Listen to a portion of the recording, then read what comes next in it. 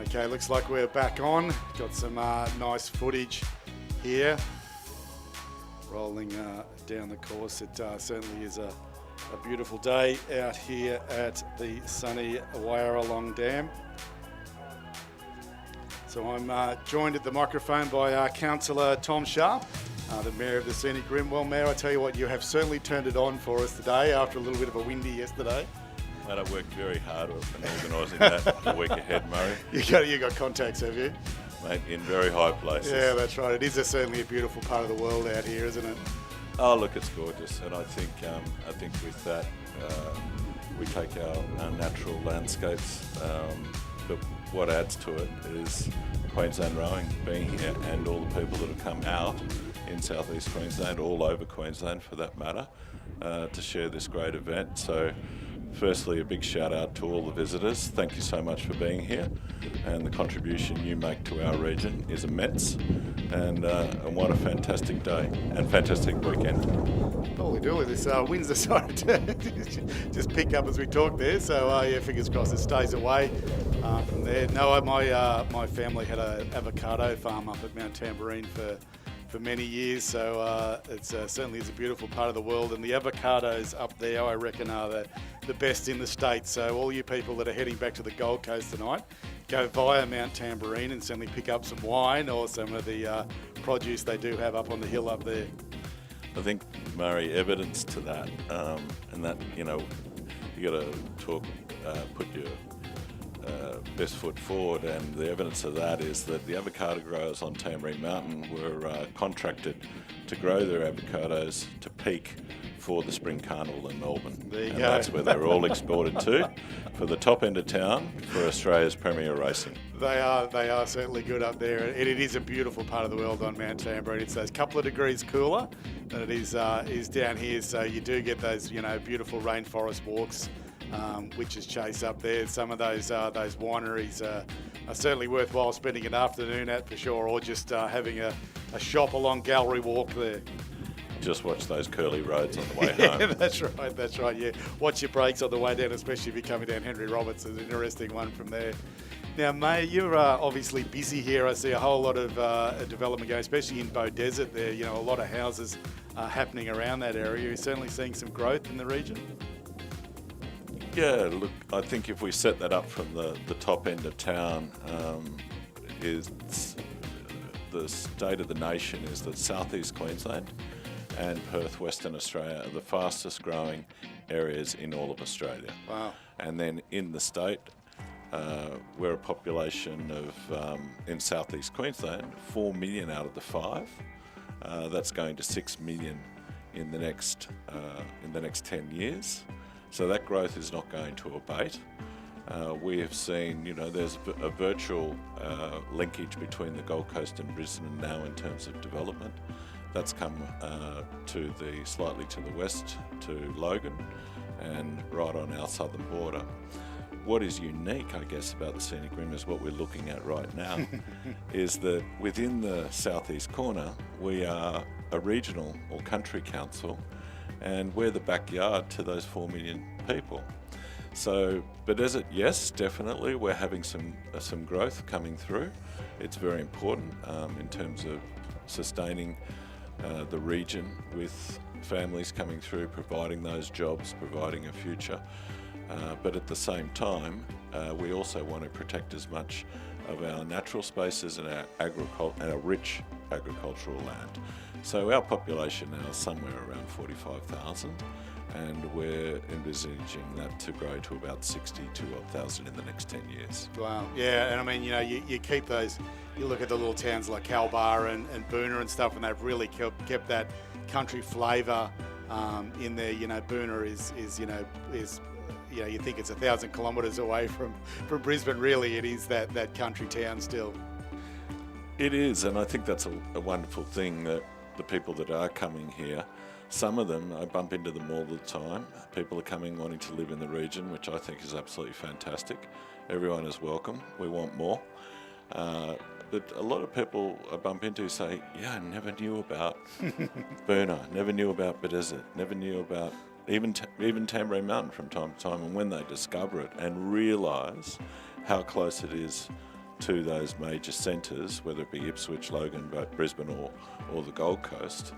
You can have your slice of it. You can have the surf and turf, if you like. Yeah, that's Best right. of both worlds. That's right. And I remember when we were building the current facilities we have here at the dam, it was always the expectation of the competitor headland over there now will eventually turn into the scenic rim, rowing and sailing club sort of thing as the venue grows and we develop the other side over there to be a truly international level rowing facility. There was always that expectation that, with the increase of the population within such close proximity to us, that this would probably end up being one of the biggest rowing clubs in Queensland at the end of the day, because it is such an amazing facility out here, not only for racing but for training and stuff as well. And I guess that was always the vision of Rowing Queensland was, yes, the competitor headland over there is only a temporary solution for our sport, but it would be continue to be used as a local rowing, maybe sailing, maybe canoe club sort of thing from there to add to already the amazing recreational facilities, the mountain bike trails, the bushwalking trails, and all that sort of stuff we have around the dam here. I think that's a really interesting point, Murray. I think Queensland rowing in itself and what they've achieved as the beachhead into Lake Wyaralong and building this facility and giving Queensland rowing a home is the incubator, I guess, of what could be something much bigger. If we take that whole corridor from Beaudesert to Boona, that is a recreational precinct waiting to happen, whether it be water sports, whether it be equestrian horse trails, whether it be mountain biking, bushwalking, even motorsports, where we have the GP circuit out at the other end. This whole precinct is an opportunity waiting to happen for Southeast Queensland, Queensland and Australia to put that infrastructure and that investment in place that will allows the buffers, but is close to the 6 million and growing population that comes. So the legacy opportunity is enormous. I think the people know that, but really every credit to previous government, but particularly Queensland Rowing, in what you've achieved out here to make this your home. Yeah, it was certainly a slog for a while there. We had some good blues with the landholders here to get things across the line. But as you said, it's established here now, so we can certainly grow. And I think the unique opportunity we have here is to do it differently. Like I look at the Henley Regatta that they have in England there. Now there's no big accommodation nearby. The accommodation is spread all around Henley in Airbnbs, in farmhouses, in different things like that. And that's what the opportunity here is to create the own flavour of the events that come here. We go to Cirque, we stay in Penrith. It's pretty, boring and pretty cookie cutter sort of stuff from there. So as you said, to create that recreational precinct out here, but not only for rowing, for all of those other events with those unique accommodation options is something that, is very, very different to anything else. Spices Peak up there and all those sort of things are just amazing facilities that we see, on the doorstep here. And, just looking at the Airbnbs and stuff that are getting around Boona now and stuff, they're amazing little spots. They are, but I guess that one of the great challenges for us is that accommodation. Yeah. And I think you raise a really interesting point. If we have that vision that we're going to create the Beaudesert to Boona, that whole corridor as a precinct, is there an opportunity then to attract the investment for a major player to put in 1,000 beds, a convention centre? Because then you lead into not only those motorsports, not all those equestrian sports, not only the mountain biking, not only the horse trails and the bushwalking, but can you then have the best ag show in Australia for the year, the best trucking show, the best whatever it is going on every week, because we're the buffer that allows the population to easily come in and easily get out. Yeah, and that's it. And and there's always the option 40 minutes down the road, you've got all of the hotels and everything in Brizzy as well. So an hour sort of down there as well. So it's not too far. And that was, when we were doing the master planning of the venue for the Olympics sort of stuff, or looking at before the Olympics was even done, down on that other headland over the other side there was, that creation of that curved grandstand around through that amphitheatre. So it was a multi-use venue. You could have concerts there.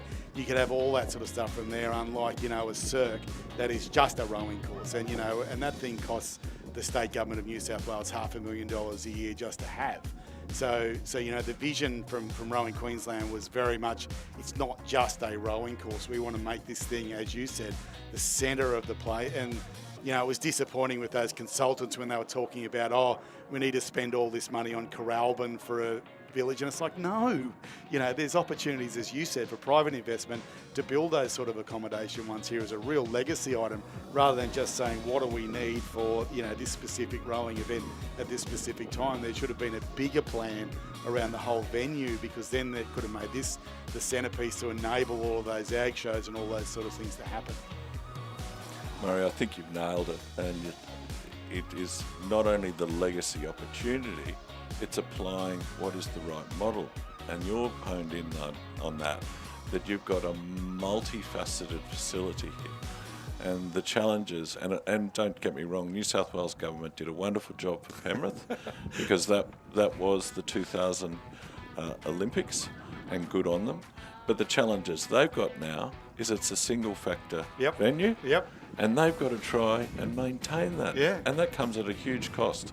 Whereas this facility and what we can do here, it can actually earn money. Oh, exactly. And that was I guess the disappointment around that when they were looking at all those reports. It's like, if you thought beyond the Olympics, like, the government talk about legacy and all this stuff. It's like, if you thought about the bigger picture from there, the last thing that Rowing Queensland want to get lumped with is a single-use facility. From there, it should be something that is way bigger than that. The lessons from Barrington in Tassie and from Cirque in Sydney should have been learned early on, and gone, okay, we need to think bigger than this. We hear all these legacy terms and stuff like that, but not just sporting legacy. It's the whole, what can we do for the whole region on the back end of that? No, absolutely. And I think we are going to continue to support Rowing Queensland, and we're going to continue to advocate for this region to look at that big picture, to look at that opportunity, and we will engage with the Queensland State Government, because it is not too late for that opportunity to get on board. And I always say, in the political parlance, or where I sit, my first priority is to always be listening to the people. So I would say to the state government, in this instance, you should be in the first instance listening to the rowers. Yeah, and I guess, that's exactly it, is that we still need a weekend, week out rowing course down here in southeast Queensland that can accommodate 1,000, rowers and a couple of thousand supporters, sort of thing from there. Regardless if it goes to Rocky, those regattas can't move up there. We still need to solve our solution down here, even if it is built for the Olympics. There is still, another, issue that we have down here already. That's right. 95% of our rowers in Queensland are in the southeast. That's right. Rightio. Looks like we are finally back racing. A couple of minutes late. Thank you, Mayor. So he will be here around for the afternoon doing some medal presentations. Thank you, Murray. That was fantastic. And have a great afternoon, everyone. Excellent. Thank you. So kicking off our first final for the day. So the medals are on the go for this one. What we'll do is we'll ask the athletes to come around after the race, pull off to the edge here, jump off, grab your medals, jump back in the boat, and away we go from there. Right. Championship Schoolgirls Year 11 double scull on the course there now, away already. We have Somerset in lane 2, Lewards Hill in 3, St Margaret's in 4, Genesis in 5, All Hallows in 6, Brisbane Girls Grammar in 7, St Pat's Townsville in 8, and All Hallows in lane number 9 with a scratching in 10. It looks like the All Hallows girls of Patterson and Hilton well and truly out in front of the crews as they come through that first 500 metres or so.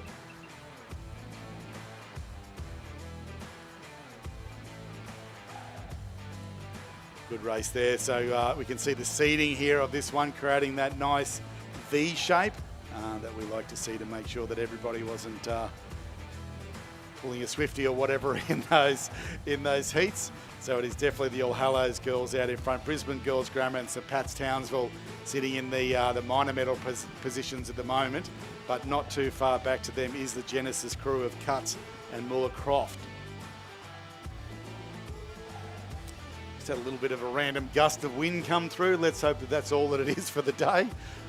This little chop we've got across there is certainly okay for these boats. It's a regular, if you're looking at it on the live stream, quite a regular wave, which enables you to manage that as a rower.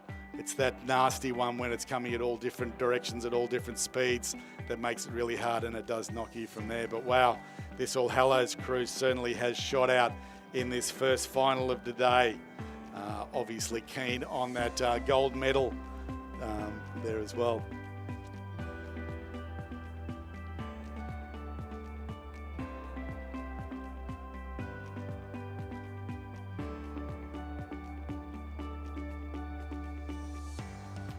Just a local shout out for everybody on the headland here. Some of the more local car parks have opened back up. So if you are parked on the side of the road, you do need to move your car. So I would be getting that done before they start towing you. Or if you are in one of the further away car parks, jump in the shuttle bus and you can move your car a little bit closer into the walk-in car parks there as well. Definitely those people that are parked on the edge of the roads, you are not allowed to do that. Can you please go and move your cars into one of the local car parks here? The SEQ water guys have no hesitation in towing people. So if you are parked on the edge of the road and not in the car parks, then can you please do that?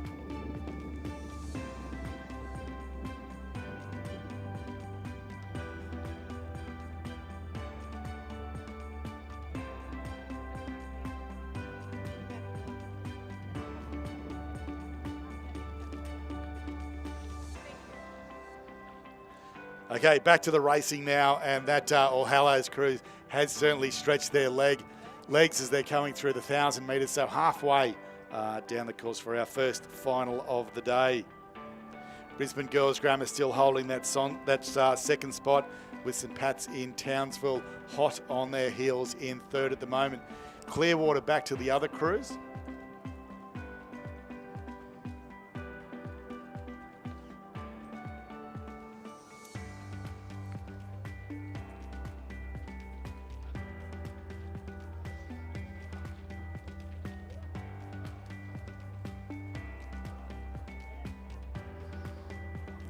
Okay, expecting the competitor headland to light up now that we're into the medal presentations, into the finals. So they will obviously be getting a lot of support coming around that headland now. Don't forget coxswains, with the wind blowing this direction, we can hear everything what you say.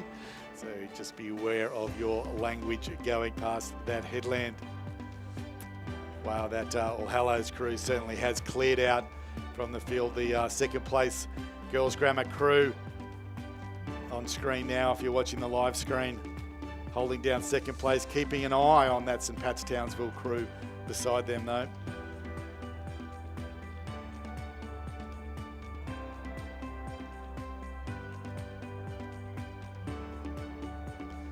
That distinctive grey boat has done plenty of laps up and down this course over the last 2 days. There's some nice swing in that St Pat's crew, heading through with about 300-400 metres to go, but it's still the All Hallows boat well and truly in the lead. Girls Grammar crew just watching the St Pat's crew sitting on their stern, making sure they're not going to sneak in and steal that second place, that silver medal off them.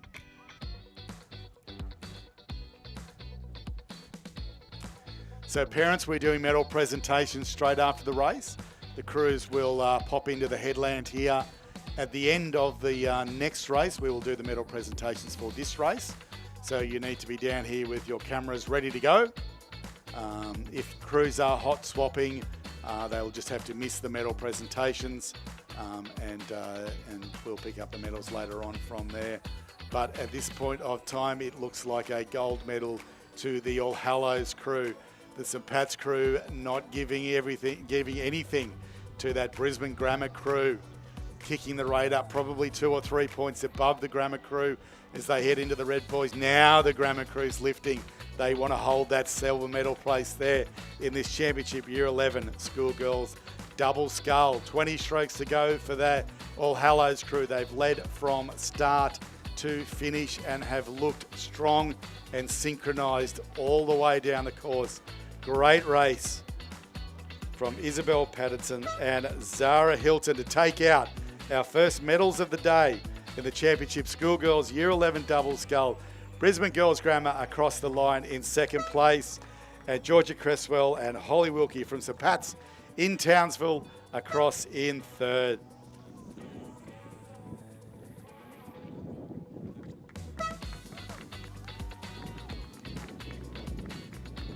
Strong row from the Genesis crew just on the stern of that St Pat's crew to finish in fourth. Then St Margaret's. Good race here for fifth spot there. I think the second All Hallows crew is going to do it over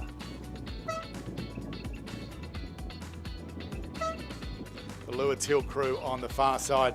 And Somerset rounding out our first final of the afternoon.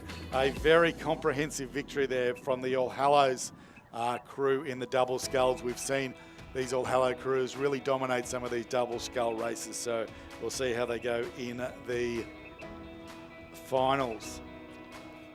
Righty-os, next race is underway.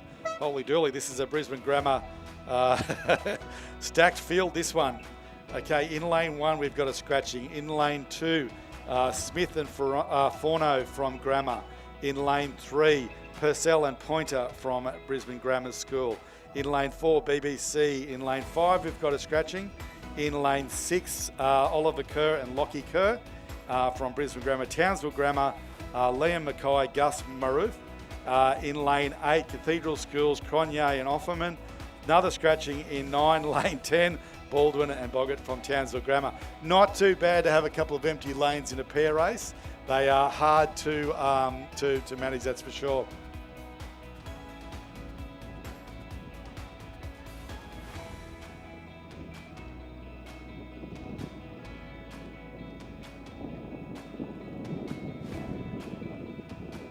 Okay, so it looks like it's the Grammar crew over in lane 3 of Purcell and Pointer out in front.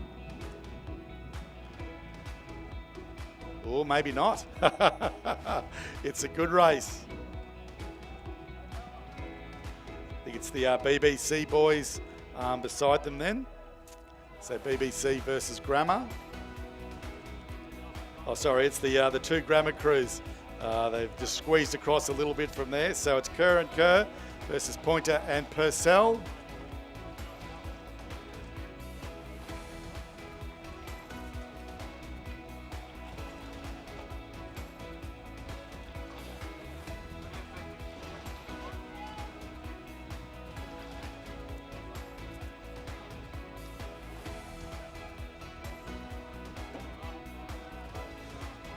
Great race here from the other two Grammar crews, bragging rights in the shed. And who's going to buy the cokes at the end of the race, I think. And then it's back to the Townsville Grammar crew sitting in that bronze medal position. But a ding-dong here between the two Grammar crews for first and second in the Year 11 double scull.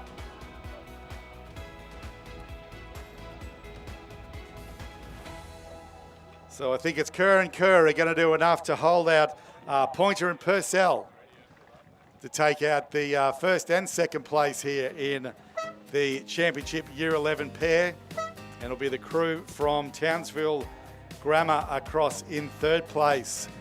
Medal presentations now for the championship schoolgirl double scull.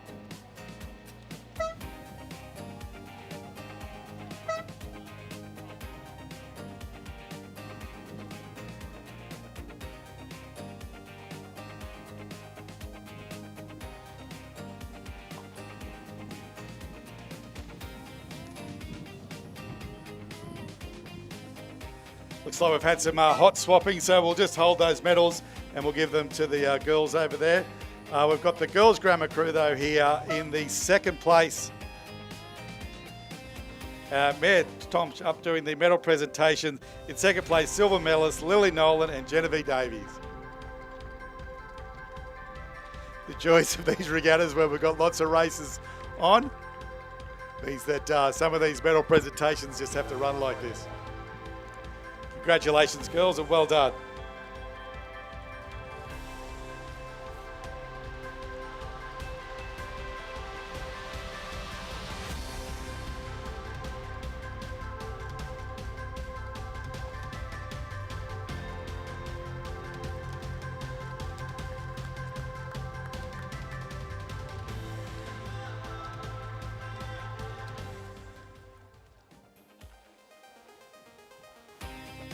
Rightio, Championship Schoolboys Year 10 Quad Sculls. Heading off from the 1500 metre mark there now. Churchy in lane 1, Townsville Grammar in lane 2, Cathedral School in lane 3, Grammar in 4 and 5, Trinity Lutheran in 6 and 7, Genesis in 8, Southport in 9, and the second Churchy crew in lane number 10.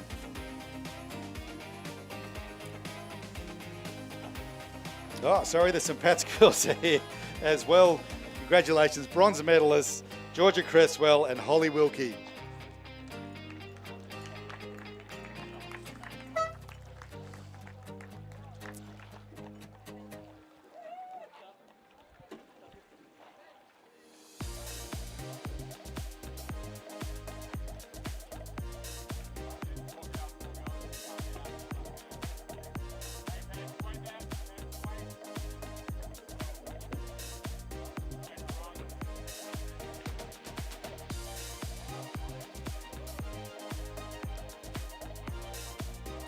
Okay, back to the racing now, coming through the 1,000 metre mark or so in the Championship Schoolboys Year 10 Quad. Wow, that is pretty close. What do we got? 1, 2, 3, 4, 5, 6, 7 maybe with half a boat length. That's all that's in it as we hit the halfway. Oh, sorry, the first 500 metres of this one. Probably the red boat there of Genesis Christian just poking their nose in front. With the Southport School hot on their heels. And then across to the Cathedral School on the far side are our 1, 2, 3 at this stage, but it is anybody's race.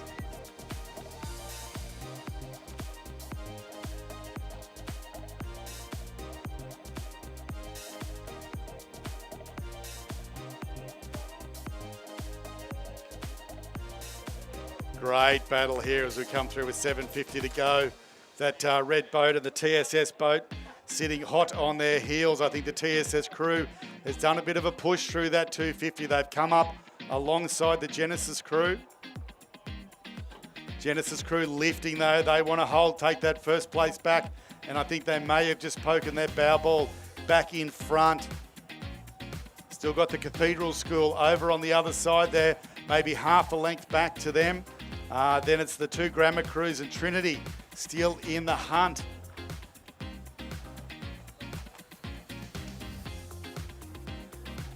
Coming up towards 500 metres to go. Umpires, eyes up. This is going to be a close one.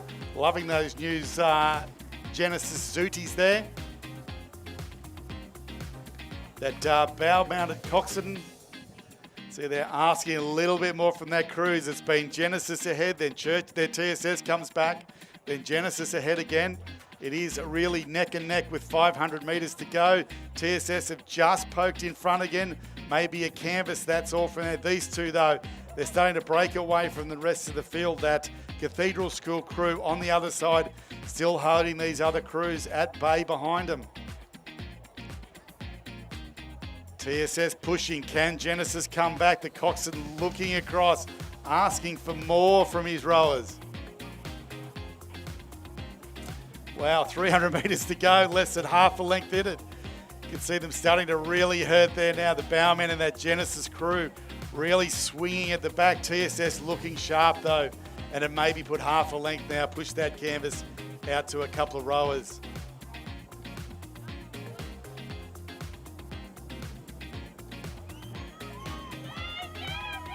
Supporters starting to get behind them now. Genesis looking to lift as they hit the red buoys.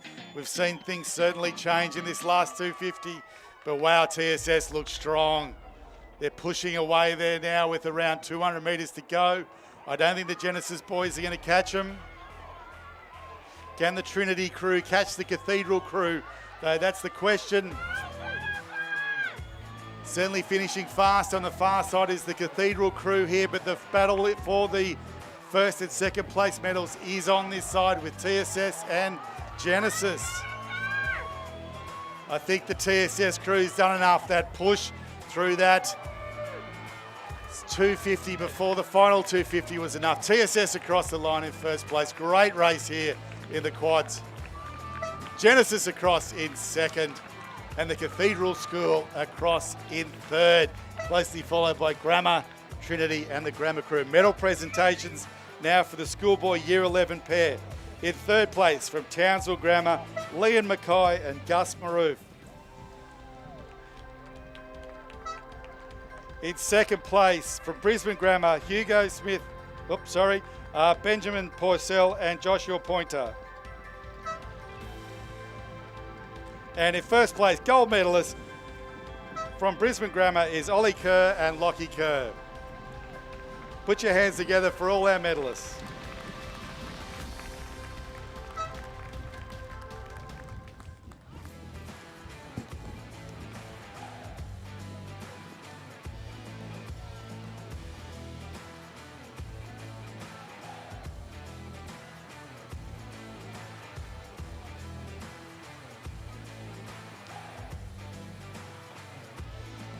Okay, looking back down the course there, regatta referee has just had a bit of a chat to the umpires. We need to maintain this bigger gap in the finals to enable people to hot swap boats as well. So while these races are gone a little bit quicker, we are definitely just going to hold to time for the rest of these races.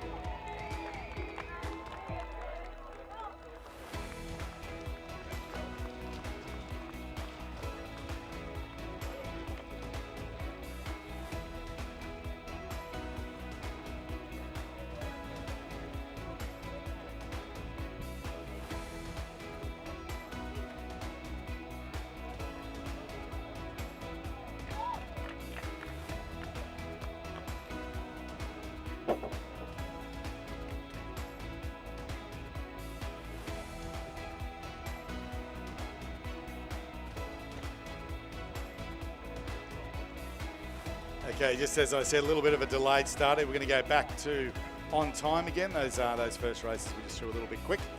That enables people to do hot swaps and things like that as well.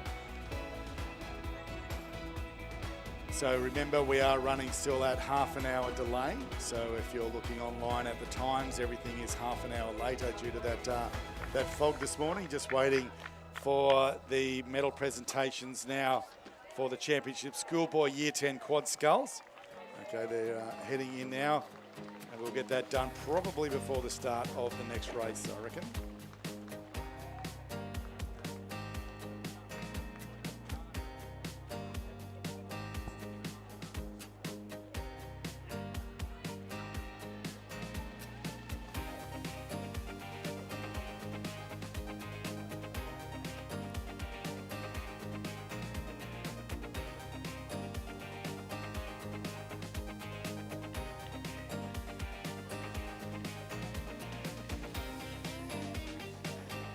Come here, Paddy.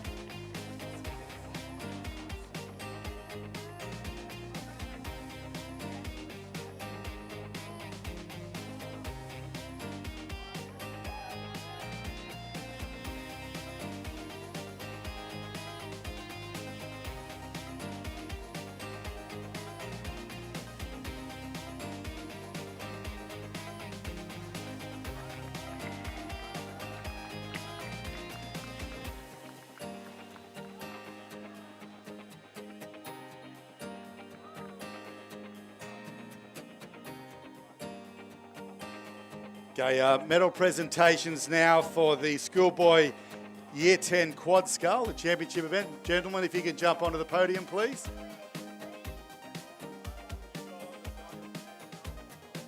So boys, don't look, jump up onto the podium there, please.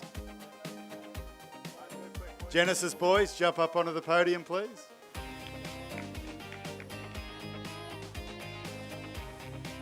Okay, medals for this one are to be presented by QAS head coach Don McLaughlin.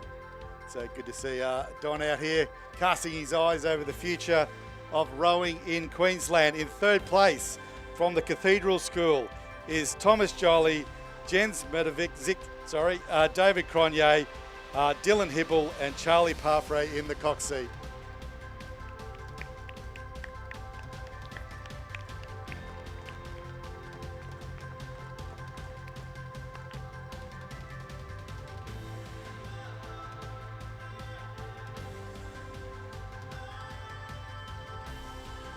Second place at a great race all the way down the course from Genesis Christian College is Josh Hickey, Toby Sunderland, Stefan Vandermeer, James Gordon and Kate Hickey in the cock seat.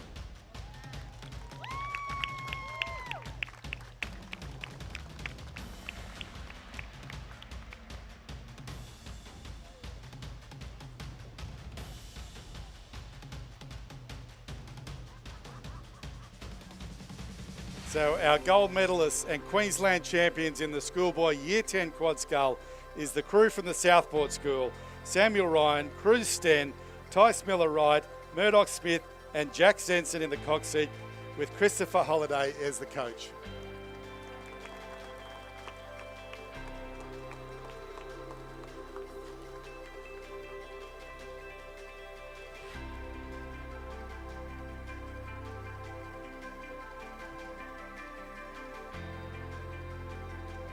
Thank you, Don. Please put your hands together for all our medalists.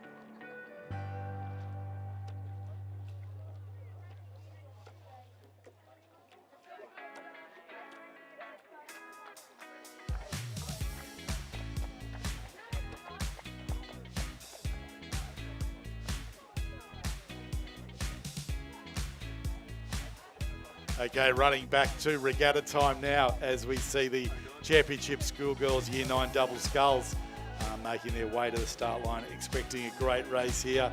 We've seen those All Hallows crews pretty dominant here, but going off the seeding, it looks like the State High and Cathedral crews will well and truly be in the mix. Looking across the course, 10 lanes, Trinity Lutheran over in lane 1, Somerville in 2, All Hallows, Hawkins and Martin in lane number 3, Brisbane State High, Ravenel and Cook in lane 4, Cathedral in 5, State High, Knox and Howe in lane 6, All Hallows, Gorge and McLeod in 7, All Hallows, Rowan and White in 8, St Pat's in lane 9 and Lewards Hill in lane 10. Hold on to your hats for this one, this should be a cracking race.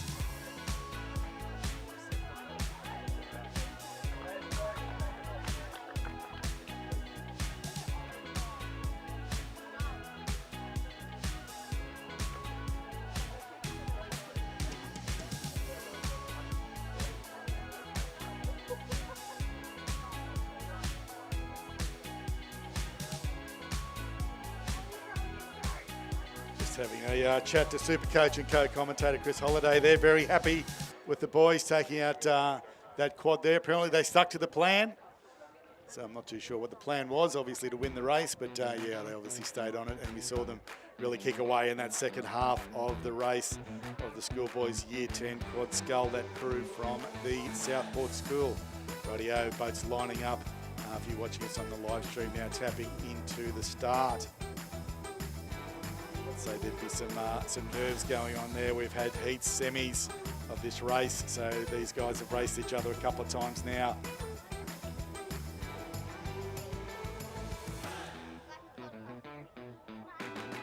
And really looking forward to these doubles and quads in these younger years. Year 9 Championship Schoolgirls Double Scull. Coming from the 1,000 metres, so this will be all over in about 4 minutes.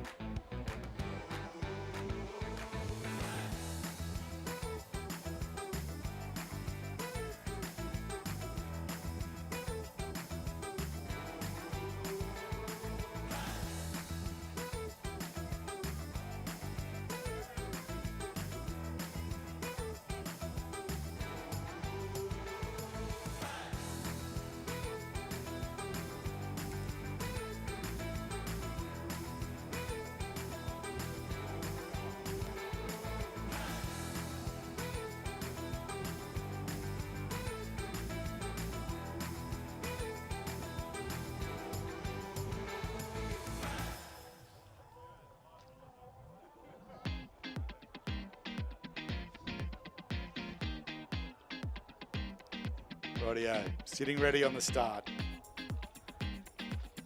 This is where the nerves start to kick in. Okay, got some interesting angles here on these boats. Lane 10 there is pretty much aiming directly for the headland.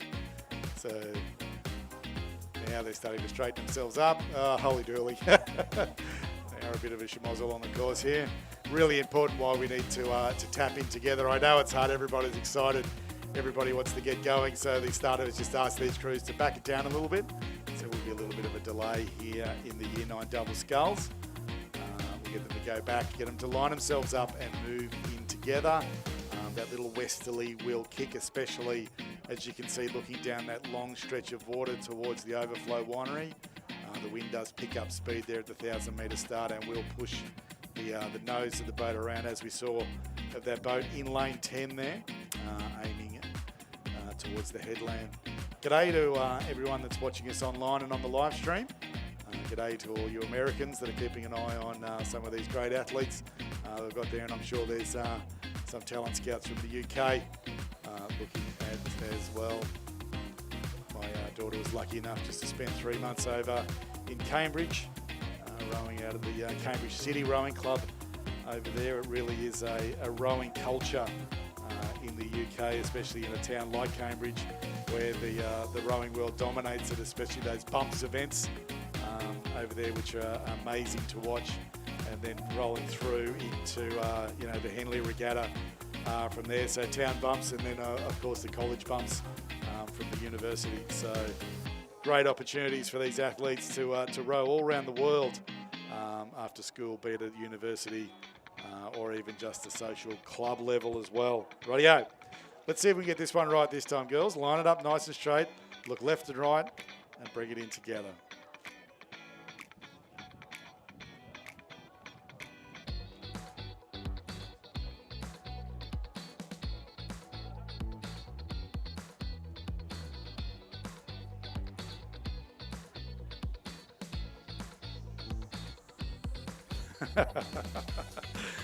Sorry, I'm just having a bit of a giggle here from the days as a BRO, trying to line up some Year 8 or Year 9 rowers is always interesting, especially when you've got that breeze kicking him along. As I said before, if you are behind the line, the regatta, the starter will just say go.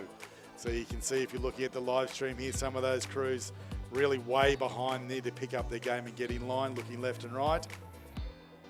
Because if you are asked to tap it up and you don't do it, they will go. As we will probably see in this one, we've already had one turn around. If they can't get it right, we'll just hit the go button anyway.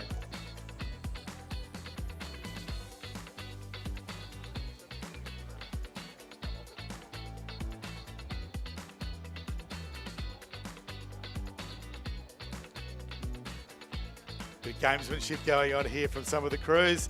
Starters had enough goes, we will just go.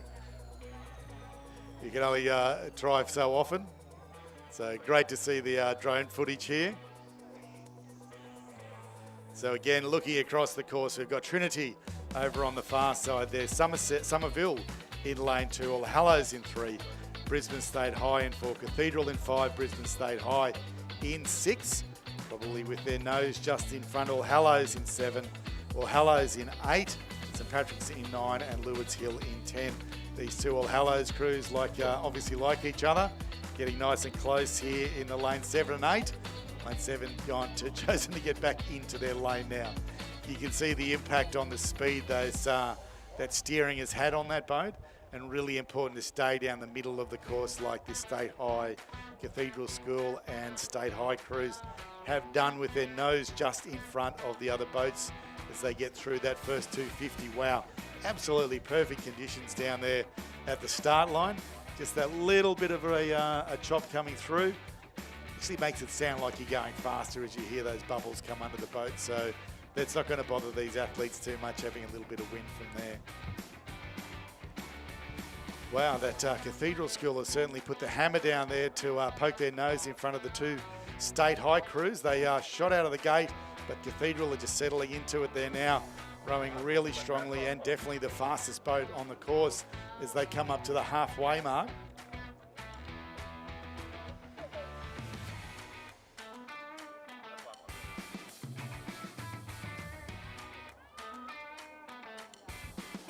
Liking the matching hairdos in the Cathedral girls there. Good to see there's a bit of hairstyling action going on there.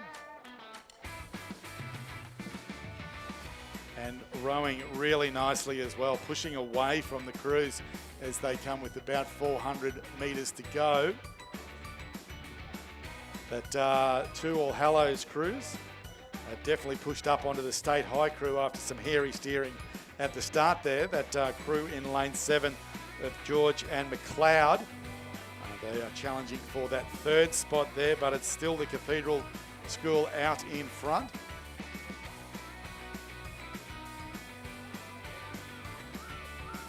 A bit of a look, I think it's the State High crew of Ravenel and Cook probably sitting in second place, but a great battle with the two All Hallows crews over on this side of the course have passed that second State High crew.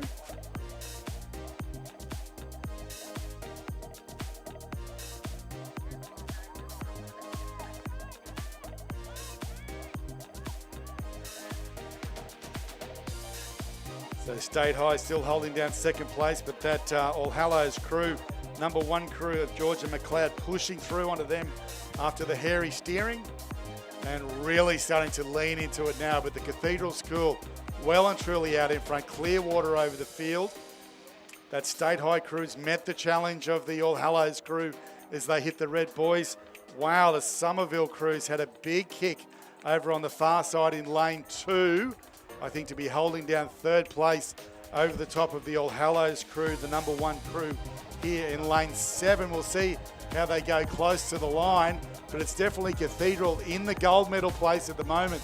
State High sitting in second.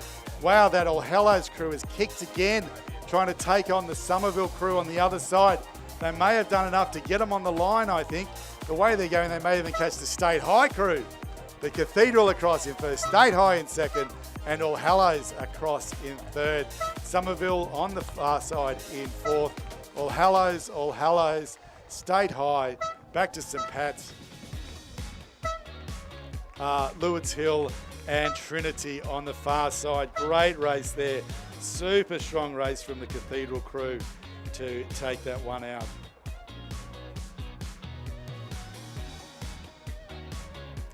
As I said, we always love these underage small boats. They are fantastic.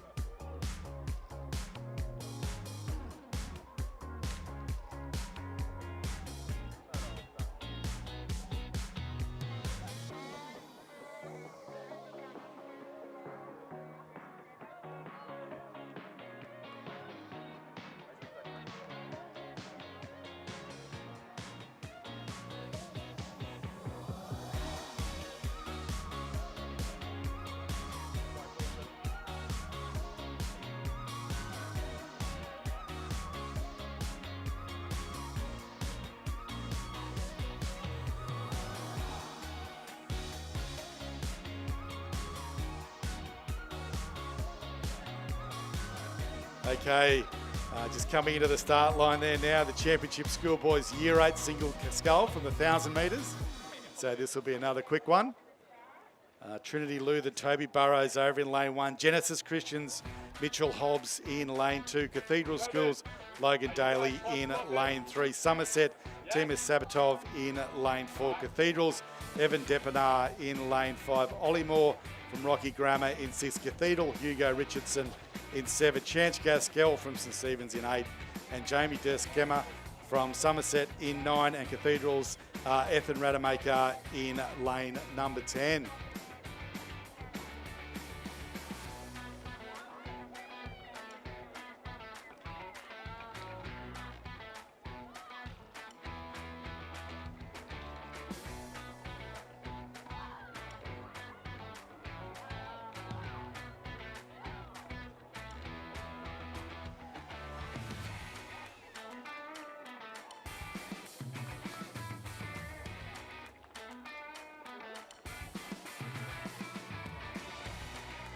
So I've got Anne-Marie from Tuck, is that all it is? Tuck Yes, Active, it's isn't Tuck, it, from there? yes. So tell me about Tuck Active, Anne-Marie.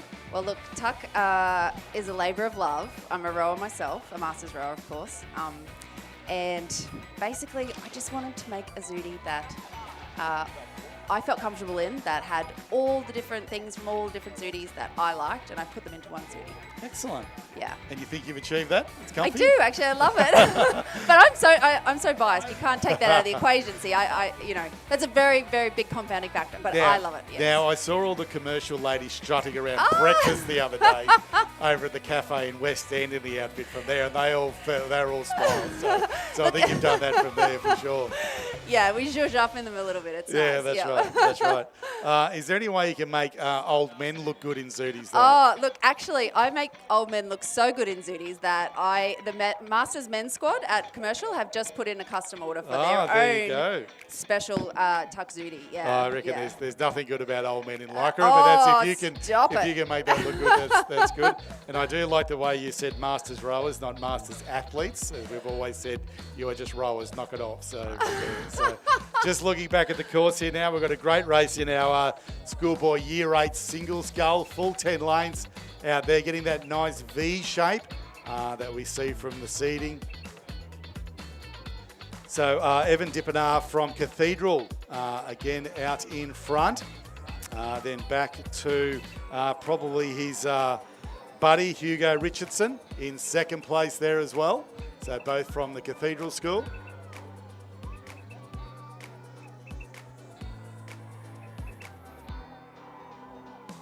And then a real ding-dong here for third place. Maybe Oliver Moore from Rocky Grammar, just holding that position at the moment, but heading in with 250 metres or so to go. So, Anne-Marie, what was the trick to make him comfortable?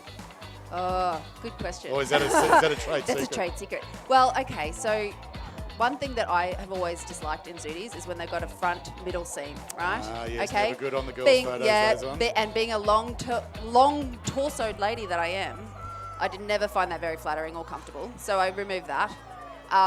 And then I've got some nice side panel shaping to just really accentuate our femininity. I must say, some of the designs do make you look better. Yeah. Than some of the other ones from there. And then the fabric. The fabric I've got is like a... it's like a light compression almost, so you feel like you're wearing Skims. You put them on, you're like, you feel nice in it. Right, now we're going to go back to the racing here because the Somerset rower, Timur Sabadov, has pushed ahead of the second Cathedral rower, maybe going to steal that second place from him. But I think Evan Depanar, he's got that gold medal. Great race for second here. Hard on the angle. I think it's going to be the Somerset rower over the far side. And third place is Hugo Richardson from Cathedral. Great racing there in the championship schoolboys Year 8 single sculls. Okay, we'll do a quick medal presentation now.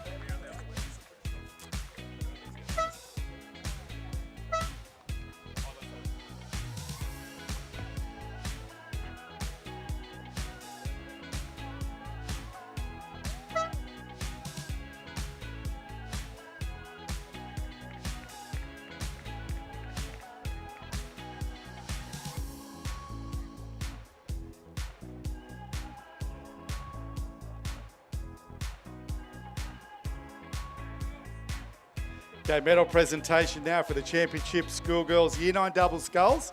I think we've had a couple of hot swappers going from there, but medals are going to be presented now by Emma Eyre, former Australian rower and Stuart Home Director of Rowing for a while, and still I think what are you, Director of Sport now, Emma? Now at Stuart Home as well. So Emma, the reserve for the 2000 games. Third place and second place have had to duck off at Hopswat, but our gold medalists, the important ones, and champions, Queensland champions in the schoolgirl Year 9 double scull, is the crew from the Cathedral School, Georgia Gordon and Zoe Webster. Coached by Jamie Forbes, Layla Kennelly and Simon Davis. They can fight out for that coach's medal.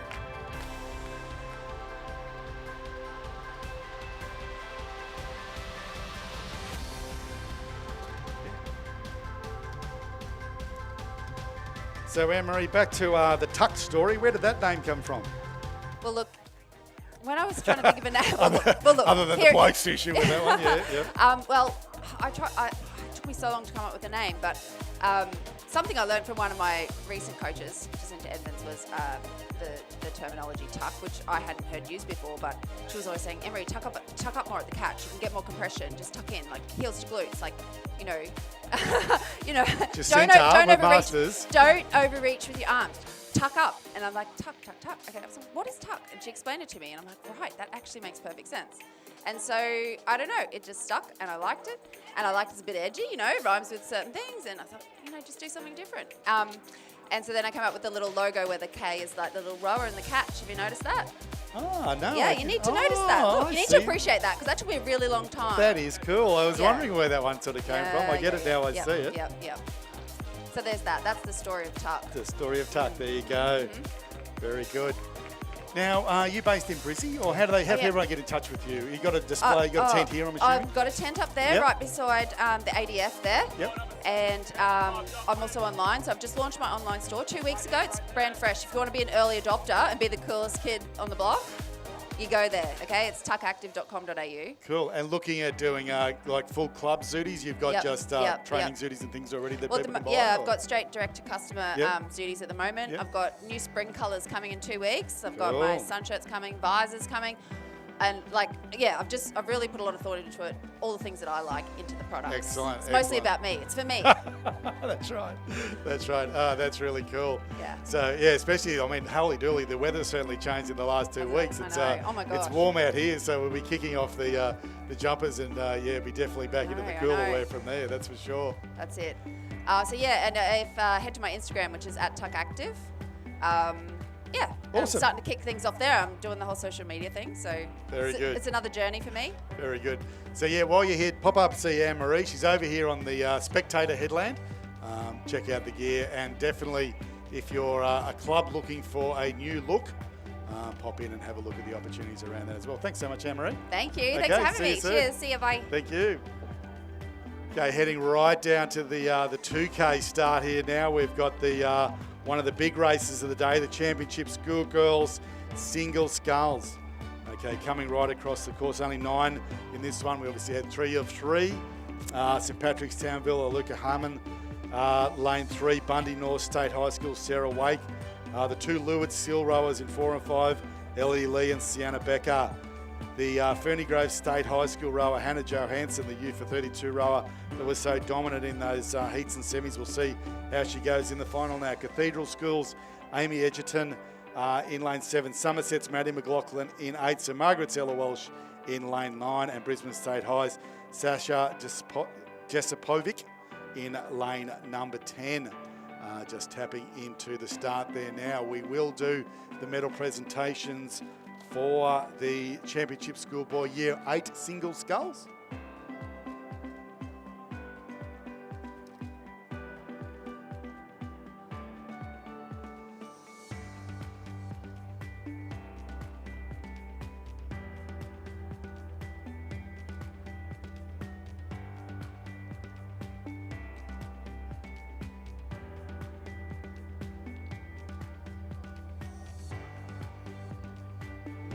Okay, medal presentation now for the Championship Schoolboy Year 8 Single Sculls. We'll ask Mayor Tom Sharp to do these medals. Boys, jump up on the podium for me, please.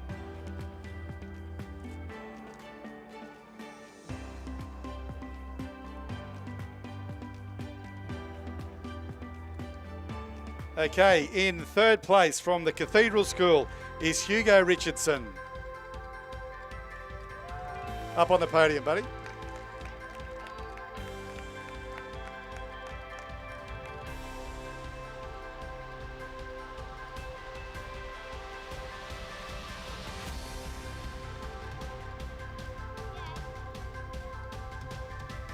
Outstanding trade work there, Emma. In 2nd place, and silver medalist from Somerset College, Timur Sabatov.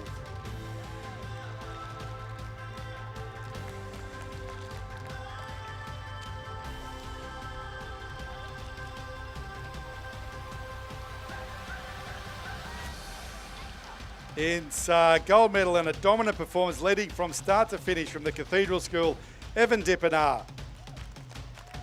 Coaches Joseph Pang and Charlie Patrick. Put your hands together for all our medalists.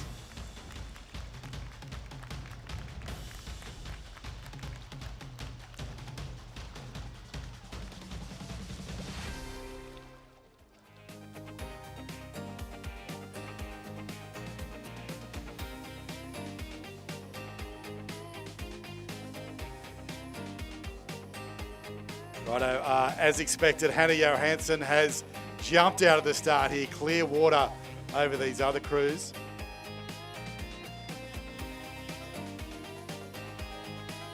I'm lucky enough to have Hannah's coach, Don McLaughlin, here from the QAS to have a bit of a chat. So tell us about Hannah's experience. I guess, hasn't been rowing too long coming from this U for 32 program. Yeah, that's right. So talent ID. But going great in training, really strong girl, making really great improvements. So what sport did she come from? Volleyball. Oh, that's good. Yeah. Yeah, we don't like those sports, so we want to keep them away from doing that. That's right. And what is she like? Is she one of those ones like all of us that just falls in love with the sport? Or how have you found that sort of, that change for her? I think, she definitely loves the sport, but she's got a super competitive streak. So I think when she gets on the water, she's very keen to kind of try and beat people. And she's actually been tallying up our athletes that have come back from the under 23s. So Wow. she's actually doing a great job. Oh, that's amazing. And so she's still at school, is that right? That's correct. Yeah. Yeah. So how are you fitting in the training around that school? Oh, we just do the early work, and she actually her program at school allows her to come do some of the afternoon physiological sessions, which works really well. Okay, cool. And so we talk about talent identification. What does that look like with this U for 32 program? Yeah, generally, well, for rowing specifically, you're looking for long levers, a certain physiological component in terms of how much gas they got in the tank, and that's kind of the key really, and then seeing whether they take to the sport. Yeah, and they're still going, the U for 32 TID sessions around the state? Yeah, they're doing some more work, and they're looking to do some talent transfer stuff as well. So they're really building it up. Yeah, and are you seeing at the QAS now where a lot of those different sports are coming together in that TID space to work together and identify who's in what and things like that? They're trying to sort of disseminate and push people towards the right. Because I remember it used to be a bit of a, I want them That's from right. there. So it's good to see them working together there as well. So, and how have you enjoyed the move to Queensland, mate? How long have you been up here now? February. February. It was started off and going to Tasmania, which was enjoyable. But it's been fantastic. I've really enjoyed the whole process, and it's super talented up here, and a really vibrant rowing community. So I'm actually really stoked to be here. Yeah, we've always done really well in the junior ranks up here in Queensland, but haven't been able to translate that into a lot of athletes on those senior crews. So, hopefully that's the plan of attack from here, obviously. Yeah, exactly. And especially, as we're talking about with so many choices for rowers around the place now, be it the US or be it the UK, but really, we see that success of those athletes staying at home and getting into the CISAS programs over here. Once you categorise the stuff, you really do get looked after within the Australian system, that's for sure. Oh, absolutely, yeah. No, it's a great setup. The QAS is a huge organisation with a lot of resources, so it's fantastic for those athletes on the pathway. Mate, you've got to be pretty happy with the picture you're seeing here. Holy dooly, she's put about 50 or 60 metres on the rest of the field. Yeah, it's pretty good. I could be critical, but I won't. Here we go. No, she's doing a great job. So she's still holding the rate up, which is good. She has, like you said, obviously a super competitive athlete. Who's not happy to just tap it along and stuff like that from there. She's going to take this all the way through from there. Yeah, no, it's good. Really good to see. We've been doing a pretty hard training program, so it's nice to see her coming through. So how many athletes are now with the QAS program, I guess, sit under you? Yeah, so we've got about sort of 10 to 12, and varying degrees. We've got Eric Horry, who's at the World Championships at the moment, plus obviously down to Hannah and some under 23s and young seniors as well. So quite a smattering. Yeah, and how do you, I guess, you identify these athletes? How do they become categorised? What's that process from here? As athletes, as parents are, say these athletes are in year 12 now. How do they step through to get picked up into the QAS program from there? Generally, we're trying to identify people early, so we sort of run a kind of a group behind the categorised athletes, and then if you're making underage teams, under 23 teams, then that leads to categorisation. So, or you're making trials at least. So we take big physiological people, so people who are got big engines and show a lot of potential. Then we'll be taking those on as well. And what do you think is going to happen with this crazy beach sprints stuff? Is that going to get plugged into the QAS programs and things? Absolutely, that's on the cards. People will be categorised from that this year. We'll have at least two athletes that will be categorised. So the world champs now. So because Lizzie and Sam and those guys are really strong in that area, and it's Queensland is really dominant in the coastal side of things. That's for sure. That's right. Getting some good views here now. Yeah, stop being critical. I can see you already looking, going, oh, she's doing this wrong and those wrong from there. I tell you what, she is moving that boat beautifully, isn't she? Yeah. Look at the length between every stroke from there, and is dominating the field coming through into these red buoys. But I tell you what, we have a good race here for the minor places in this Championship Schoolgirls Single Scull event. With the St Margaret's rower over here, Ella Welsh, just poking her nose ahead into second place. And then the Somerset rower, Matty McLaughlin. Any relation, mate? No? is holding down that third spot, but those two are looking at each other for the second and the third place medals. And hot on their heels is Saskia Jasipovic from Brisbane State High as well here in lane 10.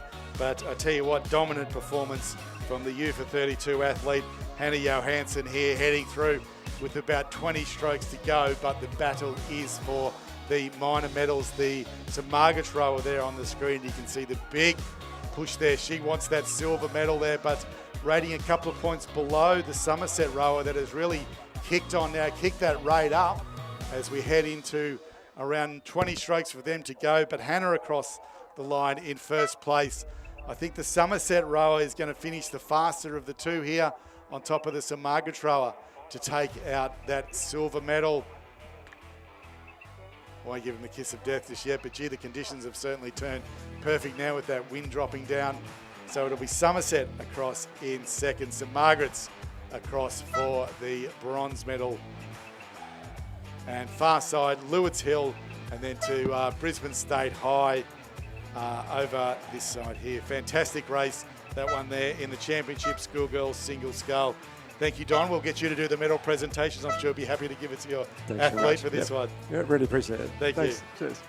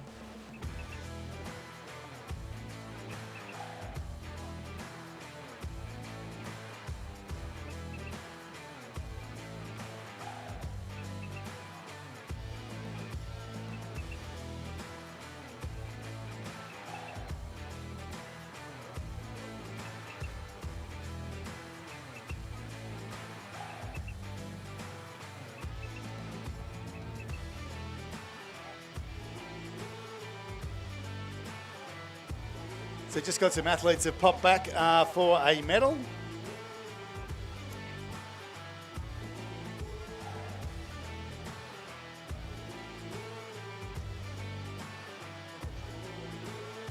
So girls, jump up onto the podium. So a bit of a delayed medal presentation here. Thank you, Don, for this one. In second place in the championship schoolgirls Year 9 double scullers, the crew from Brisbane State High, Sophia Ravenal and Katarina Cook, coached by Damon Stokes.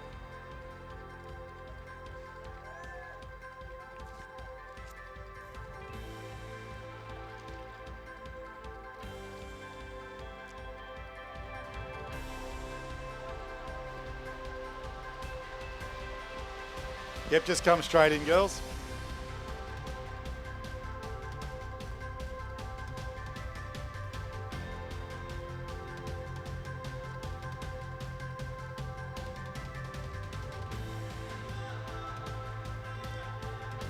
Okay, next race underway. Championship schoolboys pair.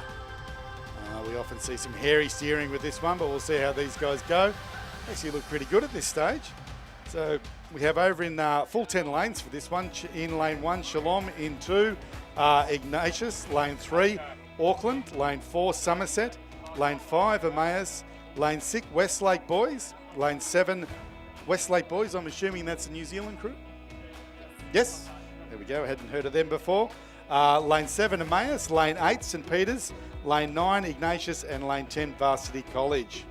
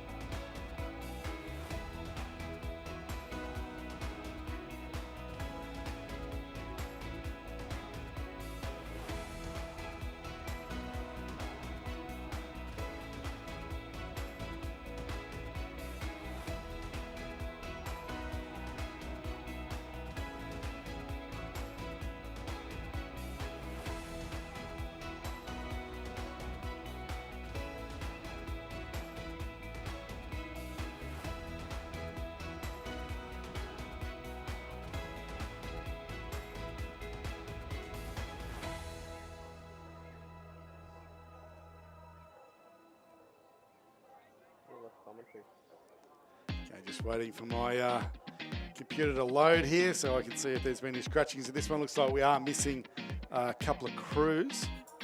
Rightio.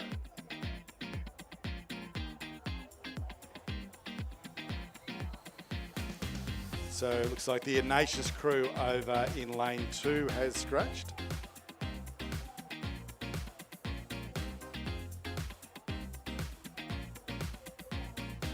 The Emmaus crew there in lane number 5. To be doing the best of the crews, well and truly swinging along at the front there with clear water over the other crews. The Westlake boys from New Zealand and the Somerset crew side by side there in the middle lanes. So the general rule is if it's a full crew, so the Westlake boys, if they win, they will get a medal, but the invitational crew probably won't from there. So we'll see how this all pans out. But the Westlake boys certainly pushing over the top of the Somerset crew there as they head towards the Red boys. But that Emmaus crew out in front, heading in with 250 metres to go. Joined at the bike again by Mark Kendall. Lukey, your lads in this one, down the field a little bit. Yeah, yes, is in one of those Vikings boats. Yeah, maybe it's the boat that's a slow thing from there. It's not from him, but that traditional black best bowley certainly kicking in now. Big support from the crowd. So do the St Peters boys get to row a pair very often, mate? Bit of Not a weird enough. boat. Not enough. But they're looking good. They are a challenging little boat to row, these ones, that's for sure. But the Emmaus crew of Nicholas Thompson and Harry Brandt doing a great job here now. Westlake sitting on their heels, but a good battle for third place there as well. So Somerset holding down third there now, but it'll be the Emmaus crew, clear water over the field, and a dominant victory in this one there in the championship schoolboy pair. Yeah, they're looking good. Fantastic race for them, swinging along beautifully. Westlake will come across in second place.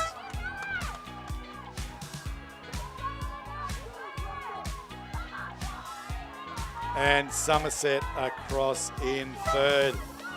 Fantastic race there in the schoolboy pair. Good battle here for the fourth spot. Got some interesting steering from the, is it the Auckland crew over there? Looks like they're heading to Brizzy. The second Emmaus crew, though, they'll get across in fourth.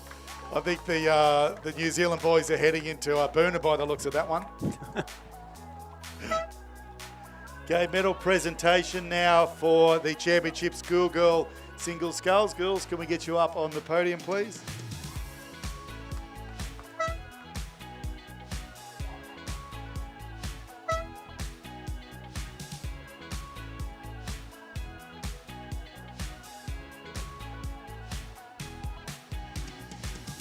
Okay, girls, can we get you up on the podium, please?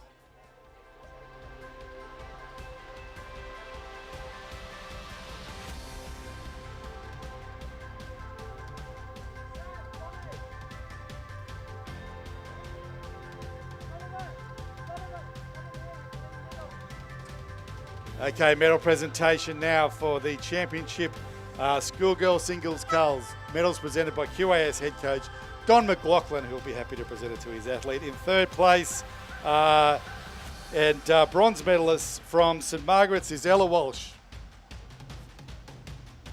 Second place and silver medalist from Somerset College, Maddie McLaughlin. Excellent. And first place from Ferny Grove State High School, Hannah Johansson. Don's already claimed the coach's medal. Good to see. Okay, put your hands together for all our medalists.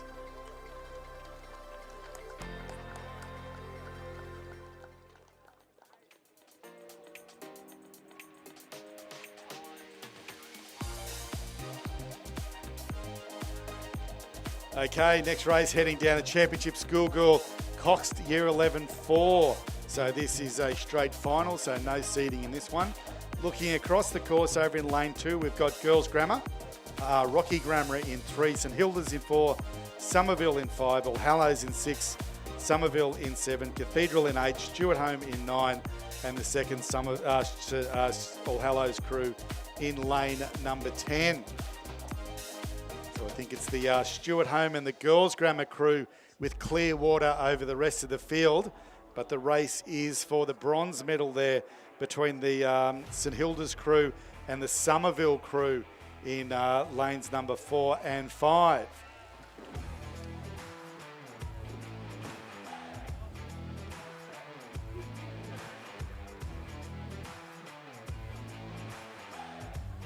So the Stuart Home crew over here in lane 9, probably with half a length over the top of the Girls Grammar crew there as they're coming through the 1,000 metre mark.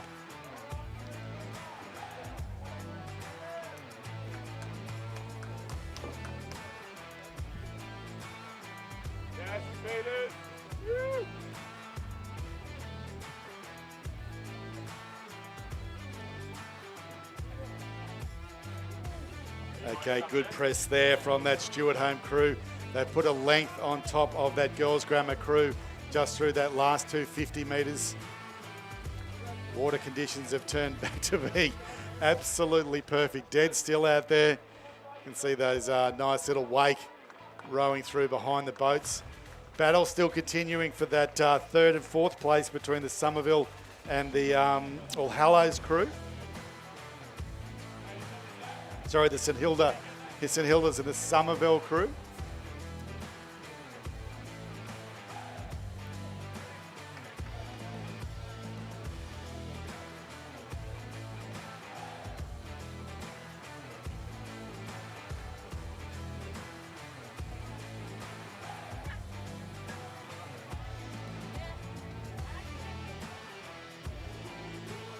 Well, that's Stuart Home crew on camera there now.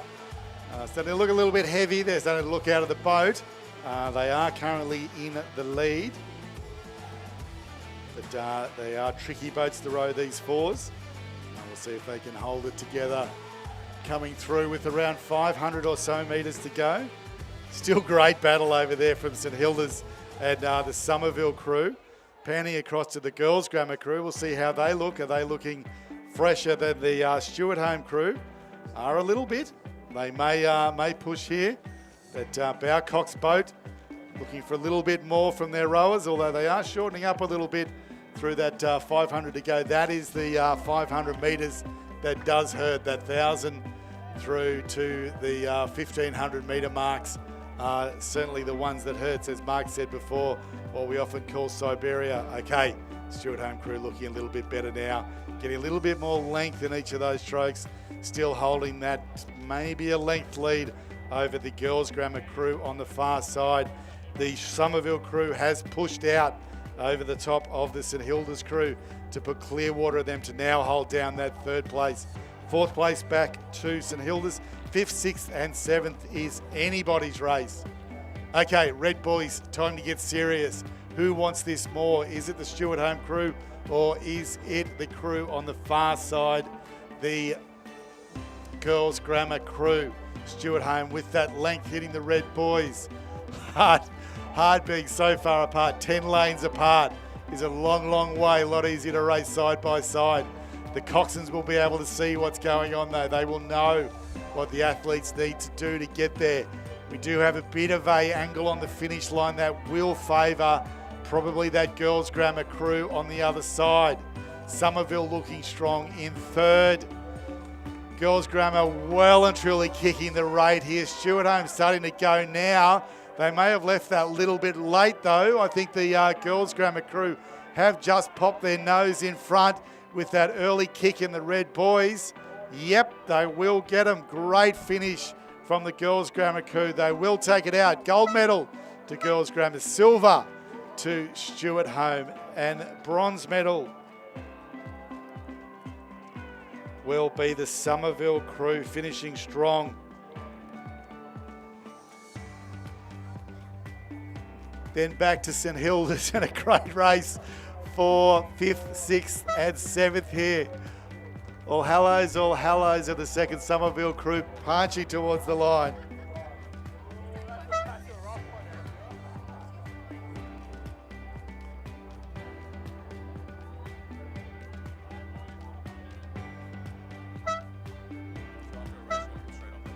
So medal presentation now for the championship schoolboys pairs.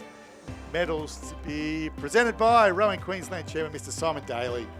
In the bronze medal position is the crew from Somerset College, Byron Taylor and Luke Oshie.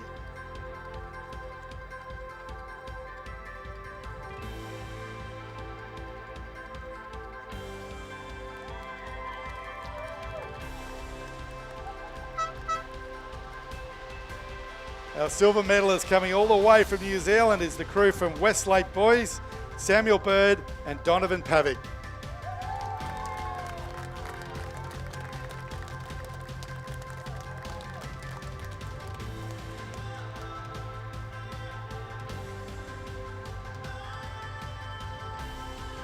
Our gold medalists and Queensland champions in the schoolboy pair with a dominant performance is the crew from Emmaus College, Nicholas Thompson and Harry Brand.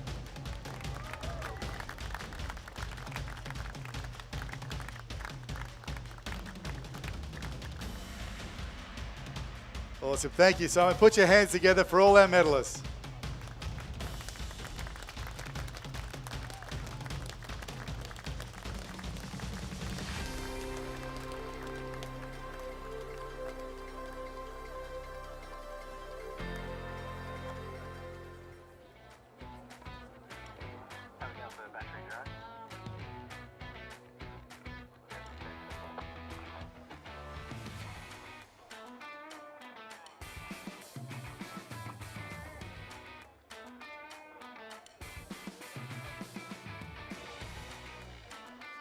So we've got a quick medal presentation now for a missing crew that forgot to call in on the way past. For the Year 9 Schoolgirls Double Scull, in third place is the crew from All Hallows, Molly Gorge and Ruby McLeod.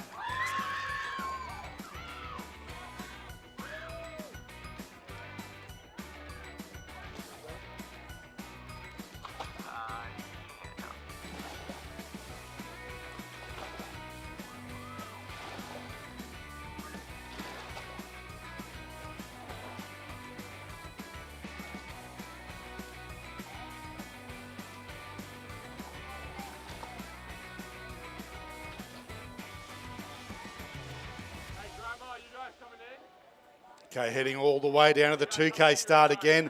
For the next one, the Championship Schoolboys Year 11 Quad Scull. Again, this should be a really close race. We saw some fantastic racing in the heats there.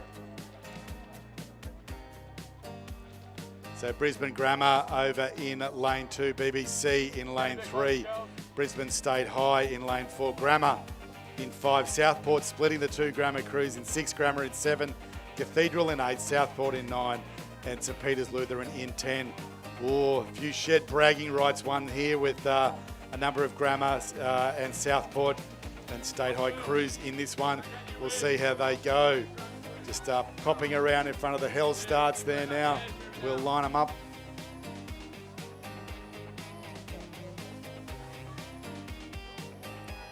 Looks like we've got a scratching from the State High crew in lane number 4, hence the gap in the field that you can see there now.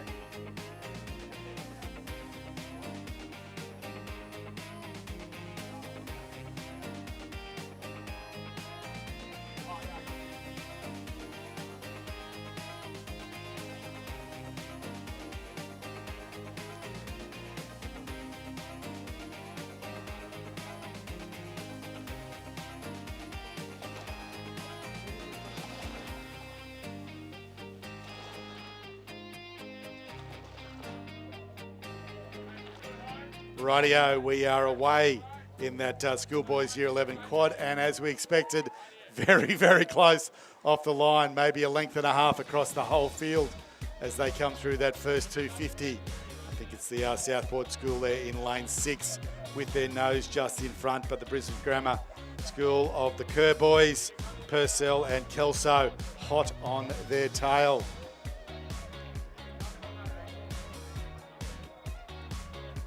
Then probably the BBC crew over in lane 3, so BBC Grammar Southport in the year 11 schoolboys quad.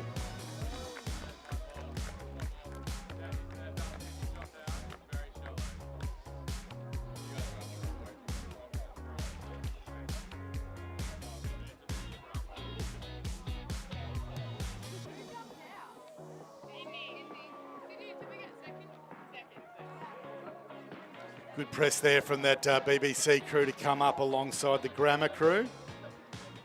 In that first coming up to the first 500 metres, but that TSS crew looking really strong in the middle of the course.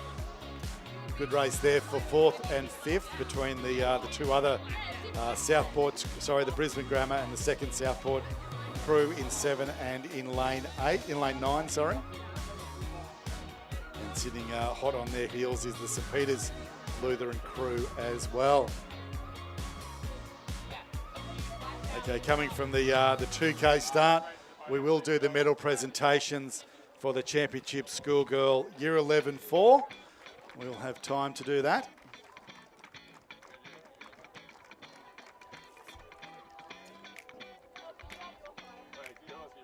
Okay, girls just jumping up on the podium there.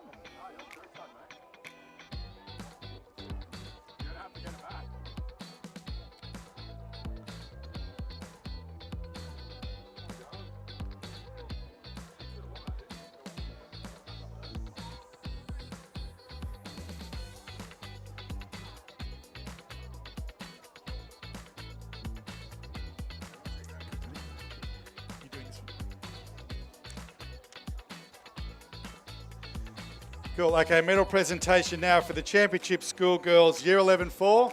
Girls, can we get you to jump up onto the podium, please?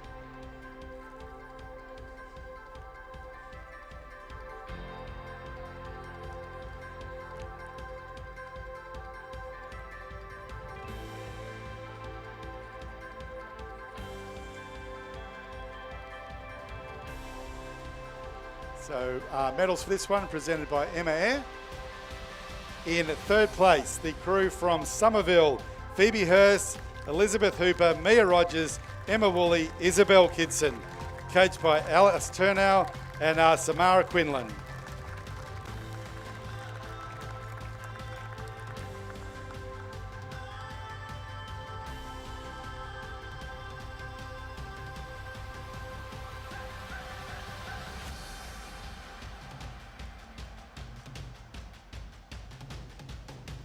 Second place and silver medalist, the crew from Stewart Home, Isabel Bennett, Tyra Jensen, India Cleve, Greta Knott and Olive Plawecki. Coached by Damien Wright and Daniel Horsley.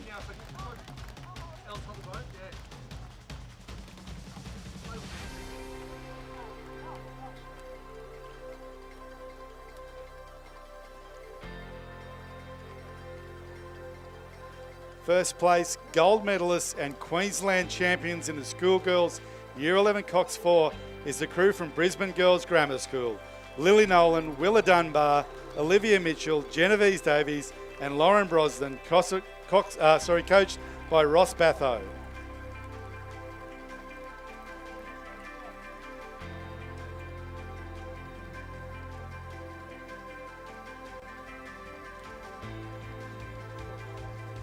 Thank you, Emma. Please put your hands together for all our medalists.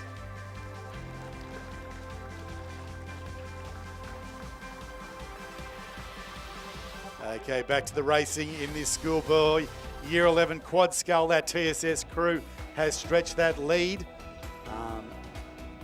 Looking nice and strong there. The BBC crew, though, still well and truly in it, as is the Brisbane Grammar crew.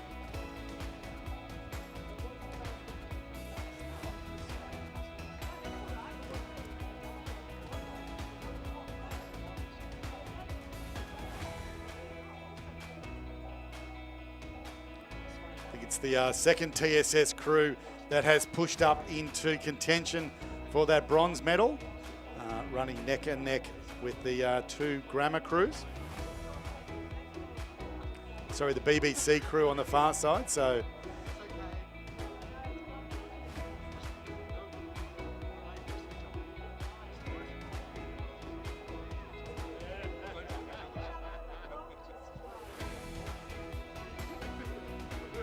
TSS out in front. Brisbane Grammar number 1 in second place, but a great race here between the second TSS crew, the second Grammar crew, and the BBC boys on the far side for the bronze medal. Okay, that TSS quad really starting to stretch the legs now. But just backed it off a little bit there, holding that first place, looking really strong coming towards the line. They'll take the gold medal. Brisbane Grammar number 1 will take out the silver, but a good race here for the bronze. Fast finishing TSS crew over closest to us. Will they do enough to catch that second Grammar crew? Don't think they will. It'll be, maybe. I'll wait for the official on that one from there. It was whose oars were in the water, I reckon, on the line. So wait for the official result, but it was definitely Southport across in first. Brisbane Grammar number 1 across in second, and we will wait to find out who got the bronze.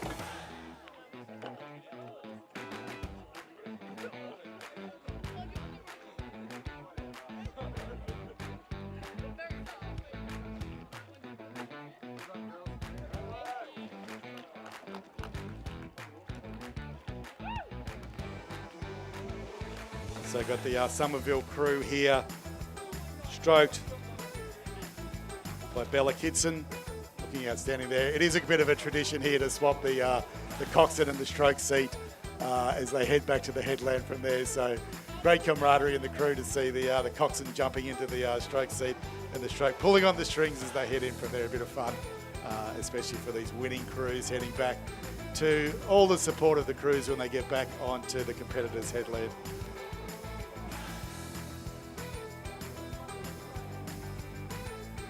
Nothing like an argument between the cox and the stroke seat, even just to get going there. So,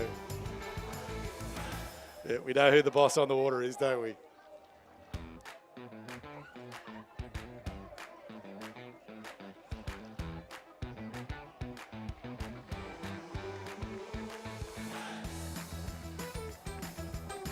And have a look at the Stewart Home crew. The coaches jumped in that one into the 2-seat as well. So we're swapping seats left, right and centre here as they head back to the headland. So lots of fun. And that's the great thing about the medal presentations. And it's so nice rowing back to all the crews when you get back over the other side there, all the rest of the school there cheering you on.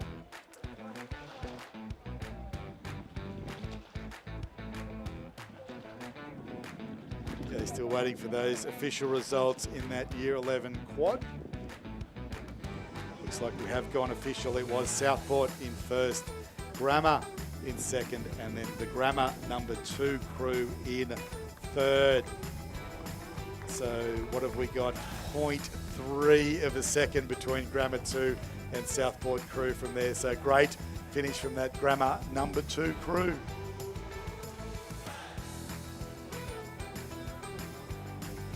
Okay, next race on the course is the Schoolgirls Year 10 Double Scull. I'm expecting a couple of All Hallows crews in the middle of the field here, and they are Trinity Lutheran over in lane 1, Somerville in lane 2, Stewart Home number 2 crew in 3, All Hallows 2 in 4, St Pat's Townville in the middle of the field, splitting those All Hallows crews with the number 1 crew in lane 6, Lindisfarne in 7, Girls Grammar in 8, Stewart Home in 9, and Girls Grammar in lane 10. Let's see if the St Pat's crew can hold off these two All Hallows crews in the schoolgirl Year 10 double scull. Wow, look at those conditions. If you're watching us on the live stream from both here on the course in Queensland, around Australia and around the world, this is as good as rowing gets. Yes, I know Lake Bledder's got the castle in the middle of the lake, but how good is this? 10 lanes and great racing. A couple lengths is all that it is in this Year 10 double scull. So as we thought, those two All Hallows crews have shot out at the catch at the start there. The St Pat's Townsville crew just sitting in their wake at the moment. They raced really well in the heats and the semis, so we'll see if they can catch it back up. But at the moment, it's All Hallows 1 over All Hallows 2 and Stuart Home 2 sitting in the 1, 2, 3 as they come through the halfway mark in this 1,000 metres.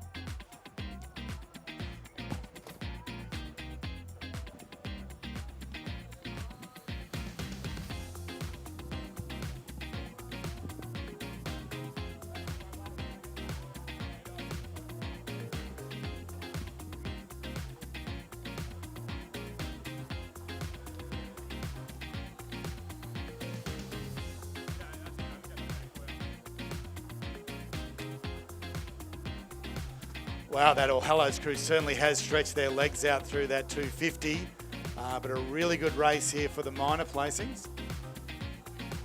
So Patterson and Preston with clear water over the field. Then back to All Hallows, Cavalucci and Ball sitting in the second spot there now, but a ding-dong for the bronze medal.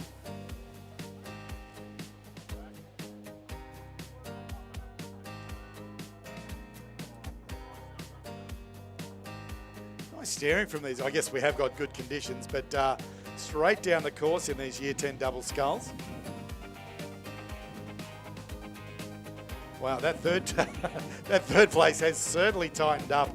Those yellow hats of the Stuart Home crew over there holding it at the moment, but the St Pat's Townsville crew has certainly pushed up on them, as has the the Brisbane Girls Grammar crew over on the side here.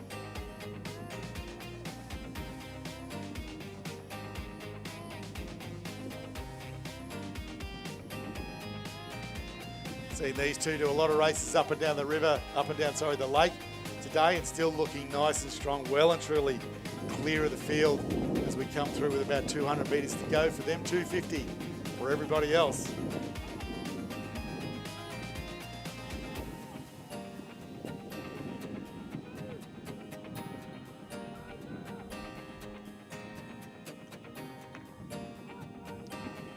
So All Hallows and All Hallows in 1 and 2, but battle continuing for the third place.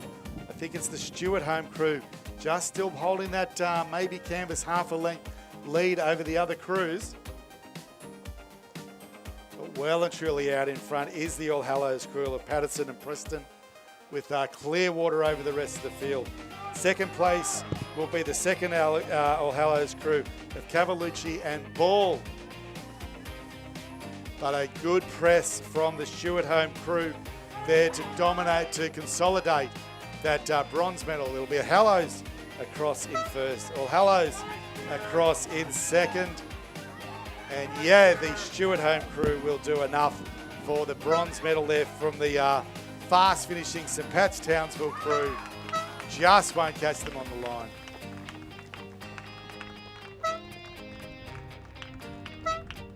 So great race there in the schoolgirls Year 10 at double sculls. Medal presentations now for the championship schoolboy Year 11 quad sculls. Medals to be presented by Rowing Queensland Chair Simon Daly in third place. And bronze medalist is the crew from Brisbane Grammar School, Douglas Forno, James Grant, Ashton Harmer, Joshua Pointer, Phoenix O'Keefe, coached by Richard Powell.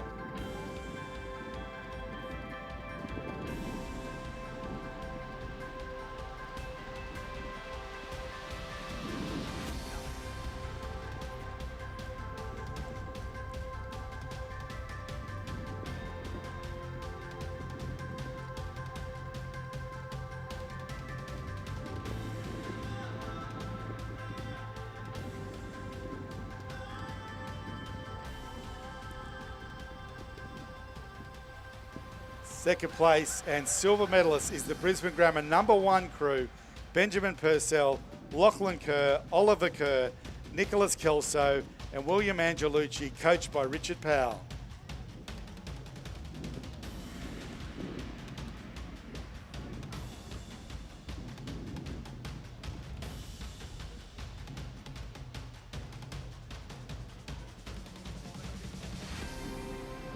First place, gold medalists and Queensland champions in the schoolboy Year 11 quad scull is the crew from the Southport School, Lachlan Evans, Williams Barnes, Hugh Athrow, Leonardo Hughes, and Lockie Hewitt in the cox seat, coached by Cameron Kennedy.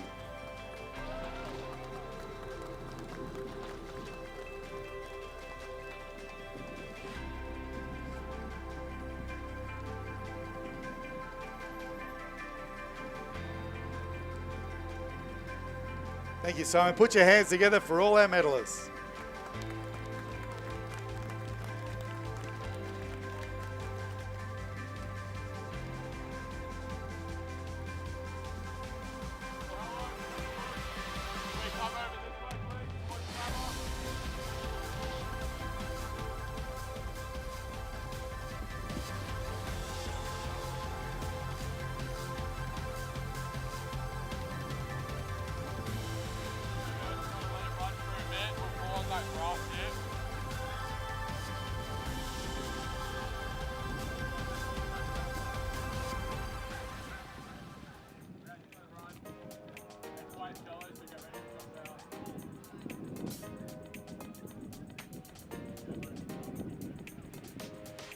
Okay, heading down to the 1,000 metre start now. The championship schoolboys Year 11 single scull. So these boys have been through heats and semis, so expecting a good race here. 9 lanes in this one. Shalom Wade Cornell over in lane 2. Finn Beltrame from Brisbane Grammar in 3. The Southport Schools, Edward Milligan in lane 4. Rocky Grammar's Archie Becker in lane 5. Cathedral School, Owen Richardson in lane 6. BBC's Mangus Stenson in lane number 7. Cathedral School's Ben Sharp in 8. Geelong, Max Lee in lane number 9. And Ethan Hu from Somerset in lane 10.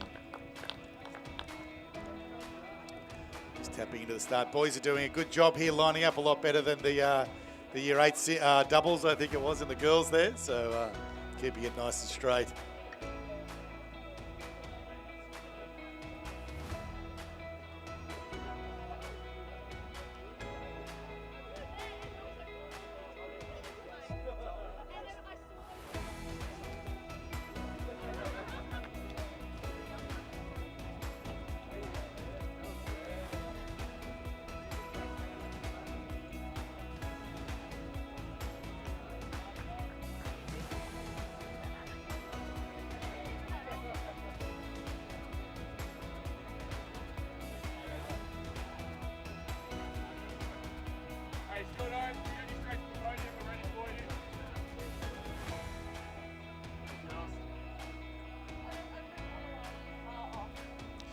Okay, just while we're waiting for this medal to start, we will do the medal presentations for the championship schoolgirls Year 10 double sculls.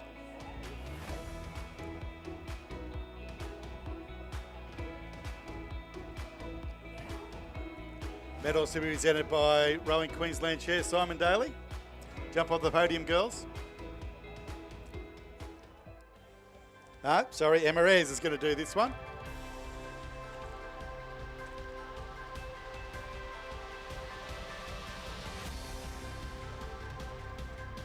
Emma will be happy about presenting to Stuart Home here in 3rd place. Our bronze medalist from Stuart Home is Petra Newham, Holly Taylor, coached by Stephen Beach.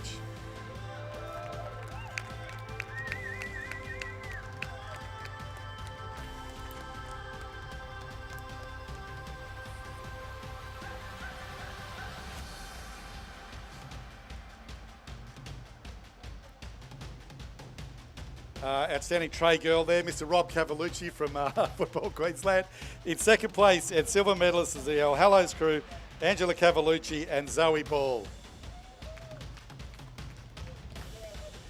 Our gold medalists have obviously had to do a hot swap as the All Hallows crew of Isabel Patterson and Sophia Preston, coached by Richard Powell. Please put your hands together for all our medalists.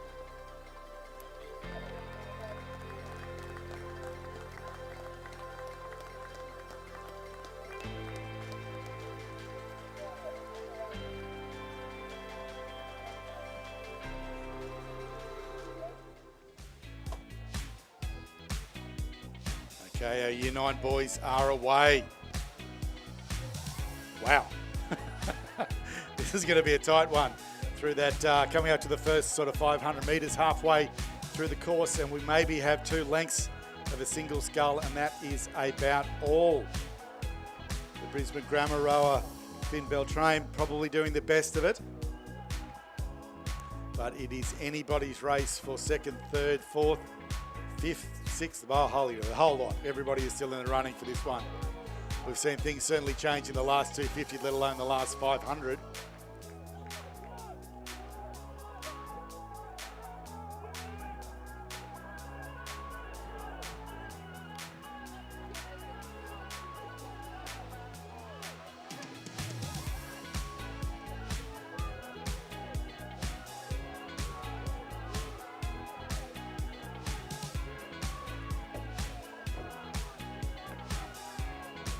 Wow, it's hard to pick across such a big course as this, but I think it's the Brisbane Grammar rower over there in lane 3, probably doing the best at the moment.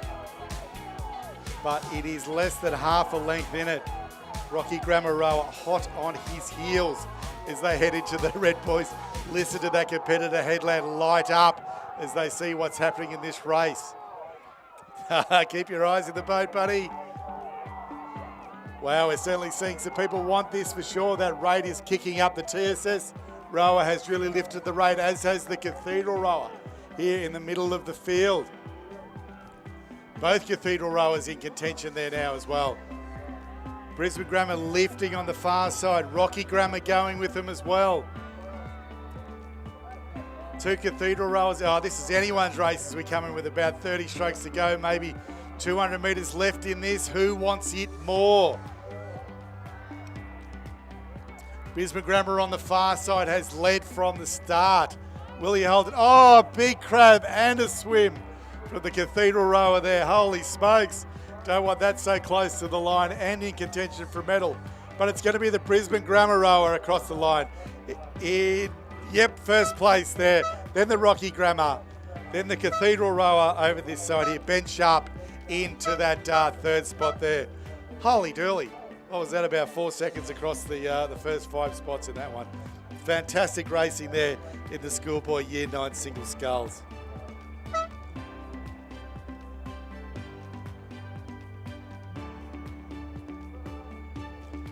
Oh, doesn't look happy at all, the swimmer there. So yes, take a breath, mate. No rush to get back in your boat.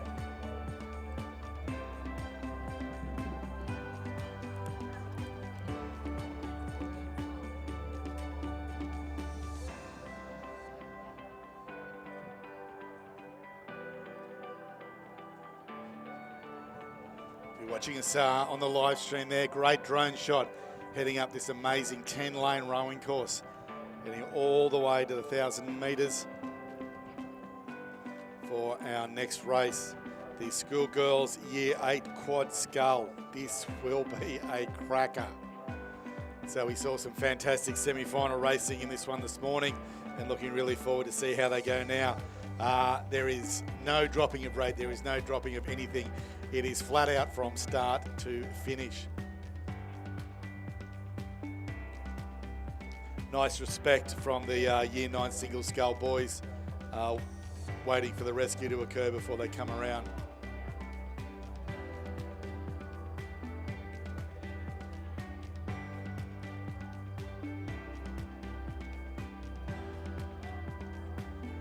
Now remember, you're not allowed to swim in the dam here, but you are allowed to fall in. So yeah, a bit of a weird rule, that one. So while swimming at the dam is prohibited, falling in is okay. So on a very hot summer's day, we seem to have a lot of people fall in.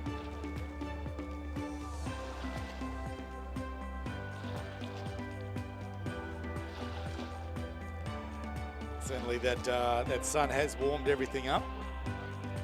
Great opportunity to grab some cool drinks from either Ants over on the far side or the Lewards Hill crew over here on the spectator headland. Okay, the crew's just holding there till this rescue has finished before they will come down the course.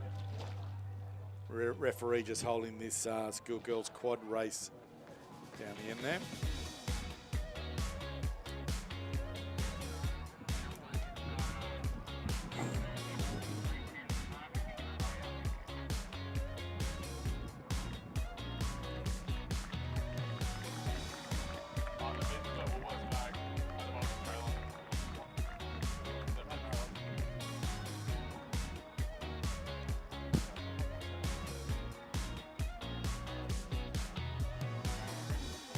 Okay, rescue all done. As you can see, the starter now starting to bring those crews into the 1,000 metre start. Again, this will be all over in about 3.5 minutes or so.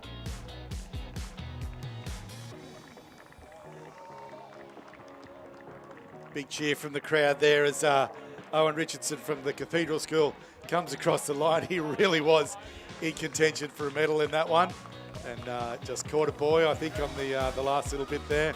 White flag waved by the umpire, race clear, and now looking back towards the 1,000 metre start to get ready to go.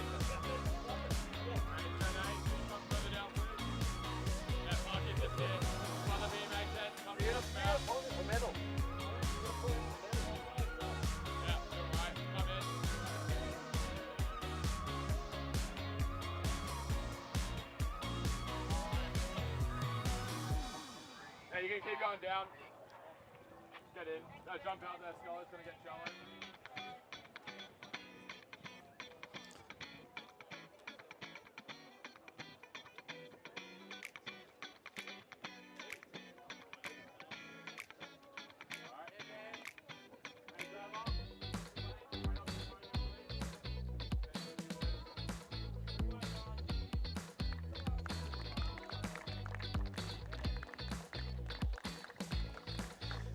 Good crowd here at Wyaralong Dam here at the moment, and a big crowd actually joining us online on the live stream as well from all around the world, which is great to see. Absolutely perfect rowing conditions here this afternoon, and apparently tomorrow is going to be just as good. Okay, just while we're waiting for these quads to tap in, we will jump straight to the medal presentations for the Championship Schoolboy Year 9 single sculls.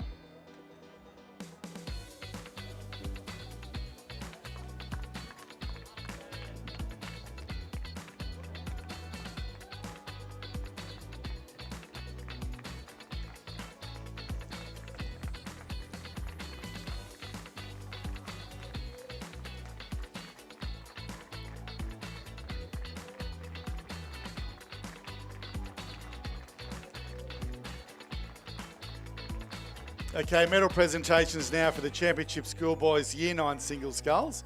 Medals to be presented by Rowing Queensland Chair, Mr. Simon Daly.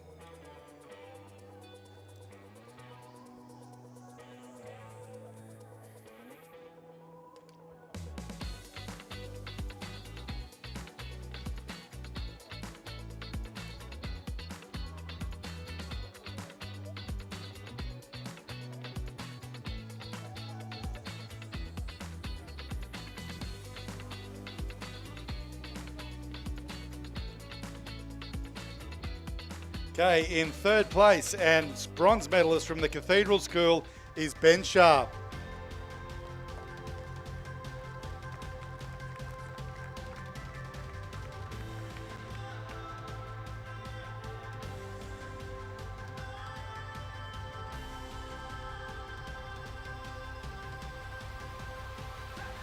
In second place and silver medalist from Rockhampton Grammar School, Archie Becker.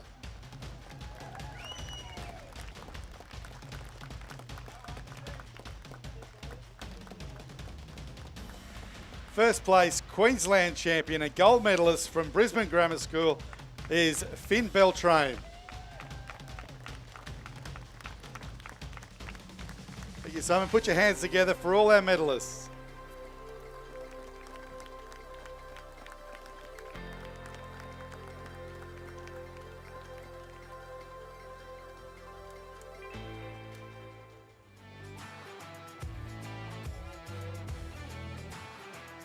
They timed that beautifully with the start now in the championship schoolgirls Year 8 quad scull.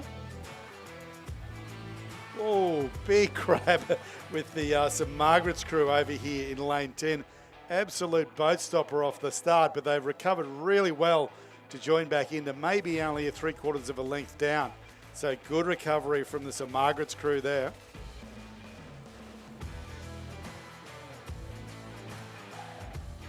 So just running across the field, full 10 lanes in this one. Brisbane's Girls Grammar over in lane 1. Cathedral School in lane 2. All Hallows in lane 3. St Peter's in lane 4. St Margaret's number 1 in lane 5. Somerset in lane 6. Somerville in lane 7. Brisbane State High in 8. St Hilda's in 9. And the second St Margaret's crew in lane number 10. I think it's that All Hallows crew and the Somerset College crew. Sorry, the St Margaret's number 1 crew with their nose out in front as they come through the first 250 of the race, heading towards the 500 metre mark now.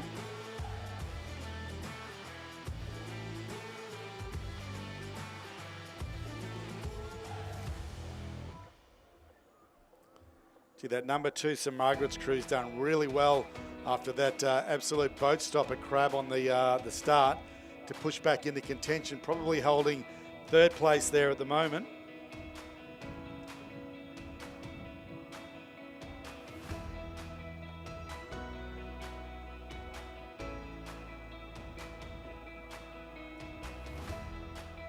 You hear the coxswains all the way down here screaming for a little bit more from their crews as they head towards the 500 metre mark. Still that's a Margaret's crew out in front, with the Somerville crew just sitting on their stern. And then back to the second St Margaret's crew and the All Hallows crew over in lane 3 for that bronze medal spot. We'll see if the St Margaret's crew in lane 10 have used up all their bickies after that comeback from the slow start, or whether they continue this speed and can catch these other crews as we head towards the red buoys now with 250 metres to go.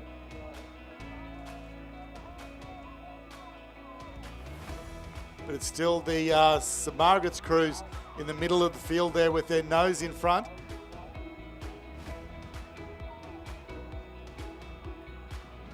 Coxswains just willing their crews on. You can hear them all the way over here on the bank. Great drone footage here if you're watching it on the live stream.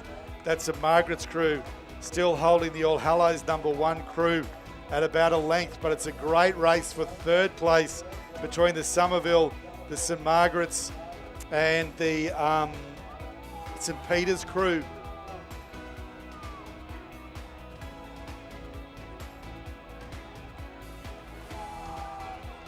The spectators now getting into it as well, drowning out our coxswains, but a strong row from the St Margaret's crew. They'll take this one out, and gold medal for St Margaret's. Second will be All Hallows. Third, great race to the line here now. Wait for the hoot. Oh, I think it was the Somerville crew just beating the second St Margaret's crew. If they hadn't got that catch, they might have got him from there. So great race there in the girls' Year 8 quad sculls.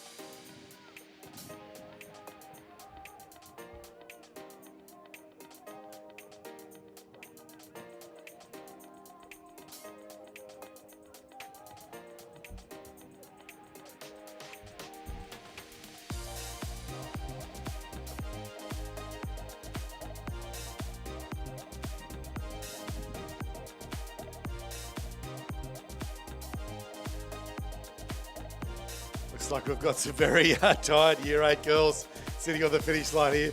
None of them too keen to move away. That was a fantastic race, and it was flat out from start to finish in that one. A lot of them sucking in the big ones, as we would say. A few crews starting to move away there now. Next race heading all the way down to the 2K start for the championship schoolgirl Cox 4s, one of the blue ribbon events of the regatta.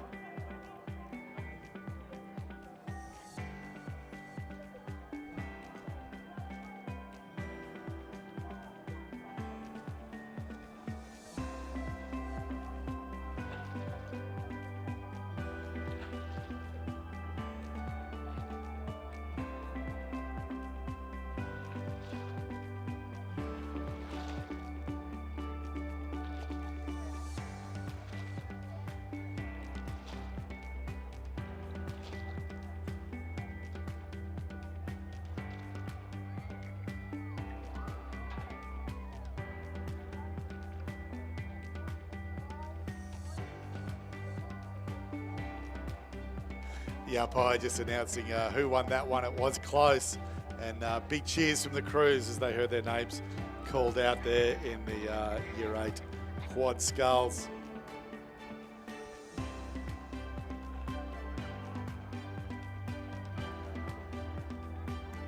Okay, just a reminder, we are running 30 minutes behind program time due to that fog this morning. We'll need these 4s to get a wiggle on. We've only got a couple of minutes until the start of this race. We do have a little bit of a bigger gap during the finals to enable the crews if they do need to jump in for other races and also to do the medal presentations as well. So we'll probably jump into this medal presentation straight away and then bring you the schoolgirls Cox 4s after that. 537.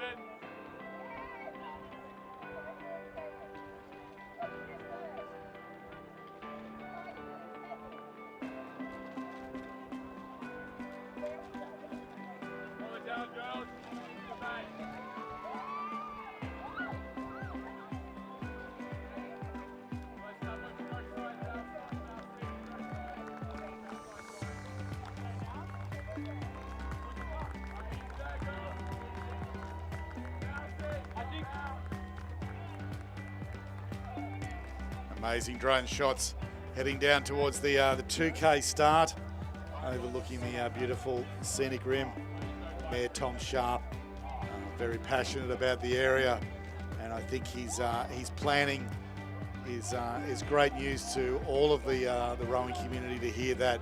We want to keep this a recreational and a sporting corridor running all the way from Boona through to Bow Desert. It'd be fantastic to see the course grow out here into its true potential. Be it the Olympic course or not, we still do need a week in, week out rowing course that's able to take a couple of thousand kids and a couple of thousand spectators as well. So fingers crossed there is some legacy to come out of the 2032 Olympic Games. Just waiting for these crews to pop into the medal presentation area.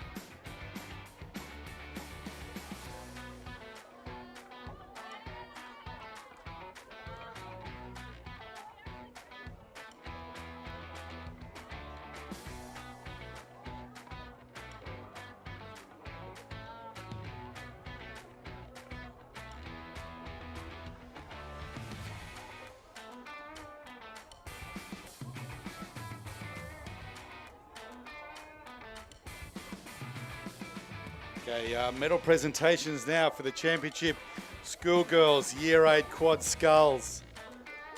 Straight up onto the podium, girls.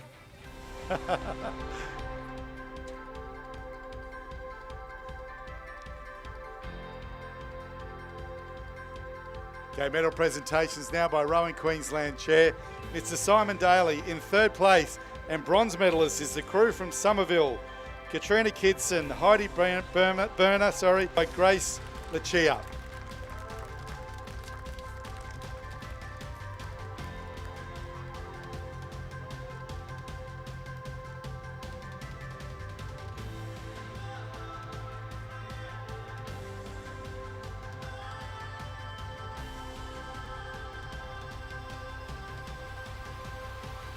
Second place and silver medalist is the crew from All Hallows, Sienna Lane, Olivia Alford, Claudia McMahon, Celia McMiniman, Annabelle Jackson, coached by Sophia McCallis and Lex Tucker.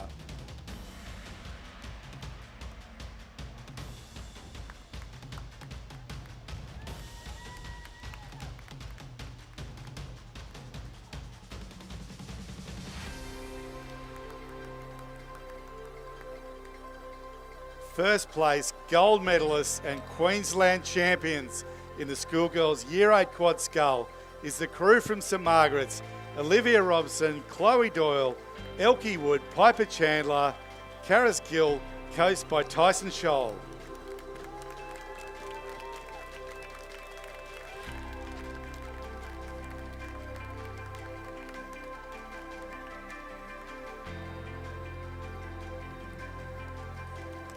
Put your hands together for all our medalists.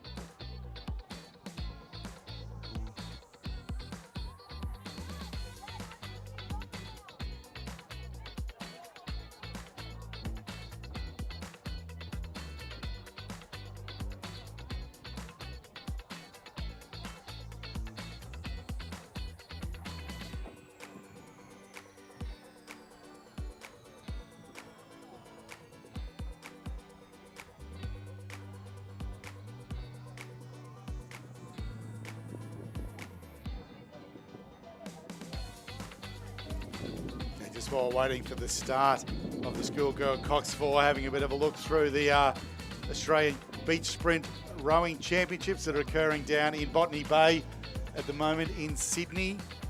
The UQ crew bringing back plenty of medals. Sam Forbes winning the under-21 men's solo, as it's called down there in the world of beach sprints. Lizzie Newell winning the A final of the women's solo.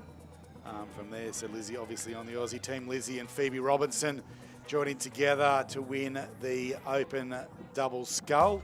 So Phoebe in the quad for the World Championships and the Aussie Coastal Rowing team. Just rolling through here now. Lizzie is again in the composite quad there, taking out the first place. Pretty good crew, that one. It's got Spencer Turren and most of the Aussie team in that, so they would be expected. And then the para mixed with Mac Russell and Wallace Russell taking that one out as well. So great representation from the Queensland crews down at the Coastal Rowing Championships. Now, we've obviously Coastal Rowing is in the Olympics. The lighties are gone. and we are running a coastal rowing convoy down the Queensland coast in early October. So first stop will be Emu Park in Rockhampton. A couple of days there, we will obviously try and engage some of the schools, but more so the club rowers. After Rockhampton, heading down to the beautiful Bargara. So looking forward to seeing all the Bundaberg rowers come out and have a go of these coastal boats. Then down into Harvey Bay for all those rowers based at Maryborough. If they'd like to pop in and have a go from there as well. Every second weekend we have the Coastal Academy out at Raby Bay. So those schools based in Brisbane, feel free to come and do that. And Surfers Paradise Rowing Club also does a beach sprint sessions there as well. So plenty of opportunity to get into the coastal rowing game. It's not just for kids. There's also Masters Coastal Rowing, as well as the seniors and juniors. So under 17, under 19, 21s, 23, senior and Masters from there as well. So a great new addition to our rowing family, and looking forward to seeing that at the LA Games, and very much so when the games come here to, we'll say Queensland, because we don't know where the coastal rowing will occur just yet. But for more details of all the coastal rowing planning, jump on the Rowing Queensland website. You can book a seat at all of those come and try sessions, as well as the Coastal Academy out at Raby Bay. Looking to host the Queensland Coastal Beach Sprints Champs later on in the year, just locking in venues and dates for that one. So again, keep an eye on the regatta calendar and the Rowing Queensland website. RQ was successful in a grant to buy a fleet of coastal rowing boats. So we've got plenty of opportunities to get out and get amongst it in these beautiful Queensland waterways. Now, they aren't surf boats, so they are designed to be more in the bays and things, and we're seeing that there's an example of that down in Monterey Beach in Sydney, rather than the dumpers that we've had in Noosa and Mooloolaba and the last couple of Aussie ones. They are designed for about a half a metre swell, so we'll probably find these events heading more to more favourable locations, make it fairer racing there as well, when you're not contending with big waves and crashing into the surf. But lots of information about coastal rowing, an amazing new sport. And as Don said, we'll be starting to have categorised athletes through the QAS and the Rowing Australia system soon. Rowing Australia is getting behind it. I know there's a container full of Felipe boats turning up pretty soon for the Australian team to use. And World Champs on later this year. We've got a big contingent and always do well over at those events. Quite a dominant force in this new sport. I don't know if we'll call it that, or new rowing game is the beach sprint. So yeah, losing the lighties out of the Olympics, but adding the coastal rowing into it from there, as we see the crew starting to tap in for the schoolgirl Cox Fours, again one of the blue ribbon events of the Queensland School Championships. Running a little bit late, but we have been hot swapping crews around, so you can understand with that. We do have a 10-minute gap between events, so we'll see if we can catch up the time. Still running that 30 minutes late from the fog this morning.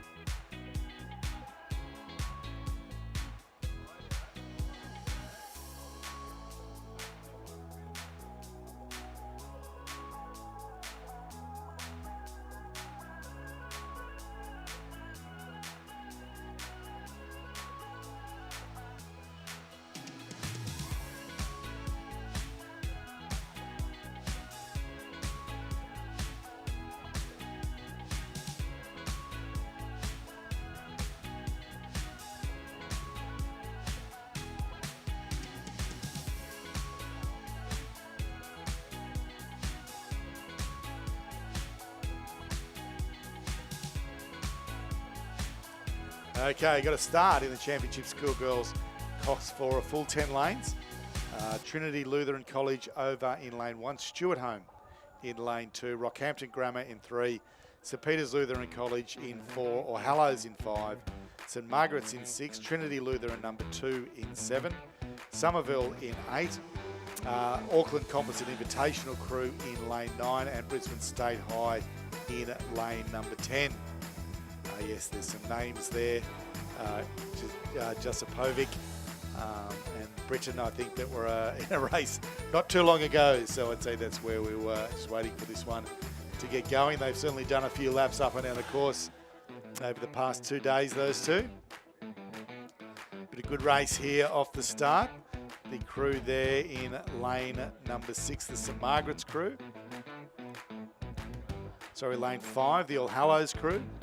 With their nose out in front. St Margaret's sitting on their stern, and then across to the Auckland Invitational Composite.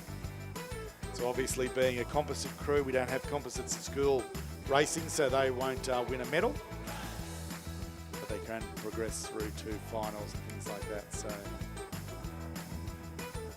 just sitting on their stern is that Brisbane State High crew, and then back to the Somerville crew coming through 500.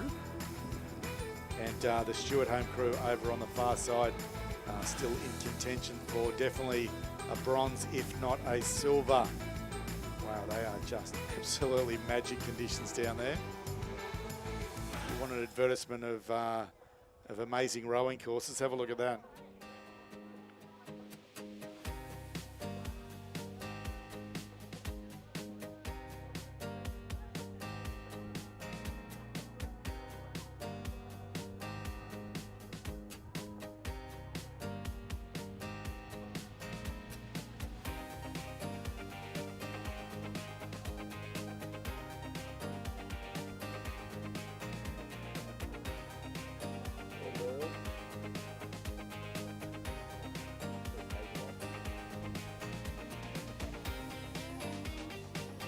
So just some statistics on the regatta across the 49 events.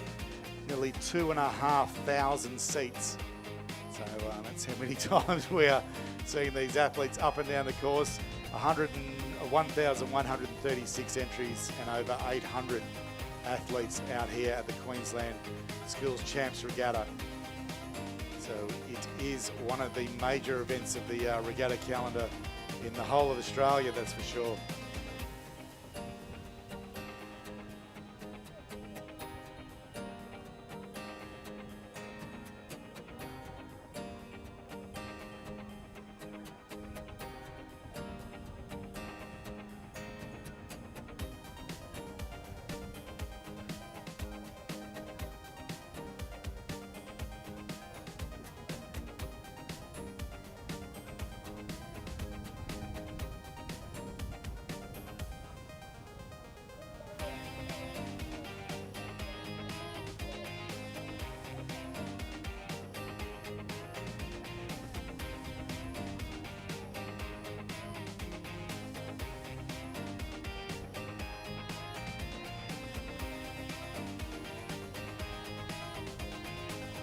So that All Hallows crew certainly stretching their legs in the middle of the course there, hotly followed by the St Margaret's crew still sitting on their stern.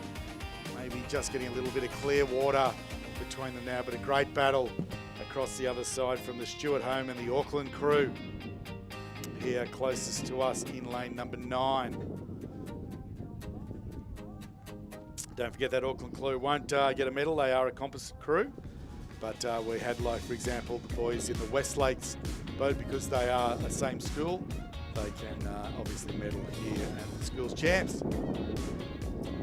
So really the bronze medal race is those 3 crews that you can see just sitting behind them now.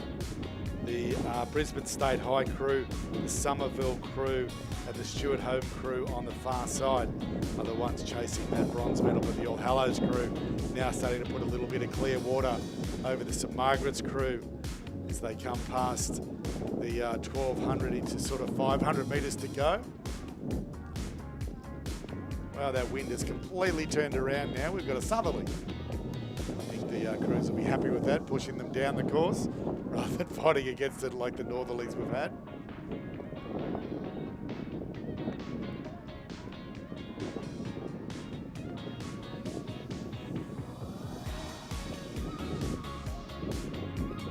Wow, that All Hallows crew really stretching the legs there now, putting on a big push through that third quarter of the race. They want to make sure that gold medal is there. St Margaret's still sitting solidly in second place. I think it might be the Stewart Home crew on the far side. They're sitting in the bronze medal place at the moment, but still 500 or so metres to go. Anything can happen, as we've seen. But look at that gap there between the All Hallows and the St Margaret's crews.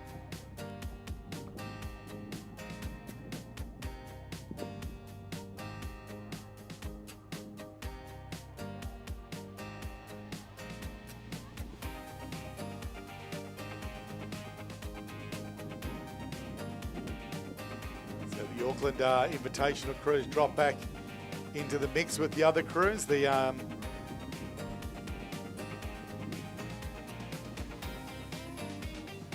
maybe just with their nose in front of the Stewart Home crew on the far side, but as they are an invitational crew, they won't feature in the medals.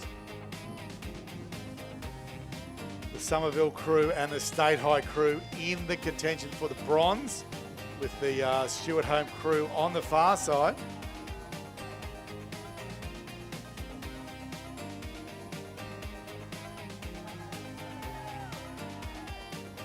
So Hallows looking really strong there as they drive towards the line.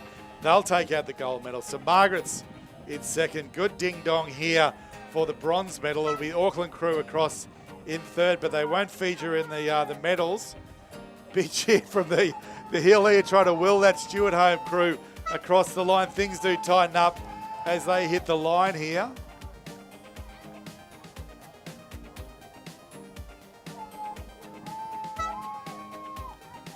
They'll do enough. They've pushed through well in that last 250, the Stewart Home crew, to take out the third place. Then back to Somerville and State High.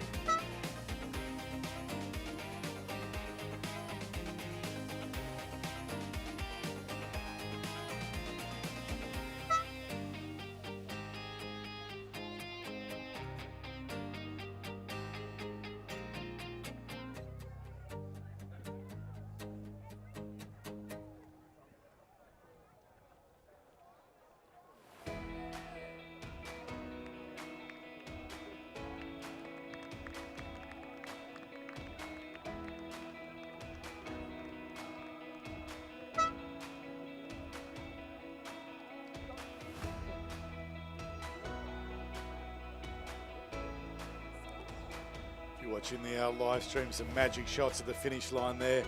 The sun glistening off the water as we now look down towards the 2K start. Another one of the blue ribbon events here, the Championship Schoolboys double sculls, a full 10 lane contingent. You can see them, just some of them still coming across the course. Actually, no, I think they're racing by the looks of it. Yep, that's the umpire's boat behind them, so we're away in this one.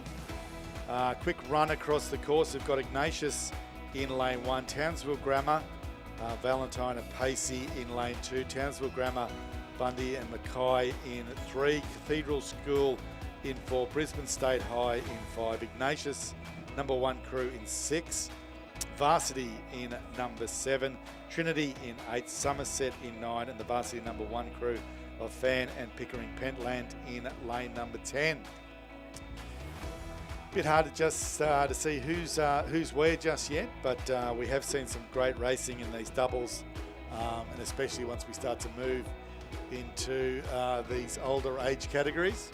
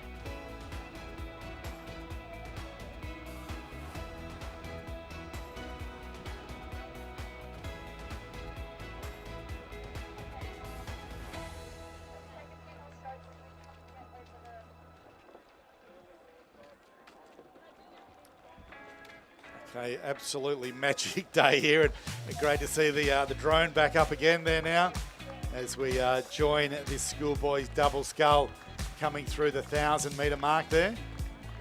Rowing Queensland CEO Anthony O'Loughlin sweating on the screen there with young Flynn in this one as well. So they did well in the semis, so we'll see how they go here. What do you reckon, Mum? Oh, I'm not sure. I think he's lane 5, did you say, for State High? 1, 2, 3, 4, 5. He's just sitting probably in third spot there at the moment. Oh, they've got a bit of work to do. The Ignatius crew out in front. Yeah, beautiful rowing there for Ignatius, and it is getting very hot out there. Our crew's sitting on the water in what feels to be summer weather. I know it's still only spring, but it is getting very hot on the water, so great work to those athletes and hoping that they are keeping up the hydration. Yeah, seeing some great performances in these small boats from the Ignatius crew, taking out the pair, a dominant win in the pair, and now doing it again in this schoolboy double. So coached by Harrison Parks, Seth Ty and Rory Foyle, taking the lead at this point as they come through the 500 metres to go. But as we have seen, things change relatively quickly in this one, and it's that Cathedral crew hot on their heels, as is the Townsville Grammar #1 crew.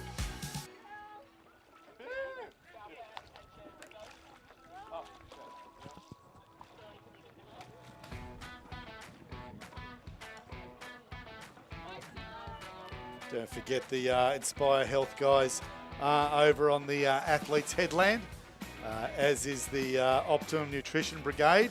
So if you do need a bit of nutrition assistance, pop in and see them.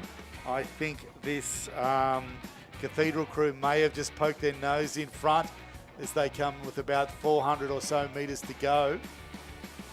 That Ignatius crew was leading the Townsville Grammar, hot on the heels, being dragged along by that Cathedral crew that is the fastest crew on the water at the moment. We'll see if the Ignatius crew can lift to meet the challenge of the Cathedral crew as they head towards 250 metres to go.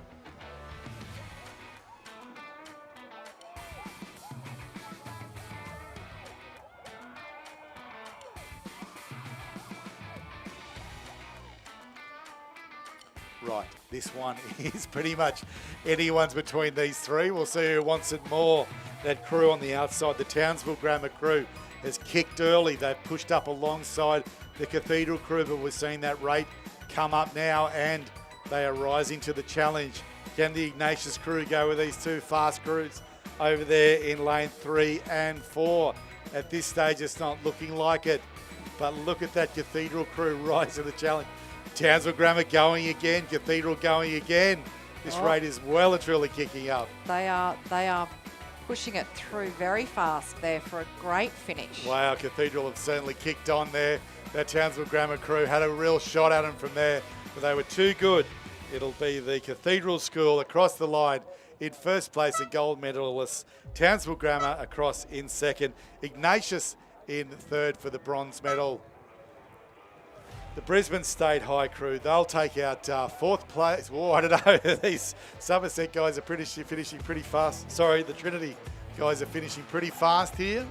They are. Oh, I think it was the State High crew across in fourth. Trinity in fifth. Somerset in sixth place. Okay, medal presentation time now for the Championship Schoolgirl Cox Fours.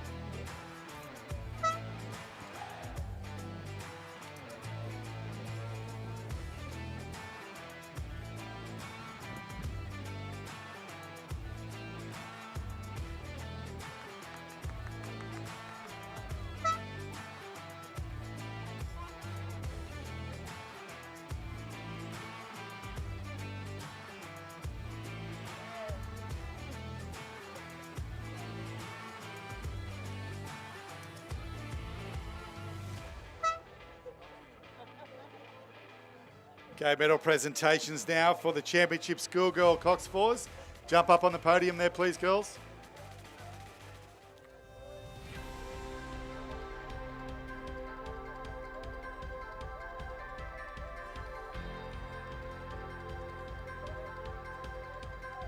Okay, medals to be presented by Emma Ayres, assisted by tray girl there, Mr. Simon Daly. In third place, the bronze medalist is the crew from Stuart Home, Olivia Totten, Grace Moffat, Lily Haddad, Sophie Fryer and Margaret Betts, coached by Damien Wright and Daniel Horsley. Of course, Emma has to present the medals to the Stuart Home girls.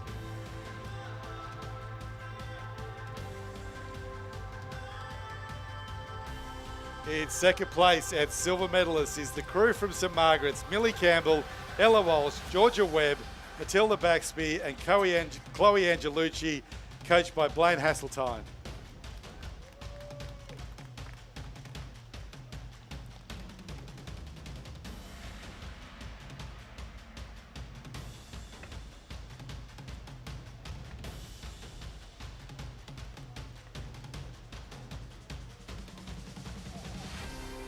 Our winners, gold medalists and Queensland champions, collecting all the medals for the crew, is the crew from El Hallows, Sophie Preston, Gabby Ryan, Isabella Pattinson, Zara Hilton, Charlotte Godbold in the cock seat, and coached by Richard Powell.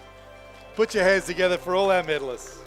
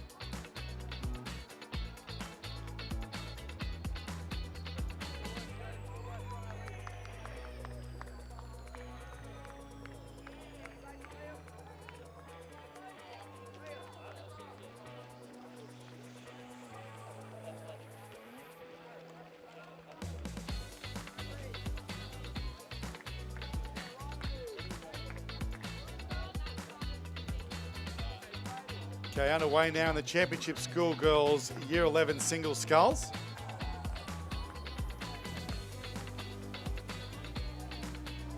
So got a scratching in this one in lane 4, the Brisbane State High rower. Rower is not out there, hence the gap.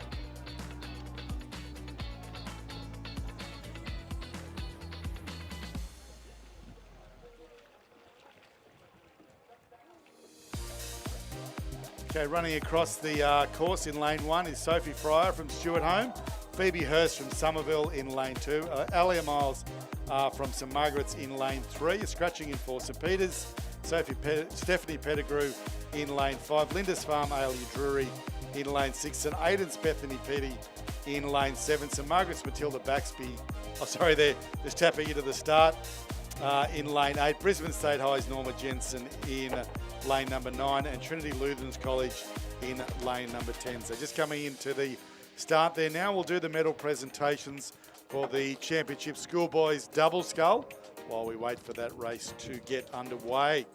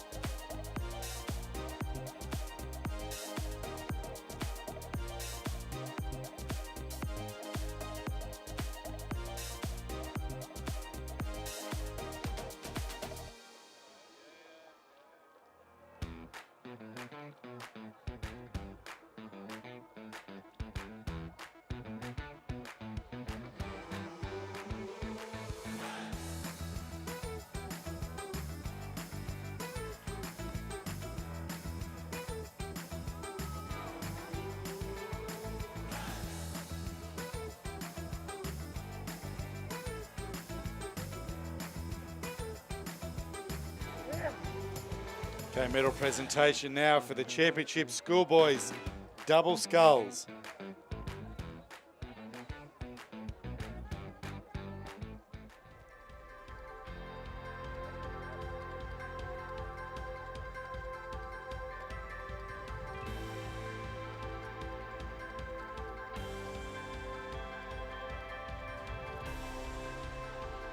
Okay, medals presented by Rowing Queensland Chairman Mr. Simon Daly.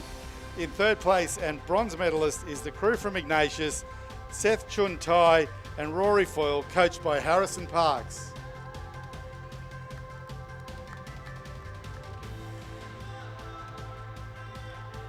In second place and silver medalist is the crew from Townsville Grammar, Harry Bundy, Liam Mackay, coached by Erin McGaffey and Jack Valentine.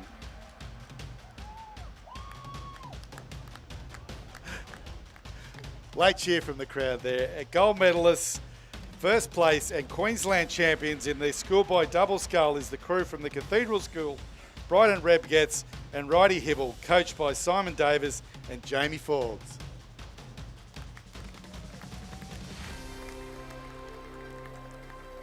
And put your hands together for all our medalists.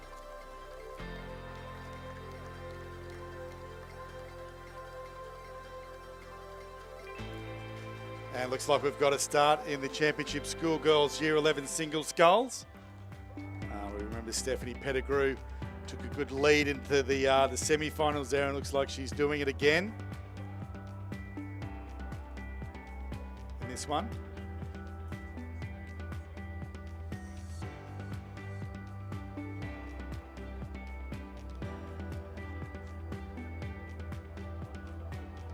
Looks like we're missing a few people in this one. I've only got the one scratching for the state hike rower, but I can't see the Stewart home rower over in lane 1 either.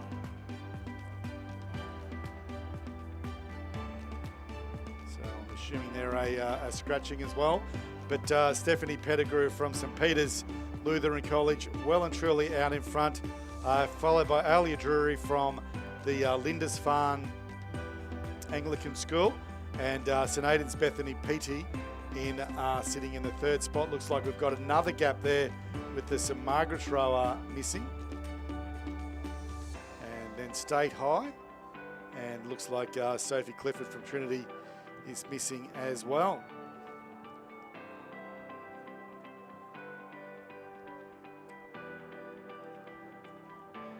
Not sure if they figured they weren't going to catch Stephanie, so they didn't bother turning up.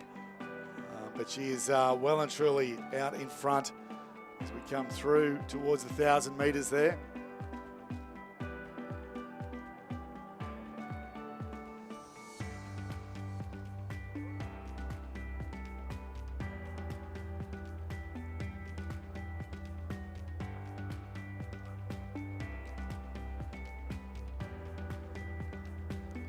Great shots from the drone here if you're watching online. Or watching here on the headland on your mobiles. Don't forget to tell all the relos, the aunties and uncles, grandmas, grandpas, older siblings to jump on to the live stream. The footage is absolutely amazing and makes it feel like you're actually here at the event. Stephanie Pettigrew still dominating the field, coming through there now. Follows by Alia Drury from Lindisfarne, sitting just on her stern, but clear water. Then back to the third place, St Aidan's Bethany Peaty.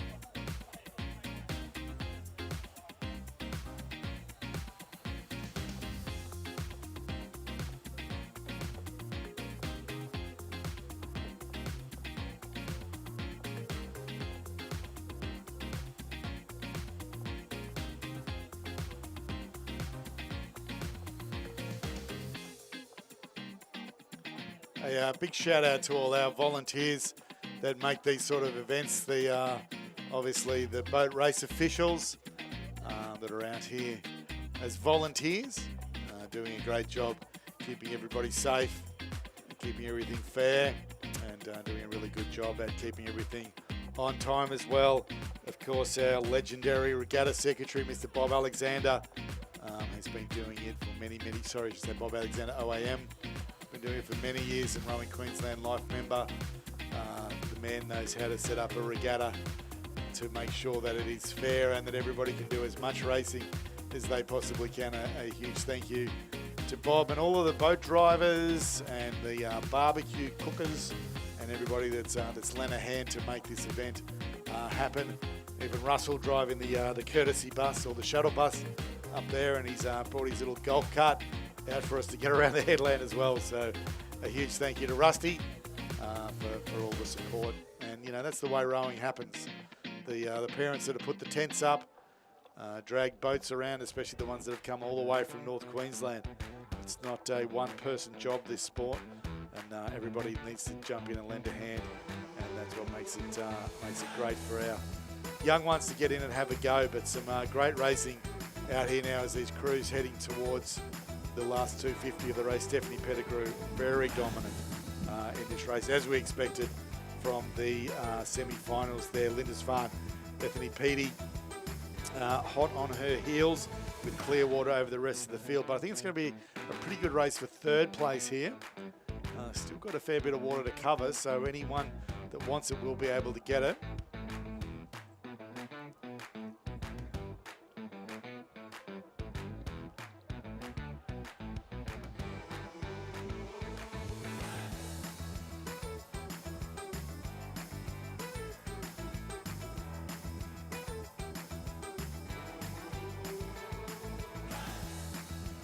Phoebe Hurst from Somerville doing a good push through that 500 metres to well and truly come into contention for the bronze medal as well.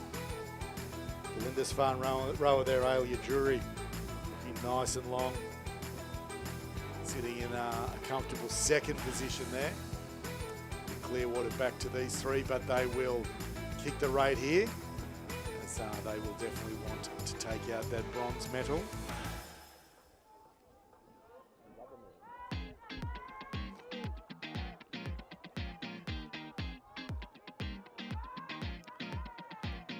Bethany Peaty from St Aidan's probably holding, oh, it's pretty close between the St Aidan's and the Somerville rower for that third spot into the Red Boys now. The joys of a 10-lane course, they are a long way away from each other. The State High rower also kicking in now too. Norma Jansen just trying for that position. Anything can happen, as we have seen in these Red Boys rate coming up now with Bethany Peaty from St Aidan's meeting the challenge of the fast finishing Phoebe Hurst from Somerville over the far side there. But it is Stephanie Pettigrew from St Peter's across in first. Ayla Drury from Lindisfarne across in second. Great race here for third. But I think it's Bethany Peaty will do enough from St Aidan's to get across the line. Rose to the challenge coming from Phoebe Hurst from Somerville, who'll take out fourth place. And then Brisbane State High's Norman Jackson across in fifth.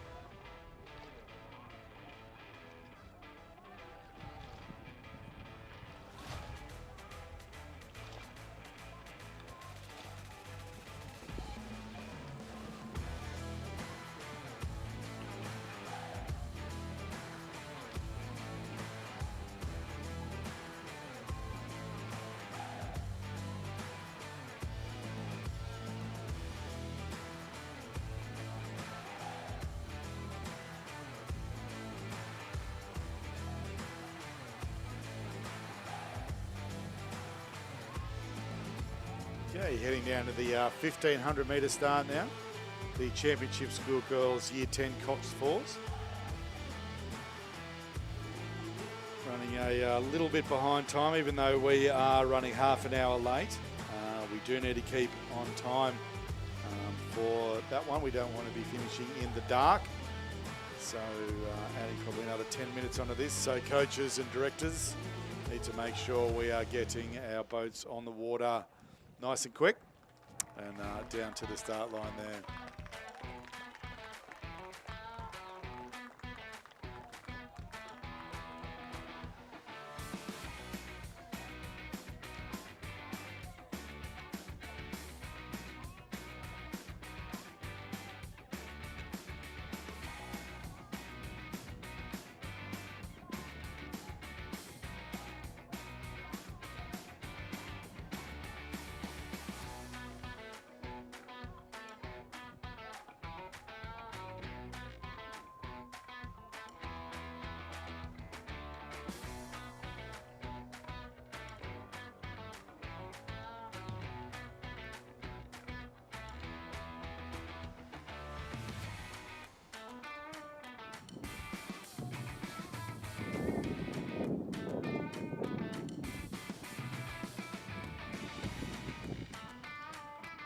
Okay, we'll do the medal presentations now for the Championship Schoolgirls Year 11 Single Sculls.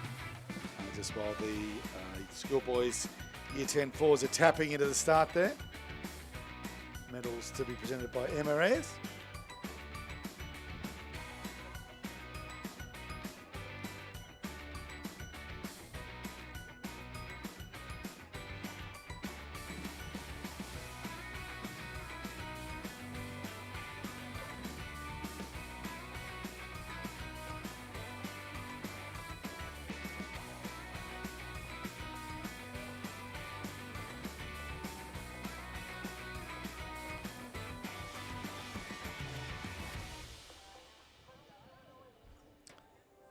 Okay, medal presentation now of the Championship Schoolgirls Year 11 Single Sculls. In third place and bronze medalist from St Aidan's is Bethany Peaty, coached by Jacinda Edmonds. In second place and silver medalist from Lindisfarne Anglican School, Alia Drury, coached by Tara Townsend. First place and gold medalist Queensland champion in the Schoolgirls Year 11 Single Scull from St Peter's Lutheran College is Stephanie Pettigrew, coached by who else but John Pettigrew. Put your hands together for all our medalists.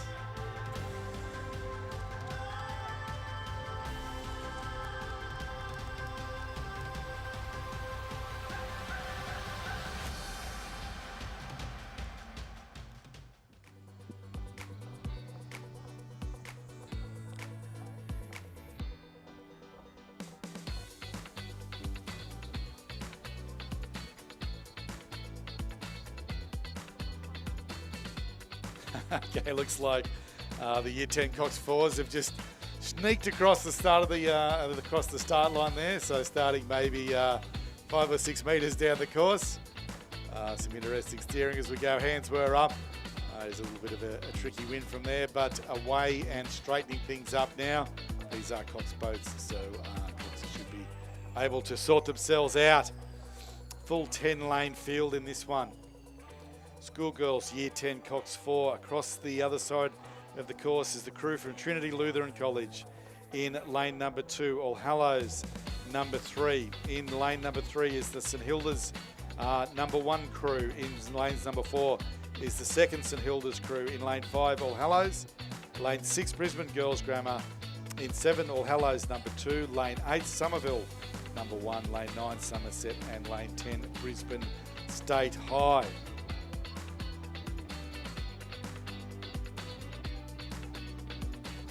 Okay, that All Hallows crew has certainly shot out from the start across that first 250 metres to put clear water over everybody else.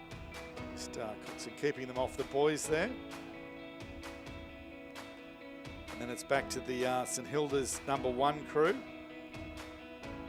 sitting in second place. And 1, 2, 3, 4, 5, 6 boats in contention for the bronze medal at the moment. Probably the Somerville crew just with their nose ahead of the All Hallows, second All Hallows crew there for that bronze medal position.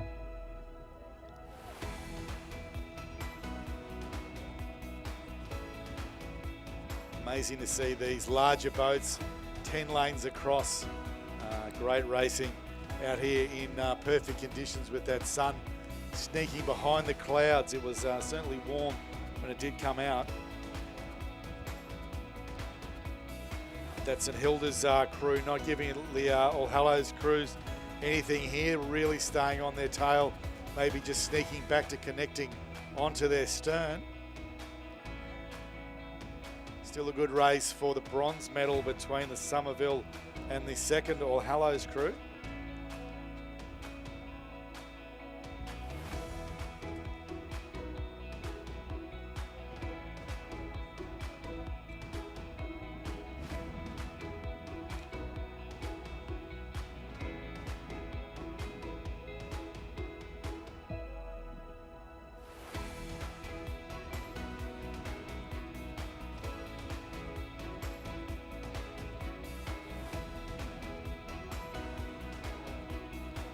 As we saw in the semis, those different rigging styles.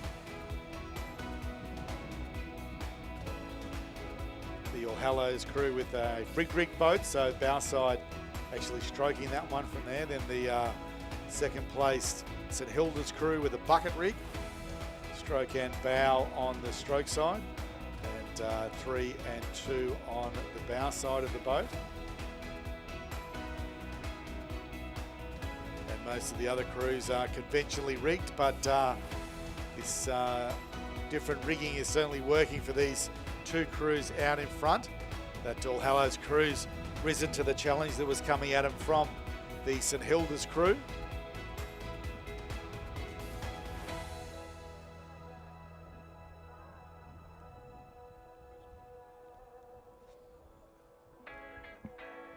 But the race is definitely on for the bronze medal.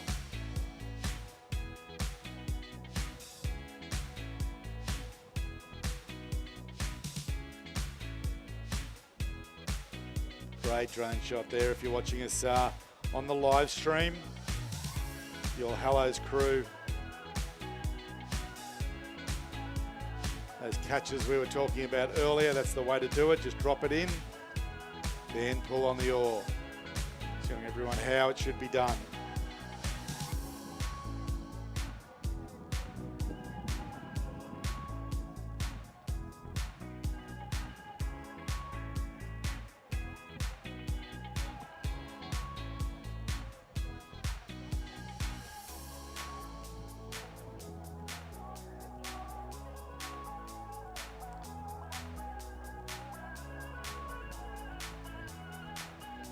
Starting to hear the coxswains from here already willing those crews on, especially for that bronze medal position. But I think gold and silver is already sorted with All Hallows and St Hilda's.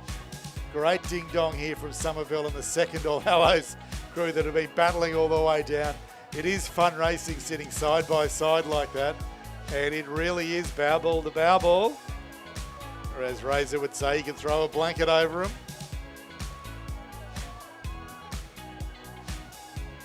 So the All Hallows crew, a couple of points higher on the rate there from the Somerville crew. Starting to lift the rate now. Only about 20 strokes to go, so get a wiggle on. But that All Hallows #1 crew, they'll across the line in first place. The St Hilda's crew in second. And the second All Hallows crew, they'll get that third place. Well done to the Somerville crew, challenging all the way down the course.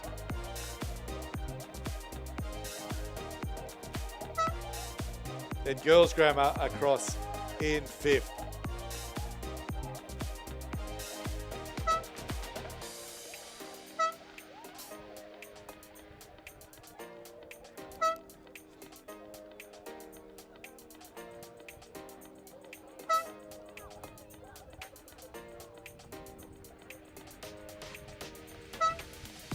A big thanks to one of our regatta sponsors, Perfect Balance Rowing. So suppliers of the Swift and Felipe range here in Australia. We're starting to see more of those Felipe boats come in.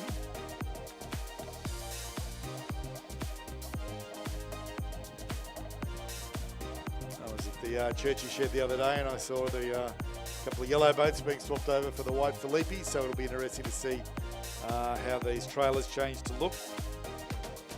Pretty even Stevens overseas at the championship regattas, whether it is the M-Packers or the Felipes. Hudson's obviously for the Americans, but here in Australia, lots of Sykes boats and Wintec boats, as well as Swift Racing starting to enter the market as well. So lots of different choices here for different boats.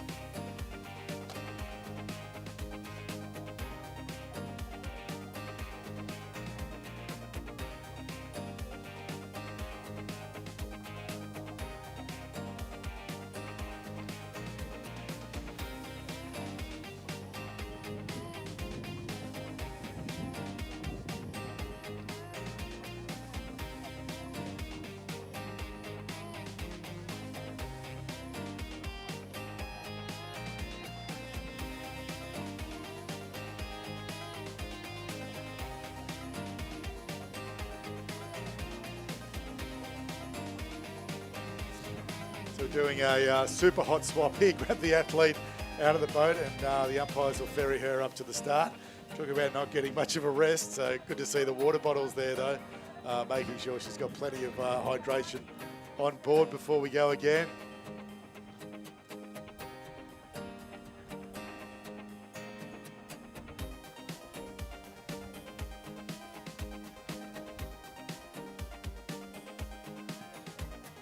The umpire Uber will call that 5-star service. Even got a seat on those white cats, so very nice. As we see the championship schoolboys year 10 singles just tapping into the start at the 1,000 metres, at the 1,500, sorry. So it looks like we've got a scratching there in lane 9. James Gordon from Genesis is not at the start line.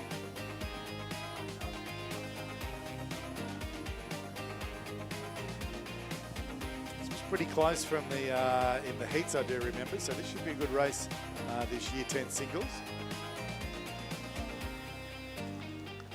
Watching the live stream, there goes the Uber taking it down to jump straight in the boat from there. Yep, definitely need to be fit. We'll have a good sleep tonight, that's for sure.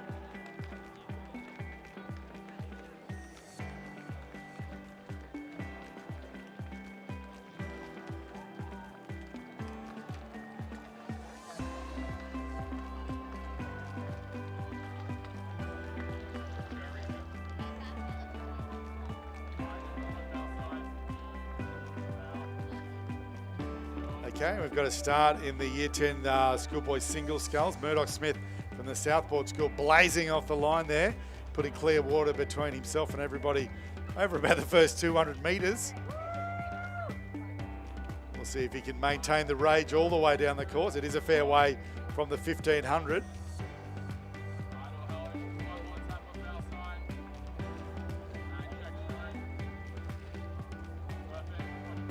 Currently rating 39 strokes a minute in a single scull and pulling away from the field. So hopefully he's had lots of nutrition from Optimum Nutrition over there on the headland if he wants to keep that rate. But certainly the fly and die tactic is often the way to attack it from there, and we're certainly seeing that now. He is in the middle lane of the course, so obviously he's done pretty well in those semis. Anyone's race for the minor placings at the moment. The whole field's still within maybe a length or two of each other, and that is all.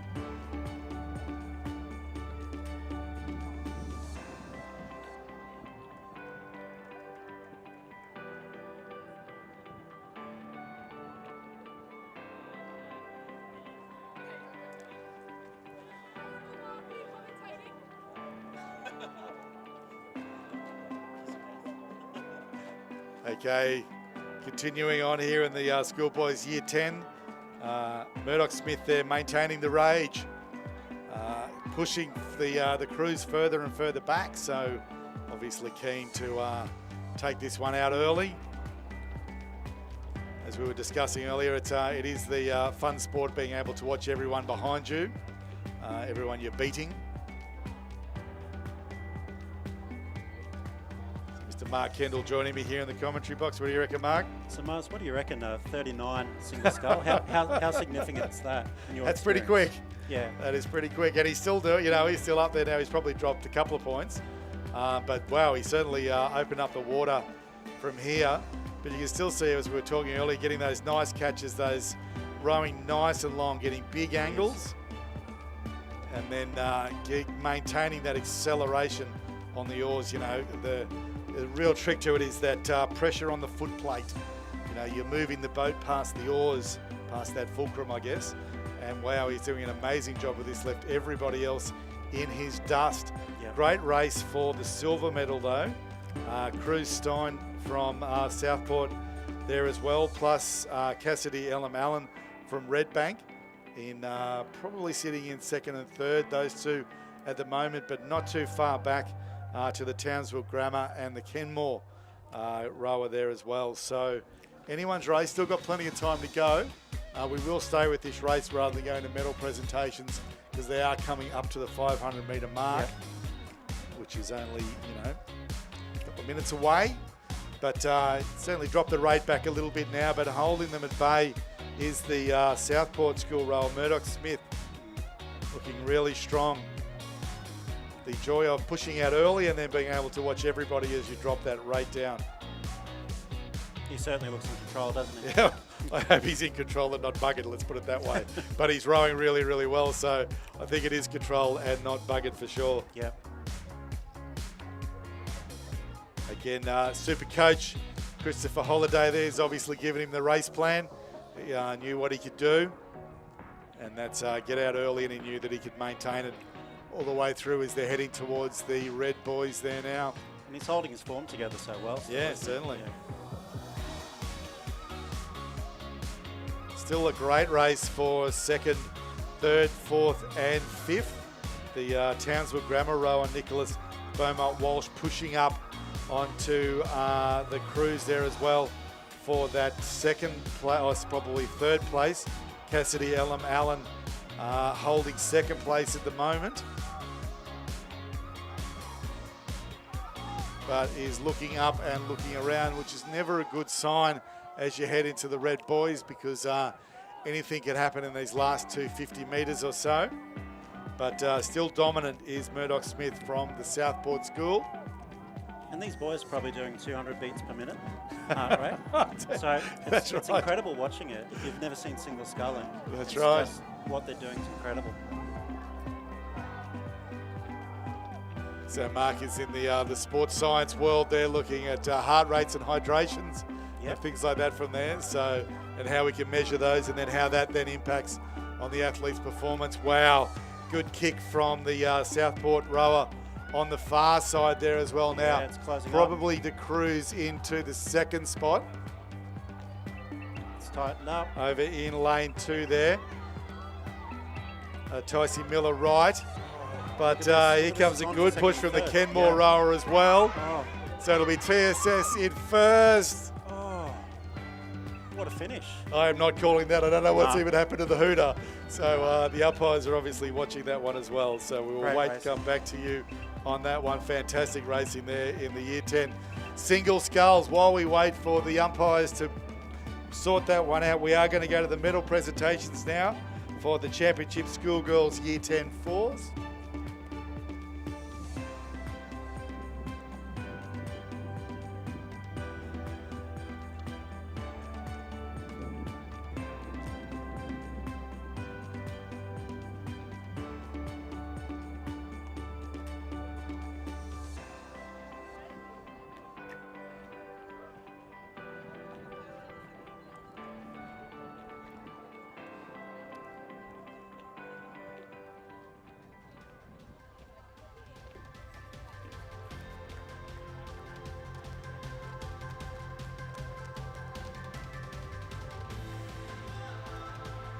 Okay, medals were presented by Emma Ayres. In third place and bronze medalists is the All Hallows crew of Allegra Cavalucci, Meg Gallagher, Ruby McLeod, Evie Kendall and Evie Smearden, coached by Philip Morgan and Stephen Craven.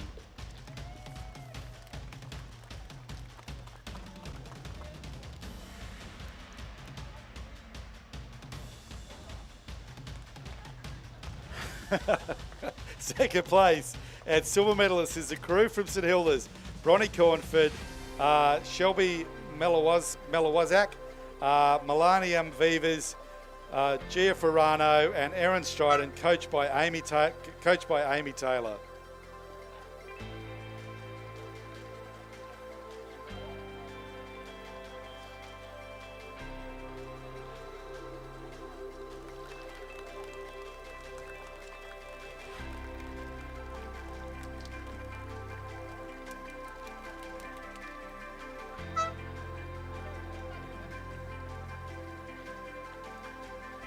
First place gold medalists and Queensland champions in the schoolgirls Year 10 Cox 4 is the crew from All Hallows, Sophia Preston, Zoe Ball, Isabel Patterson, Zara Hilton and Shara Godbolt, coached by Richard Powell and Philip Morgan.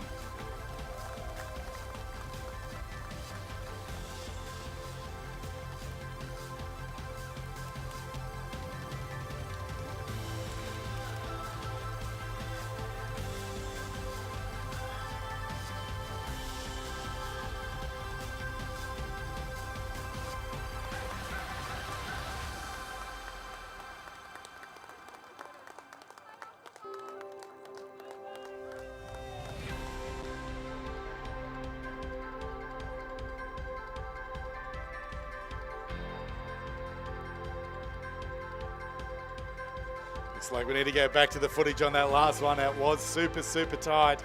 So just waiting to hear back from the regatta referee as to the results in that schoolboy Year 10 single scull.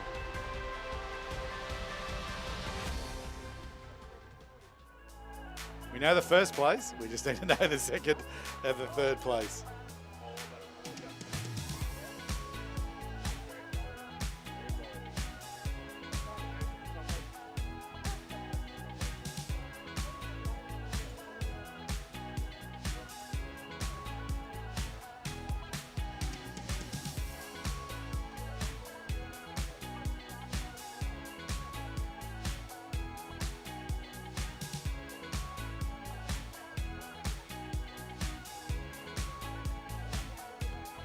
Okay, heading down to the 1,000 metres now for the Championship Schoolgirls Year 9 Quad Sculls.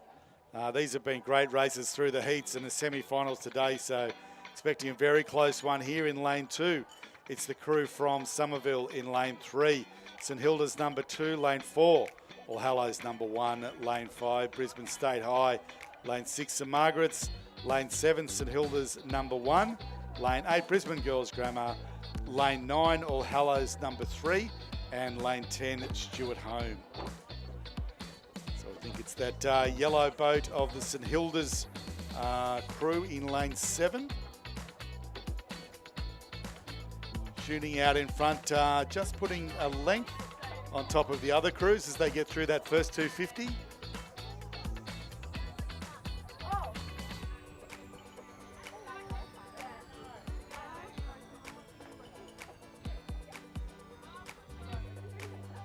Okay, confirmation from the regatta referee of the results in the Championship Schoolboys Year 10 Single Sculls.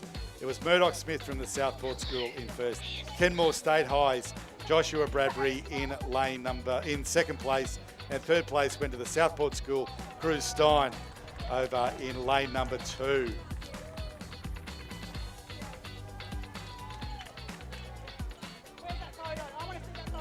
But returning back to the racing now, that's St Hilda's crew still kicking out in front. Nice rate there, tapping that boat along beautifully. These Year 9 girls still maintaining the length, but nice rate and nice rhythm there in that boat. Wow, everybody else is still in contention for those minor places, that's for sure. So won't be calling that as they come towards the 500 metre mark there now.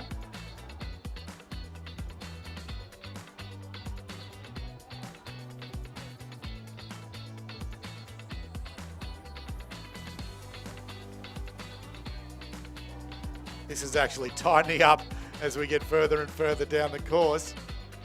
The Razors' favourite, you can throw a blanket over them, or the Sarah Cook bow ball to bow ball. We've got all the Perfilies here now as these Year 9 schoolgirls. We knew this was going to be tight. All the semi-finals were super close. Just this St Hilda's crew clearing out from the rest of the field with open water. But the race is for 2nd, 3rd, 4th, 5th and 6th at the moment as they hit the red buoys. They won't catch this St Hilda's crew. Wow, they're pulling away from everybody as they hit the red buoys. Certainly not resting on anything at all. They want this gold medal. They want to be Queensland champions. Super tight for those minor placings. Eyes up again, umpires. Here's another close one. This is great racing. Luckily that sun hasn't hit yet.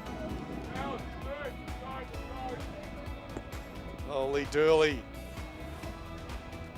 Maybe the All Hallows crew just with their nose in front.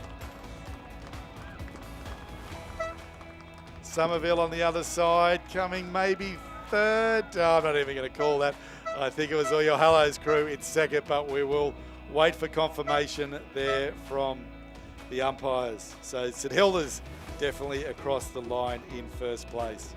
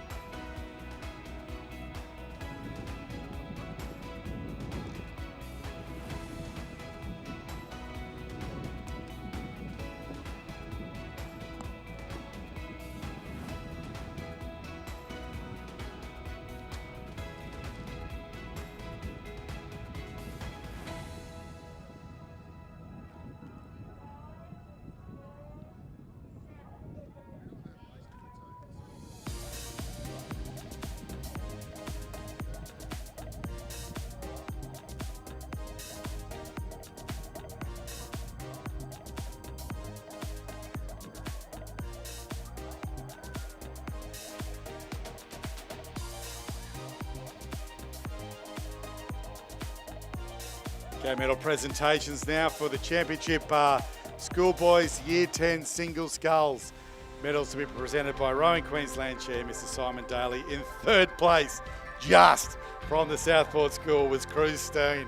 But that's exactly all that you need to do. In 2nd place from Kenmore State High was Joshua Bradbury in that fast finish. But leading from start to finish, gold medalist, 1st place and Queensland champion in the schoolboy Year 10 sculls from the Southport School is Murdoch Smith, coached by Christopher Holliday. Put your hands together for all our medalists.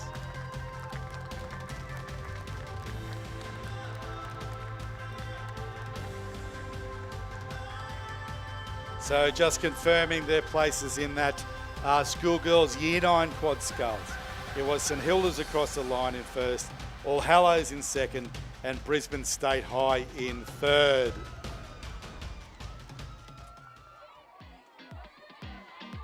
Two fantastic races there. A big well done. And thank you to our umpires. They were very, very close. Okay, heading down to the start for the next race. Coming in thick and fast as we head towards the end of the day. The championship schoolboys Year 8 double scull. This will be a great race.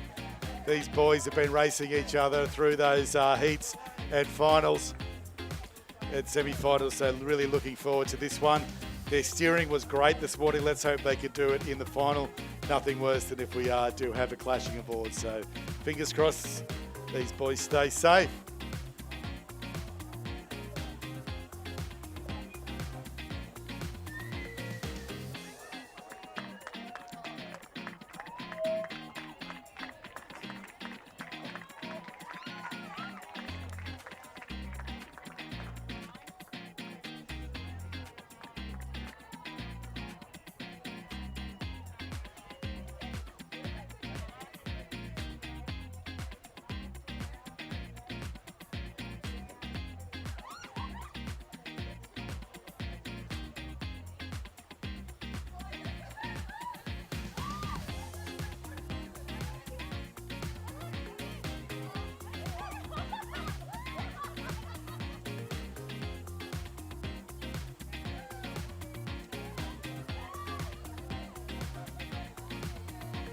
Okay, Year 8 double sculls just tapping into the start there now. 9 boats in this one. As we said, this should be a cracking race. Rocky Grammar over in lane 2. Trinity Lutheran College in lane 3. Somerset in 4. Those fast Cathedral crews that we saw dominate the semis this morning in lane 5 and 6. St Peters in lane 7. Somerset in 8. Genesis in 9 and Ignatius in lane 10. This may be a Cathedral v Cathedral battle on this one, but we'll see how they go, just hitting off the start line there now. And it is the Cathedral School crew, the Cathedral number 1 crew.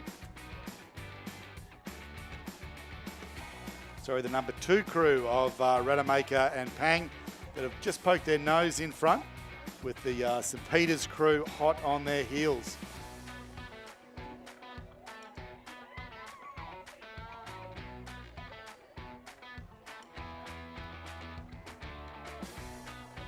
Sorry, I realise we only got 9 there, not 10, so it is actually the Cathedral number 1 and the Somerset crew that is hot on their heels in that green boat. Good race for the bronze medals though. Everybody's still in that, maybe just a length between all of those crews for the bronze, but the Cathedral School pushing out and the Somerset crew going with them through that first 250.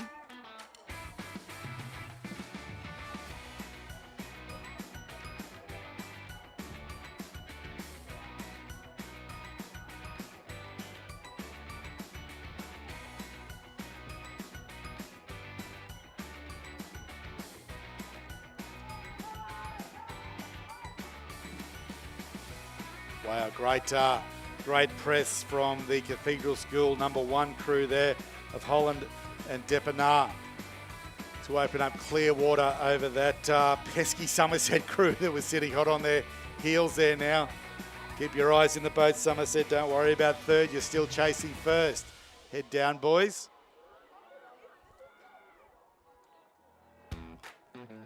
But that Cathedral crew looking very strong out in front as they head past the 500 metre mark.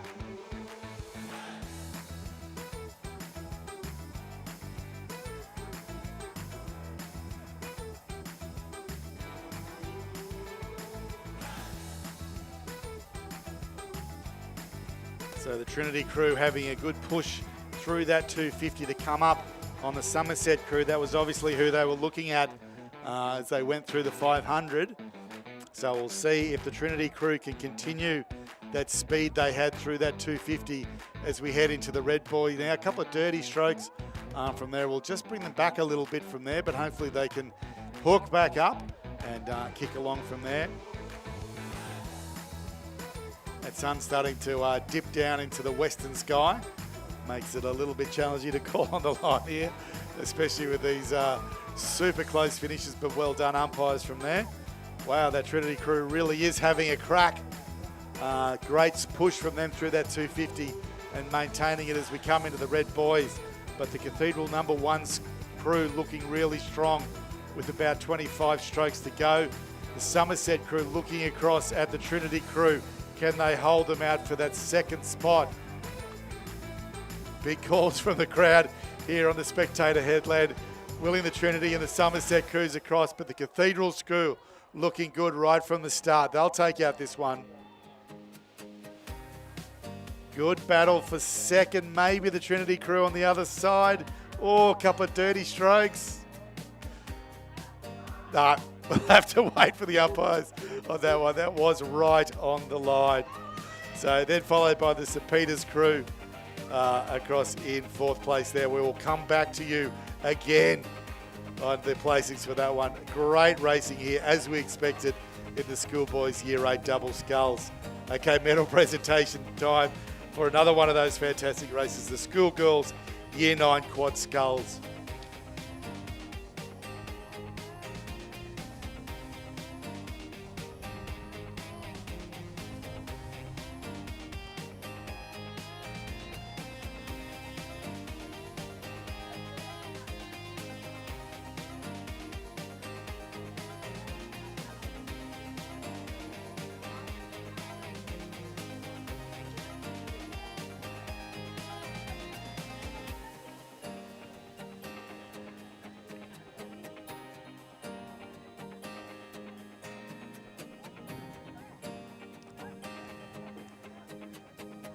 Okay, medal presentation now for the Championship Schoolgirls Year 9 Quad Sculls.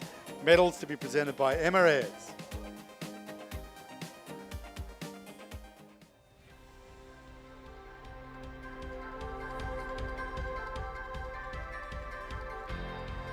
In third place and bronze medalist just from the from the Brisbane State High School, Lila Howe, Sophia Ravenel, Amani Knox, Katrina Cook, Nicola Banks, coached by Damon Stokes.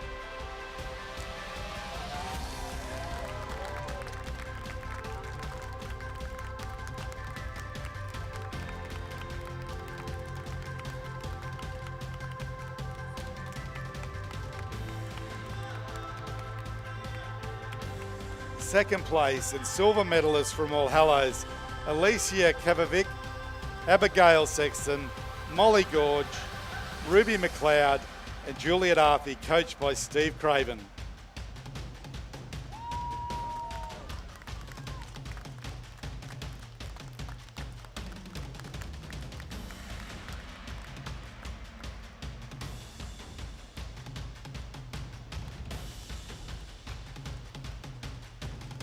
First place, gold medalists and Queensland champions of the schoolgirls Year 9 quad sculls. Leading from start to finish is a crew from St Hilda's School. Sophia Brown, Ivy Wagner, Alice Turner, Rose Summons and Annie Ramsey, coached by Isaac Mibus.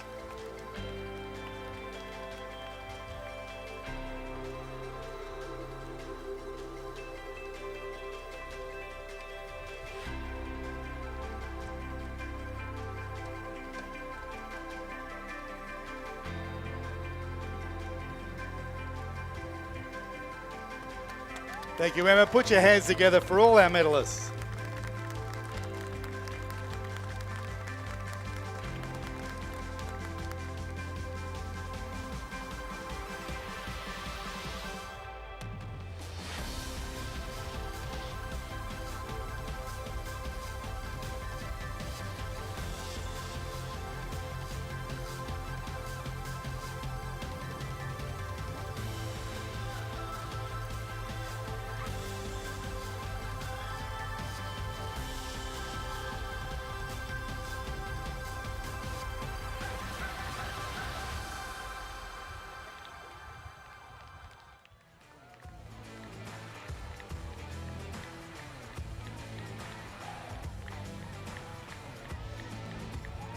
So just confirming the results in the Championship Schoolboys Year 8 double sculls. It was Cathedral across the line in first place, Somerset in second and Trinity in third.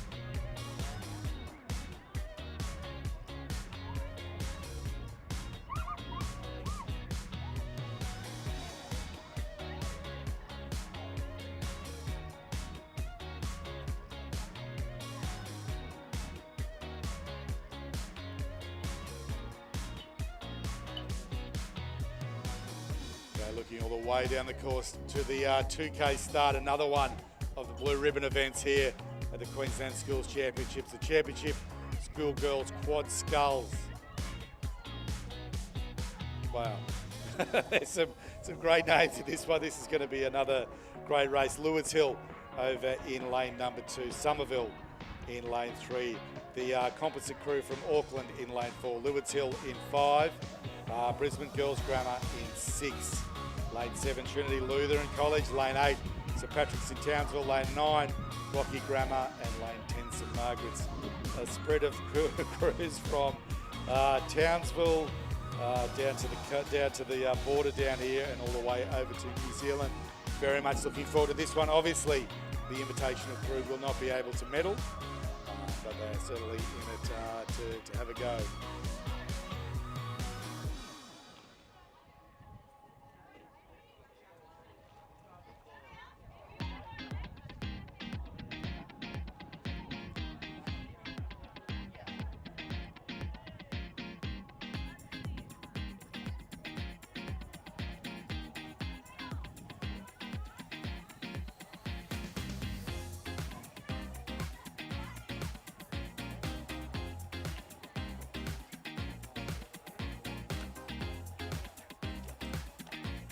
The conditions are staying really nice this afternoon after that nasty little front went through yesterday, kicking the conditions up. But absolutely picture perfect down there at the 2K start. Don't need boat holders.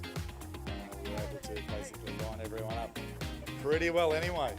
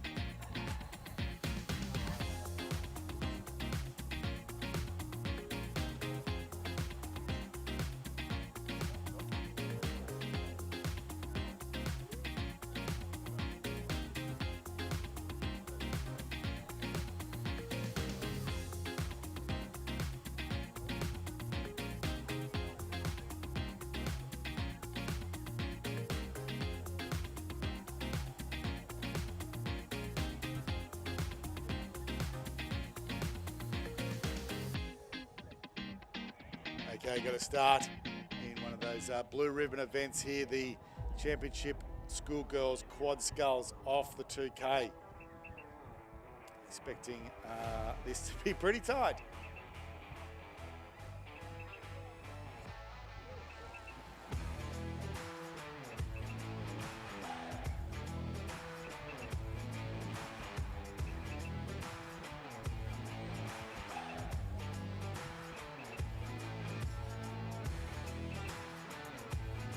Most of the crew's coming out at 36 to 38 strokes a minute there, so not messing around across this first 250. Obviously, these are the big girls of the day, so the championship event here. So these are the best rowers on the course. Mr. Kendall joining me here again in the commentary spot. Thanks, Buzz. And so do you reckon like the quad's faster off the start than an 8? Yeah, they're a lighter boat, so you know, it's quite interesting to jump from one to the other there, how much more connection you can get on the 2 oars. Even though the spoon is smaller, you can certainly load them up a lot more in an 8. You can tear the water quite easily as you're trying to get the boat up to speed. And that's the great thing about these quads, and we've seen it all day. You know, the speeds change so quickly, and a crew that's behind all of a sudden is in front, and away we go from there.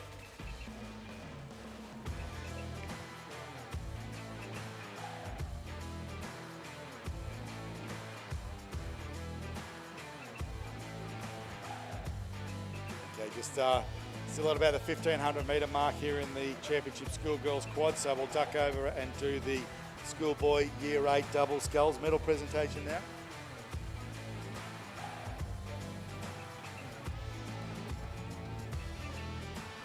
Medals to be presented by Rowing Queensland Chair Mr. Simon Daly. In third place is the crew from Trinity Lutheran College, Toby Burrows and Austin Lynn, coached by Michael Knott.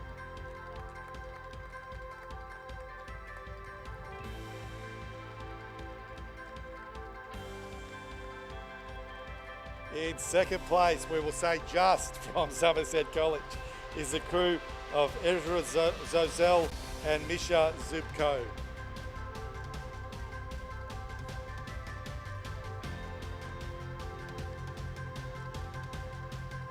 First place, gold medalists and Queensland champions in the schoolboy Year 8 double scull is the crew from the Cathedral School, Oscar Holland and Evan Dippenauer, coached by Jason Pang, Charlie Patrick and Simon Davis.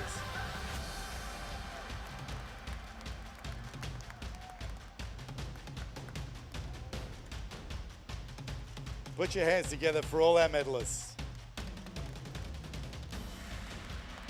So heading back to the course, we've got those 3 crews with clear water over the rest of the field there now. It's the Auckland Composite, Lewards Hill and Girls Grammar crew with their noses out in front. But a good race here for the bronze medal as well from the Trinity Lutheran crew, St Patrick's and the St Margaret's crew over here in lane 10. So remember that Auckland crew in lane 4, while they are in the race, they will not medal.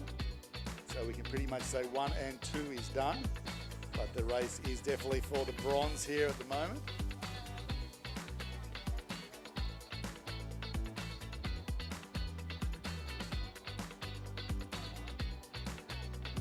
Let's get that sun behind some of those clouds, please. Make it a little bit cooler would be lovely.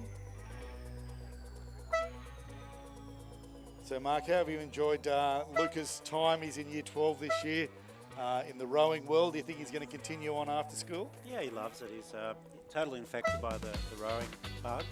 So he just enjoys it. And the shed that he's had there at St Peter's, he just loves it. So not sure what it's going to look like going forward, but he'll continue doing something and I'll wait to be told. Yeah. It was interesting, they did some research, the government did some research many years ago about all the different sports, and they said, what is going on with these rowers? They said they actually identify as rowers.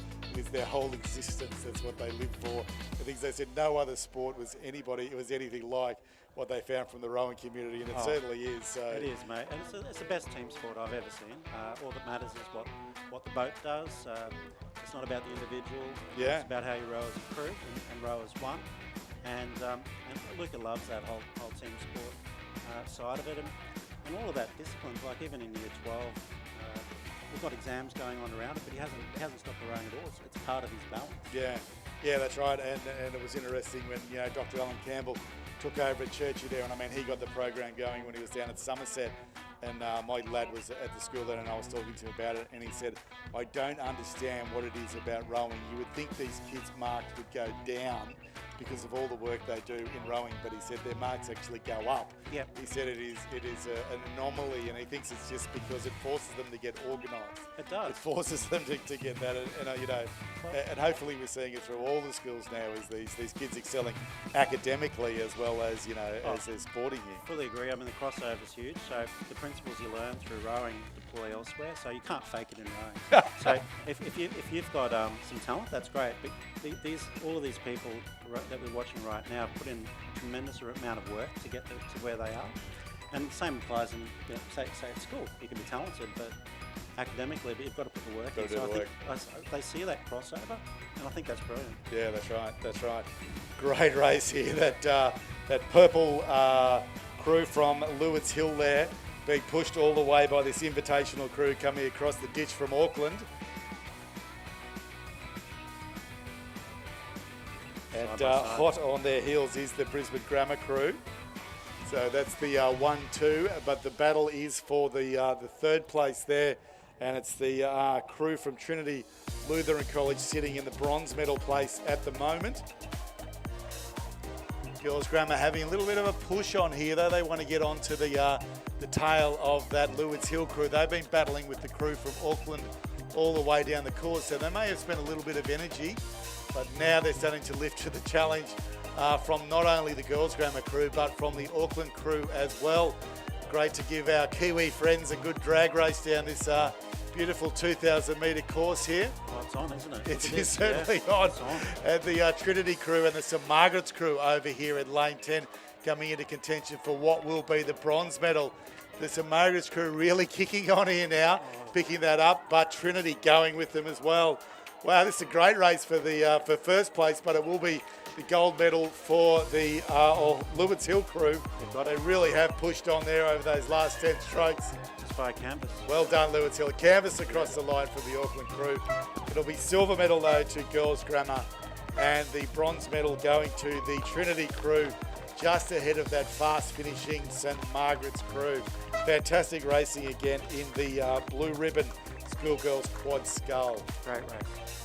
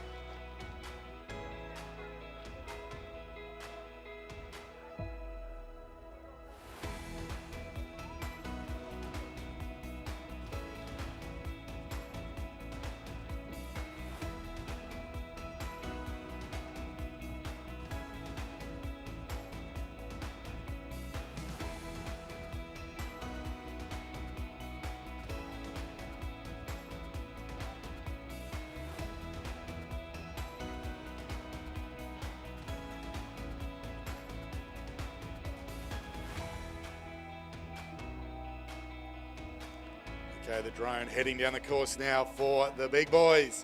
This is the Championship Schoolboy 8 of Queensland, and they're away, coming probably 250, maybe 500 metres into it already. Across the course, we've got Brisbane Grammar, number 2 in lane 1, St Peter's Lutheran College in lane 2, Brisbane Boys College in lane 3, Southport in lane 4, Brisbane State High in lane 5, the Auckland Invitational crew in lane 6, Brisbane Grammar, number 1 in lane 7, the Cathedral School in lane 8, Trinity Lutheran College in lane 9, and Churchy in lane 10. We have got that nice V developing here after the seeding, coming through about 750 metres. They're now heading towards that 1,000 metre, that halfway mark. So the Auckland crew out in front, but they are a composite invitational crew, so they won't feature in the medals.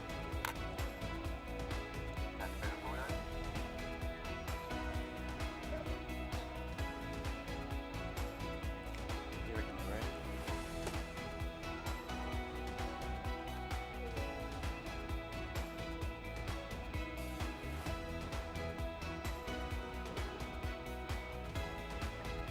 So a solid 36 right there from the Auckland crew.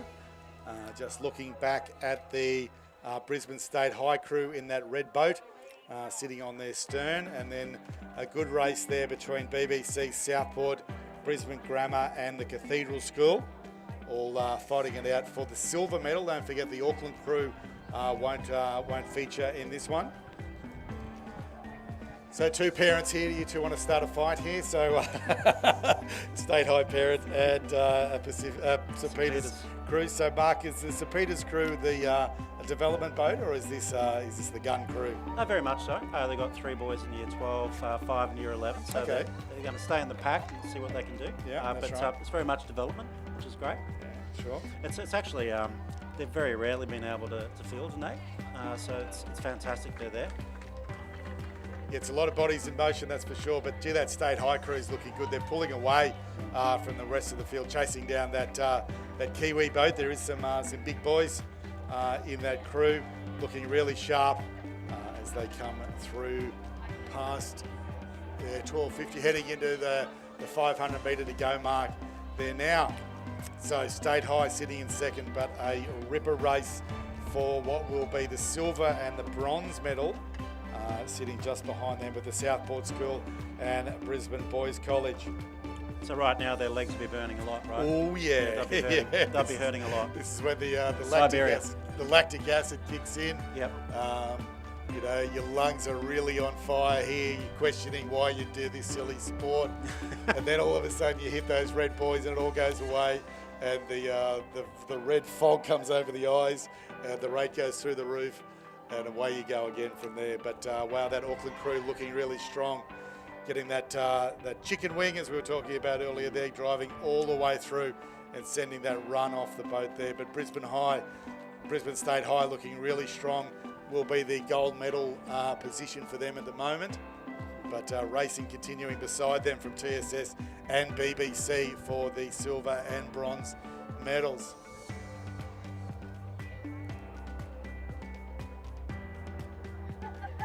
TSS crew just pushing ahead of the BBC crew, still hooked on to the State High crew. These big boats, as we discussed earlier, don't move as quickly or accelerate as quickly. So we do need to see a concerted push here. I think the State High crew have done enough to hold off this. I think the race will be for second and third, or I should say for silver and bronze, between TSS and that BBC crew.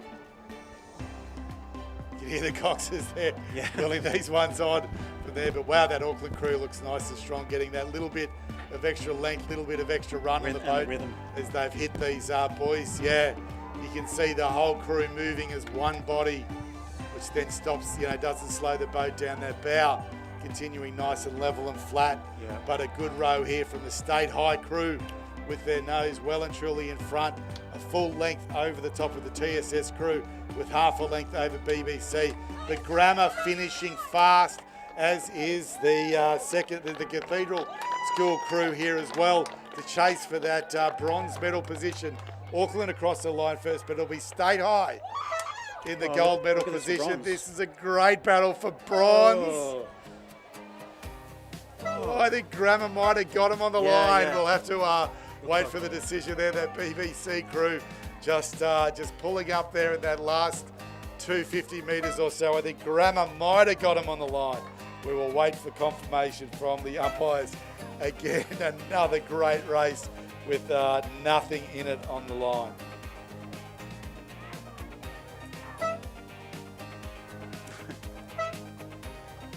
Lots of boys. It's all happening. Boys lying down at the boat over there, especially in that BBC crew. They gave it all. Left nothing behind. As we said, a lot of these boys haven't really started that serious rowing training.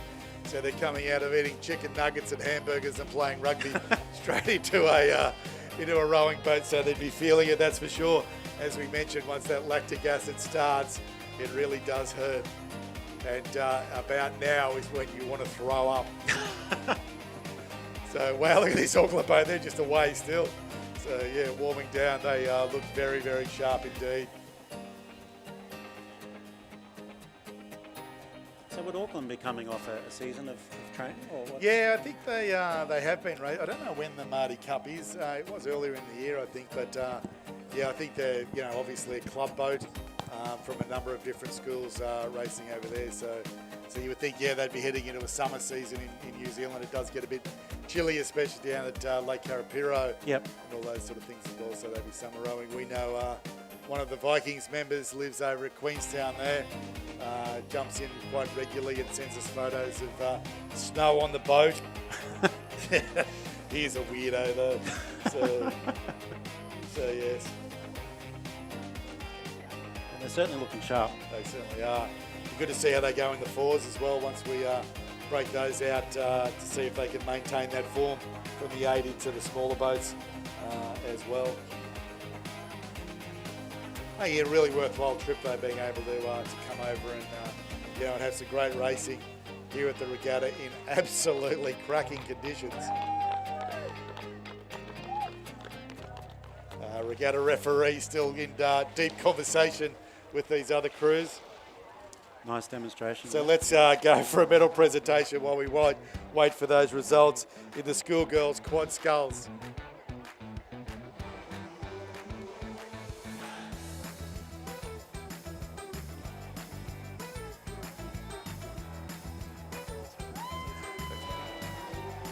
Another fantastic race here in the championship schoolgirls quad scull of Queensland.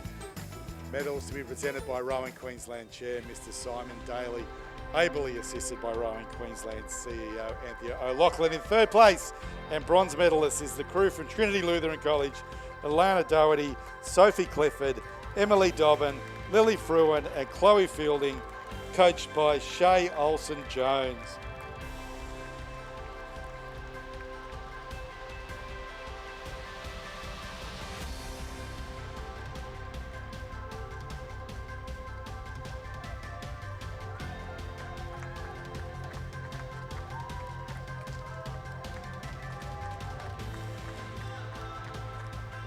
In second place and silver medalist from Brisbane Girls Grammar is Pia Hatzapitu, Emma Bond, Kate Ward, Evie Sayer and Lauren Brosnan in the cox seat, coached by Ross Batho.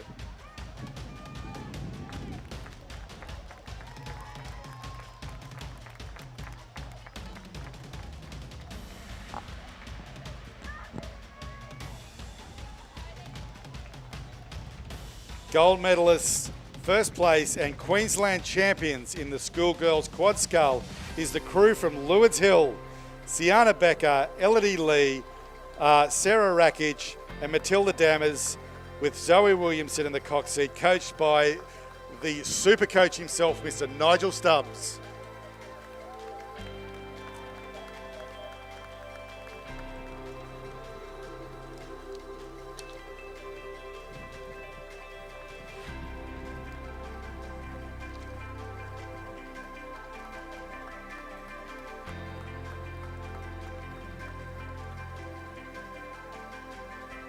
Put your hands together for all our medalists.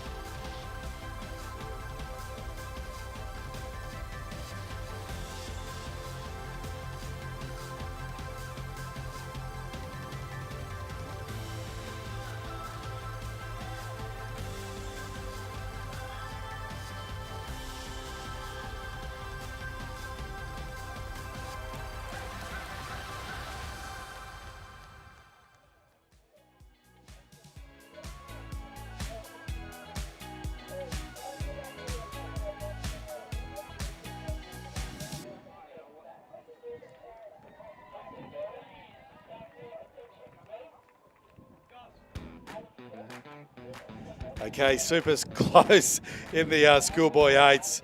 After much deliberation and video watching, we have the final placings. Brisbane State High across in first, Southport in second, and Brisbane Grammar in third place.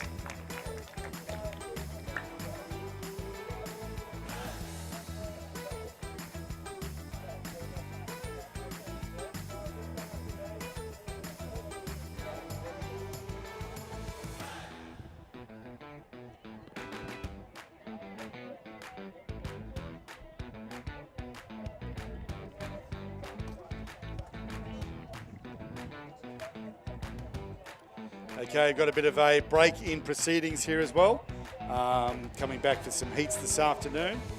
Again, maintaining that half an hour, so we will be at 4:45. We should be back on the water again. But before we go, we will do the presentation of the Schoolboy 8. So just waiting for those boys to come in to the bank here.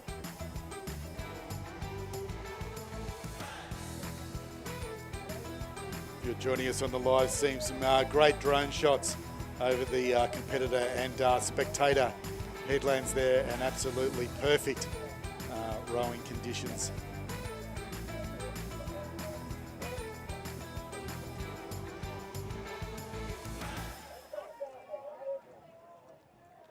Why would you want to be anywhere else on a Sunday afternoon?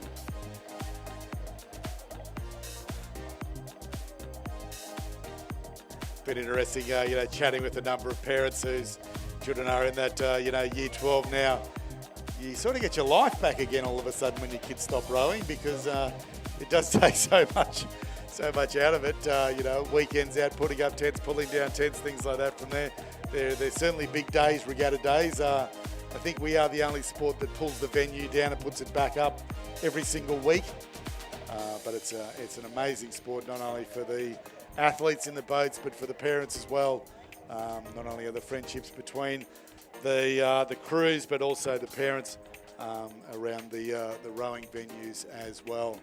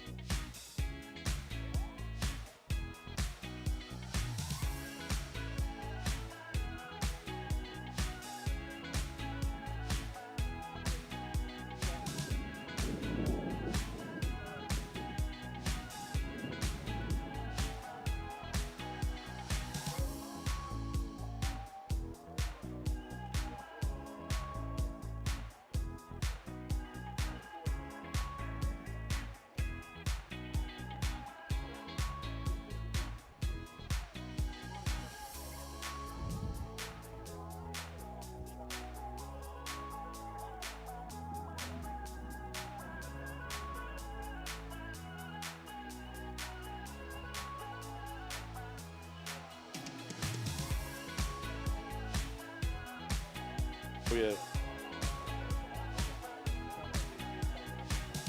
Okay, medal presentation now for the Championship Schoolboy 8 of Queensland.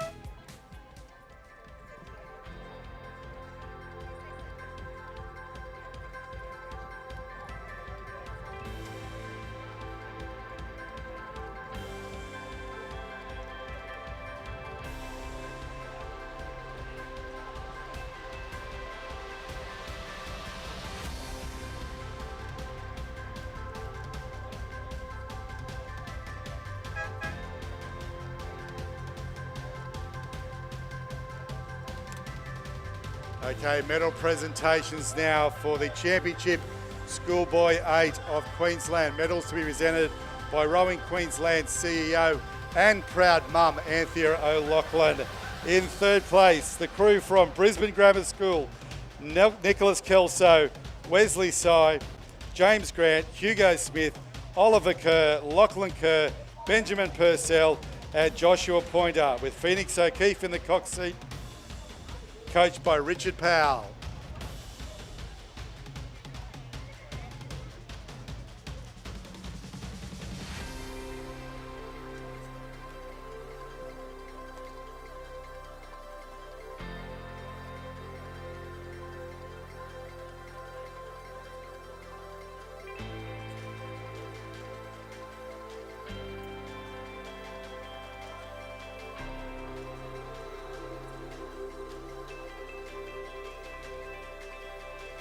Second place and silver medalist is the crew from the Southport School.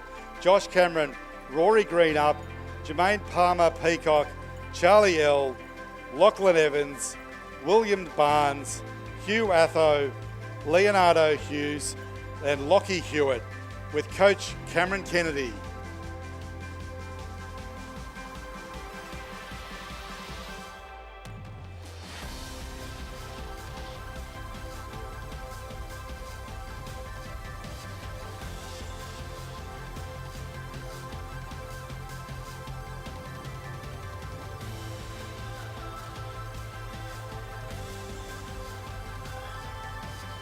First place, gold medalists and Queensland champions in the Schoolboy 8 is the crew from Brisbane State High. Johannes Victor, Arthur Edmonds, Kenny Noble, James Hanson, Flynn O'Loughlin, Scott McDonald, Jason McKenzie, Alex Cook, and Gus Butler McKeering, coached by Tom Riles.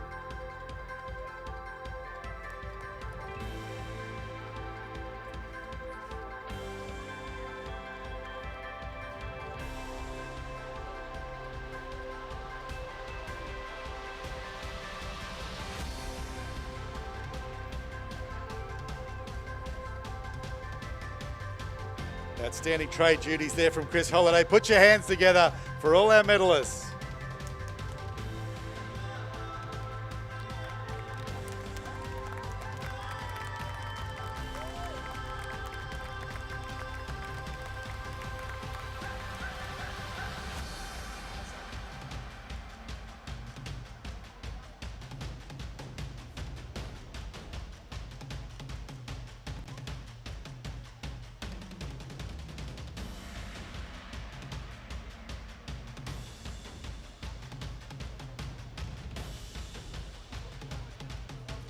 Okay, a little bit of a break now. We have given them an extra 5 minutes there, so it'll be returning at 4:50 for some more racing in some more heats, getting ready for tomorrow.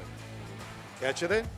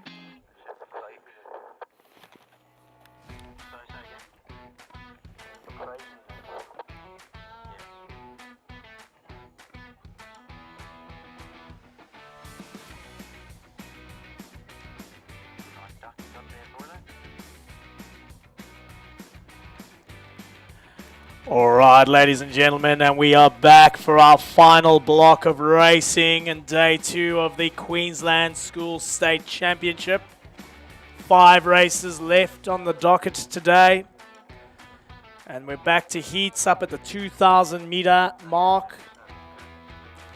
2 heats coming up in the Championship Schoolgirls Year 11 pair. The girls there, young ladies there, lining up as we speak. In lane 4, Shalom, Sophie Evans, and Mary Stalmack. In lane 5, Somerville, Emily Boardman, and Darcy Howard. In lane 6, Townsville Grammar, Saran Kalesia, and Matilda Hare. Lane 7, All Hallows, Evie Kendall, and Meg Gallagher. In lane 8, St. Peter's Lutheran College, Stephanie Pettigrew and Lily Rance. Lane 9, St. Patrick's Townsville, Matilda Schroeder and Layla Strickland. And in lane 10, St. Hilda's School, Pedra Smith and Nikita Rogers. And these boats are all underway as we speak, with that All Hallows crew getting off to a fantastic start. Challenged there by the young ladies from St. Hilda's School, currently sitting in second.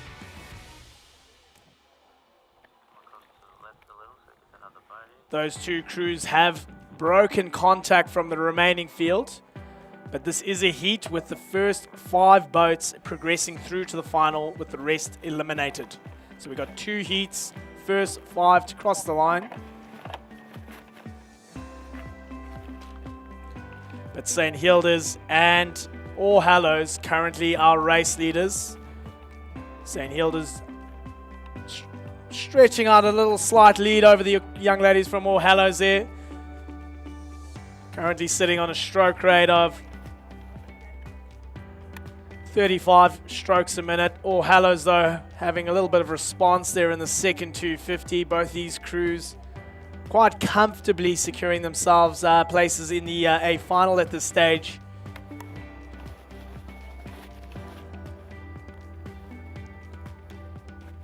All Hallows striding the rate down. A little bit more composed there at 27 strokes a minute at this stage.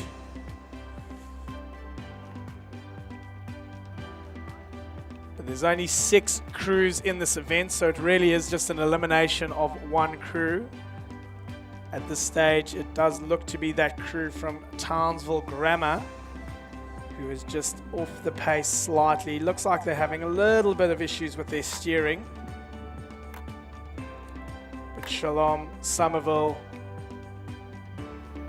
All Hallows.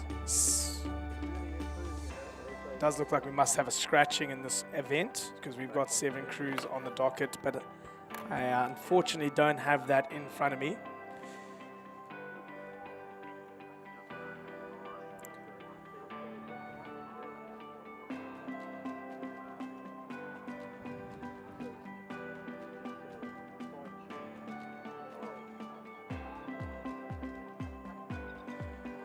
St. Hilda's keeping the stroke rate up, 35 strokes a minute. But All Hallows just comfortably sitting with them at a much lower stroke rate. Still with their bow in front, sitting at 26 strokes a minute. They're just managing to hold that that effort there from these young ladies from St. Hilda's. Both these crews significantly up on the remaining field.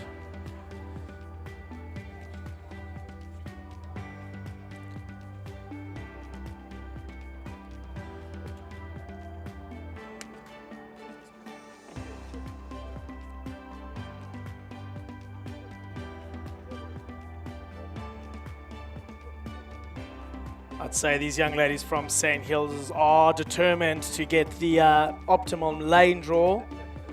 So have yet to just drop that rating down. All Hallows there though, just striding it out nice and long. Good connection. Looking down on these 2 crews from the drone. Just keeping their bow in front. Very calm and collected.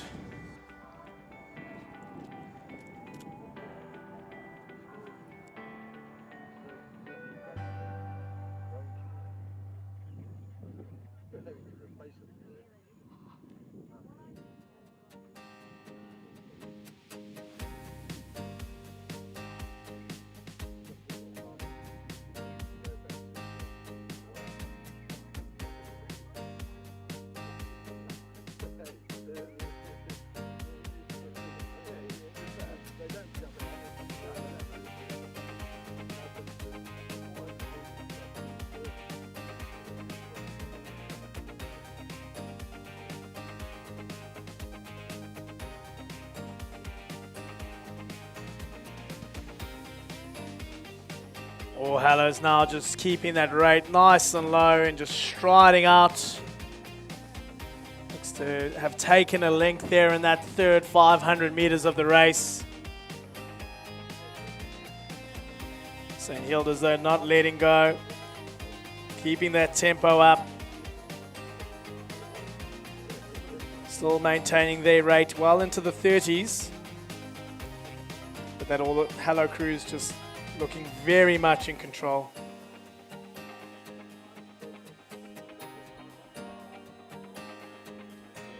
And forgive me, it does look to have been a bit of a steering changes there, and that might be the St. Peter's crew of Stephanie Pettigrew and Lily Rance that is holding that length.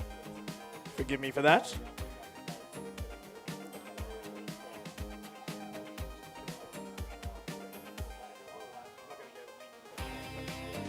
Under the guidance there of John Pettigrew. Excellent coach there. It's Stephanie and Lily just really holding form. They've extended that lead to Clearwater, maintaining that low rate, long connection. You can see them in frame now, and quite clearly that pink Zooties of St. Peter's.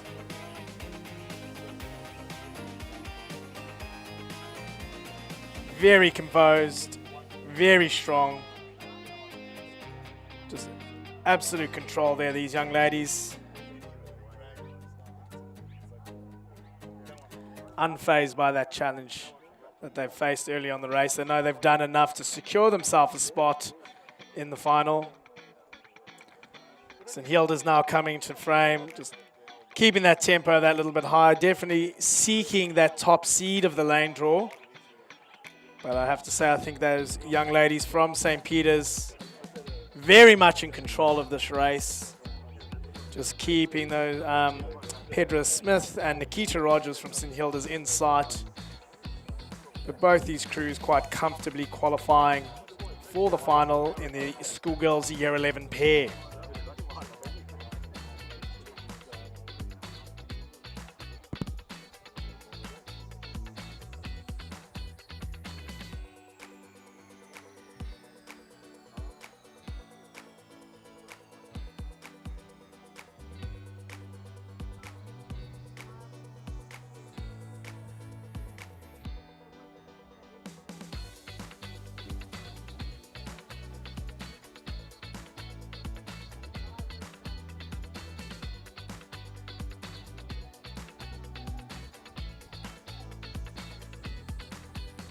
Just look at the control these young ladies have. Pair, not an easy boat to row, but when you get it right, definitely one of the best feelings.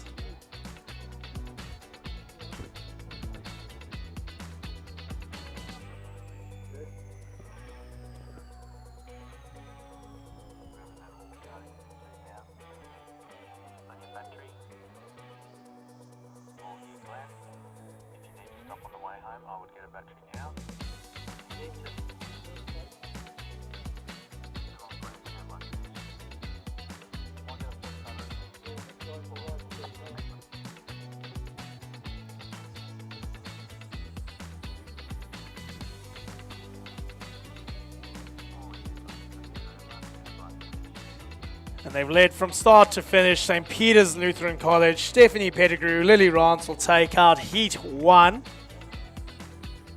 of the Championship Schoolgirl Year 11 pair, with Pedra Smith and Nikita Rogers taking out second place. Both those crews progressing through. And then I believe just staring up into the glare, very difficult to actually see, but I would say Sophie Evans and Mary Stalmack of Shalom will be our third qualifying boat.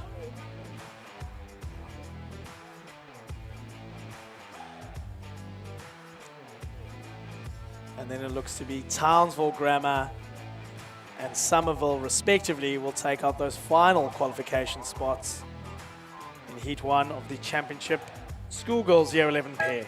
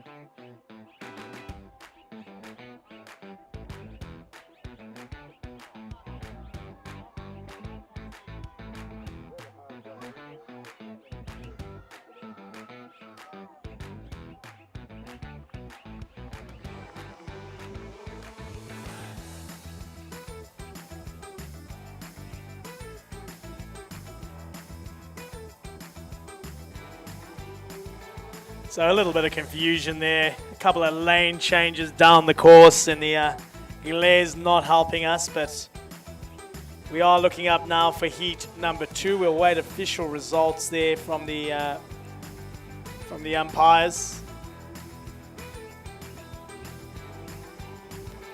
Cameras are trying to find the best angles. But we will move to heat number 2 of the Championship Schoolgirls Year 11 pair. In lane 4, All Hallows, Sophia Preston and Zara Hilton. In lane 5, St. Patrick's Townsville, Georgia Creswell and Holly Wilkie. In lane 6, Townsville Grammar, Josie Broad and Sophia Andrews. In lane 7, All Hallows 3, Allegra Cavalucci and Zoe Ball. In lane 8, Lords Hill, Lucinda Stanley and Matilda Dammers. In lane 9, Brisbane Girls Grammar School, Olivia Mitchell and Willa Dunbar. And in lane 10, Somerset College, Brooke Bowden and Maddie McLaughlin.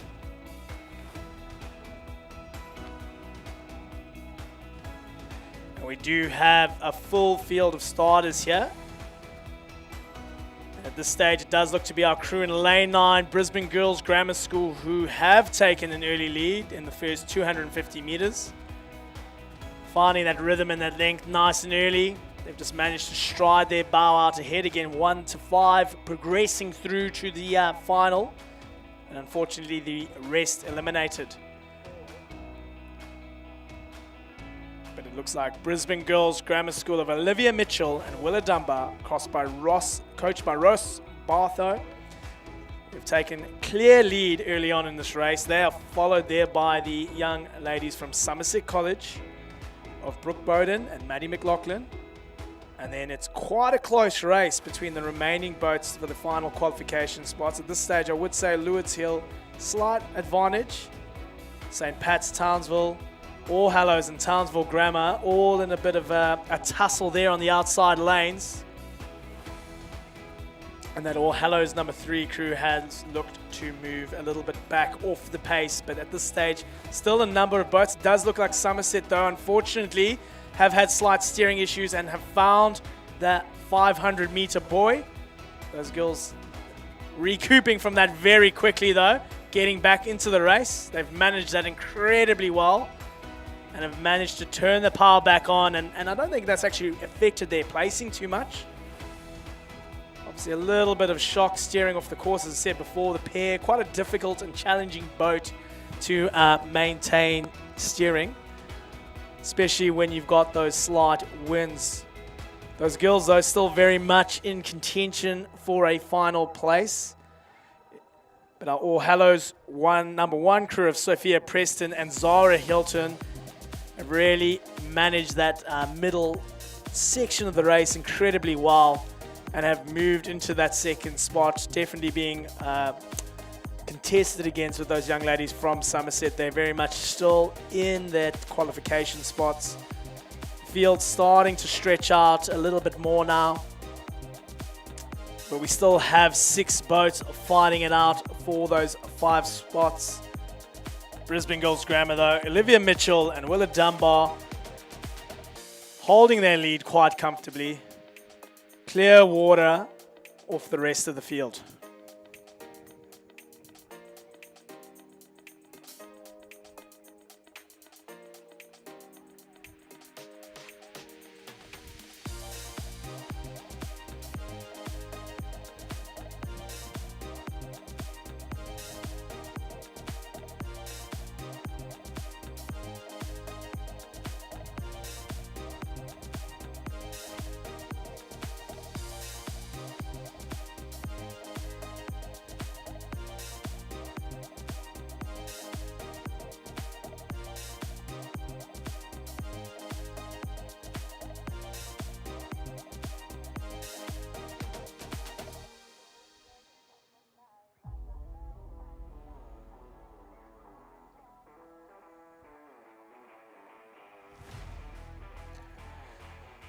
So we do have official results for that Heat 1, and it is St. Peter's Lutheran, St. Hilda's, Shalom, St. Pat's Townsville, and Somerville taking out those 5 qualification spots.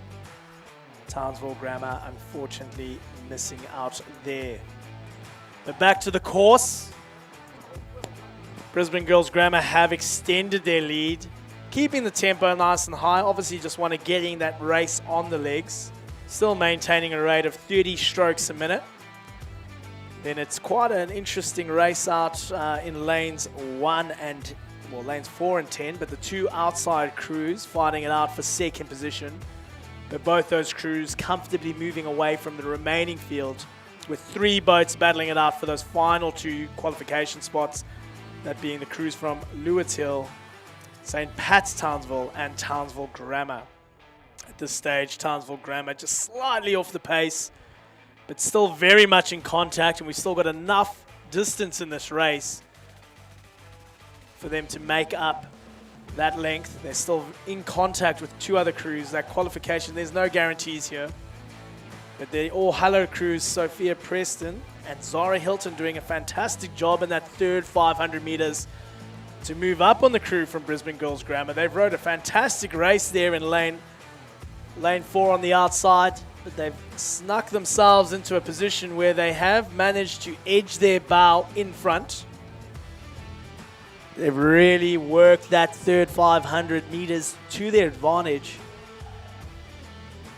striding out to ensure they're not only securing themselves a place in the final, but again looking for that top lane draw. Those young ladies there from Brisbane Girls Grammar though, Olivia Mitchell and Willa Dunbar, just looking very strong. You can see them squeezing the intensity up that little bit in this final 500 meters. Just responding to the challenge from All Hallows. But All Hallows doing an incredible job there on the outside. Comfortably having put their bow in front. The challenge is, can they maintain it there?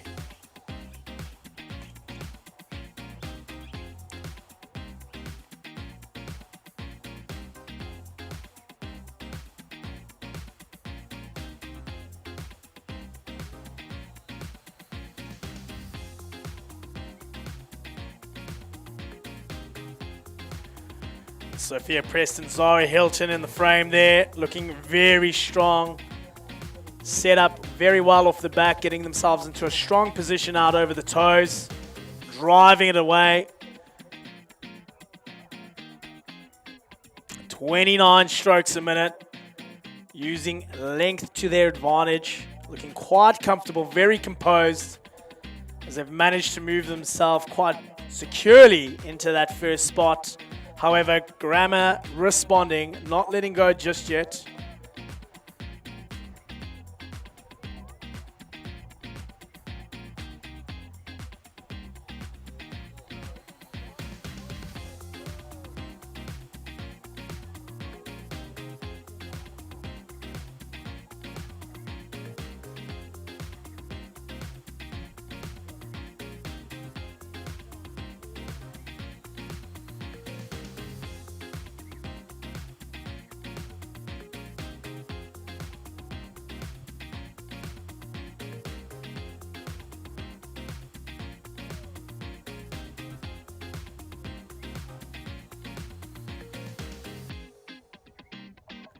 Those young ladies from All Hallows there, just maintaining that composure in the second 1,000 meters of this race, coming into the red boys here.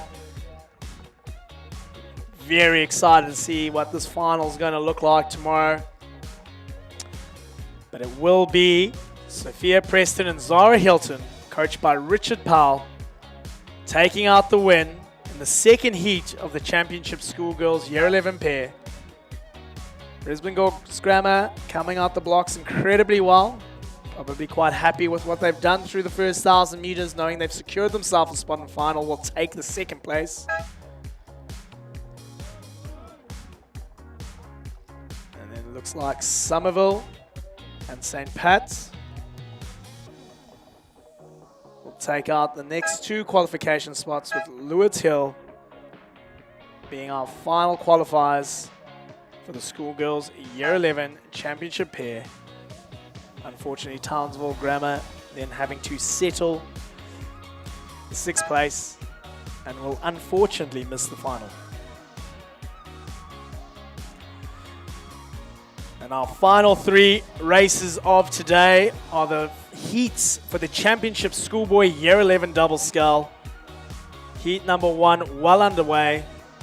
It looks to be our young lads from Rockhampton Grammar, Archie Becker and Ryan Henry, having taken an early lead with 3 heats. It's only the top 3 qualifiers making the final. We've got 7 boats in this heat.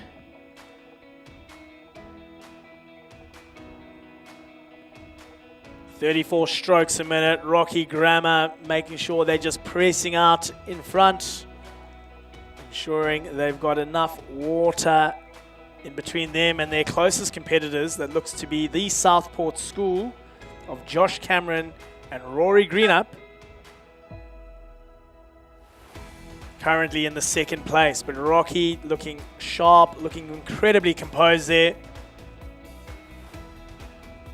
Southport and Brisbane State High School at this stage have moved away from the remaining field. So at this stage, moving into the middle 1,000 of our race, it looks like Rocky, the Southport School and Brisbane State High School will be our 3 qualifiers from Heat 1 of the Championship Schoolboys Year 11 Double Scull.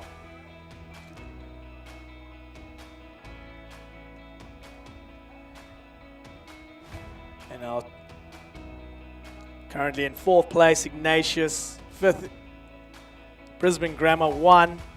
6th, Churchy. And 7th, the Brisbane Grammar 3 crew.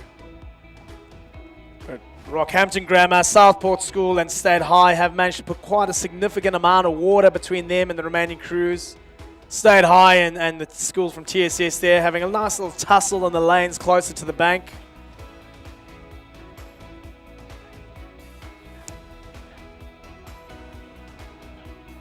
Again, this is a heat straight to final, so the top 3 crews will progress to the final. There is no semis in this event, with it only being 3 heats.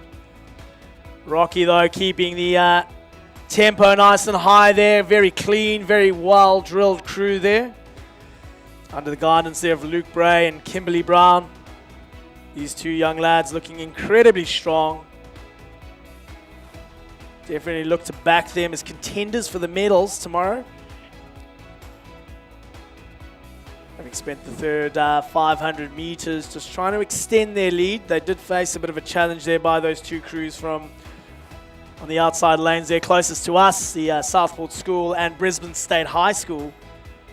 Obviously being a little bit closer together and having that tussle. They did seem to move up onto that Rocky Grammar crew, but Rocky just remaining calm and collected and just managing to absorb that pressure and then continue to drive away. Double Scull, definitely a personal favorite of mine. It's just a very fast and responsive boat. Unfortunately, responsive can be positive and a negative thing. But you're looking at the angles with these boys, very in sync, very clean and clinical, and very much in control. What a shot there. I'm sure their parents will be taking screenshots of those ones.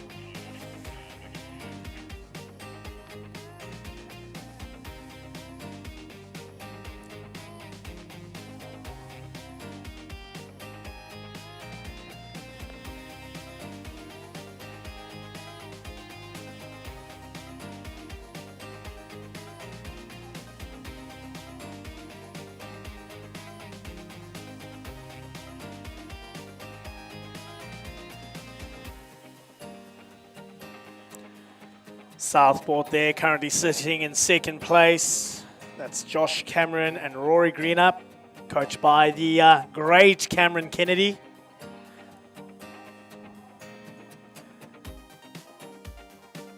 Looking very composed. I'm sure they're being very secure, that they know they've done enough to put themselves into the final.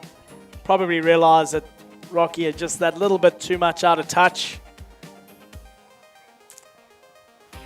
But it worked really well coming into the final 500 to just break the challenge there by State High. State High, of course, also feeling fairly confident, I'm sure, that they've done enough to move away from the remaining field. State High obviously just coming off that great win in the Schoolboys Championship 8.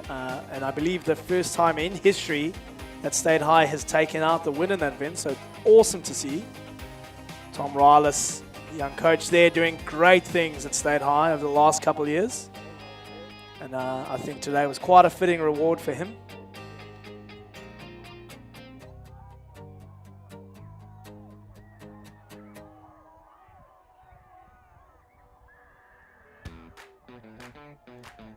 And there they are, Scott McDonald and Alex Cook. They're looking very composed. I think they're pretty happy with their positioning at this stage. There's been no change to the latter end of the race. Rockhampton Grammar will take out the win and book themselves tickets in that final tomorrow. The Southport School and Brisbane State High will be the final 2 qualifiers for the final. And unfortunately, those crews from Brisbane Grammar, Churchy and Ignatius, have rode fantastic races, but unfortunately will not qualify for tomorrow's finals. And there we have it. There's the Huso, Rockhampton Grammar. The Southport School.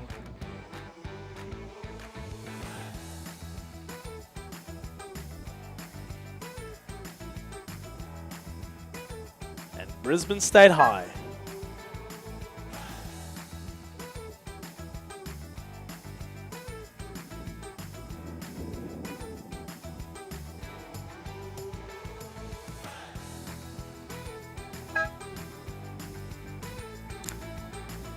We have heat number 2 on the way. In lane 3, the Cathedral School, Chad Applecrin and Joshua Cronier. In lane 4, Townsville Grammar, Max Baldwin and Noah Boglin. In lane 5, Shalom, Ewan McMahon and Jacob Broughton Wakanicht. In lane 6, Somerset College, Michael Zeng and William Holtz. In lane 7, the Southport School, Hewitt Howe and Leonardo Hughes. In lane 8, Trinity Lutheran College, Kai Lees and Byron Cullen. In lane 9, Brisbane Grammar, Wesley Tsai and Maximus Stein. And in lane 10, Varsity College, Mitchell Hefferman and Micah Tatlow. And it looks to be the crew from Southport, Leonardo Hughes and Hewitt Howe, currently sitting in first place. However, Trinity Lutheran College, Kylie's and Byron Cullen right on their tail, right next to them.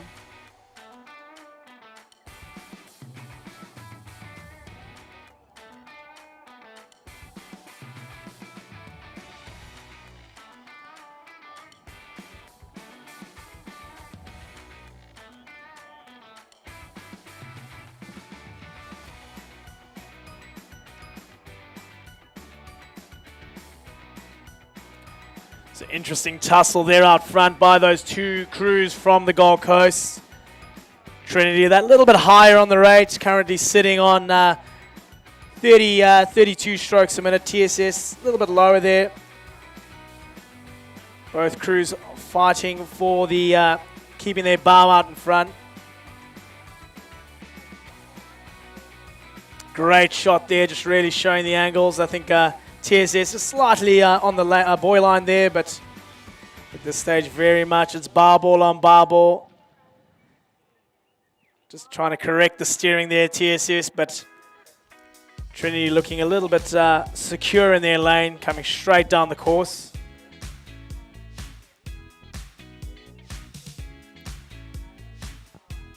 Trinity at 33 strokes a minute. TSS at 30. Just working on length and power. Trinity there, coached by Sam Duncan, recently taken over as the new head coach of Trinity Lutheran College. But both those crews have moved significantly away from the remaining field.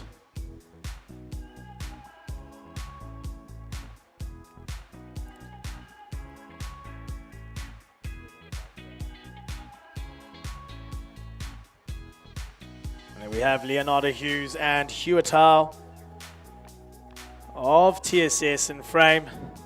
I think just feeling quite composed.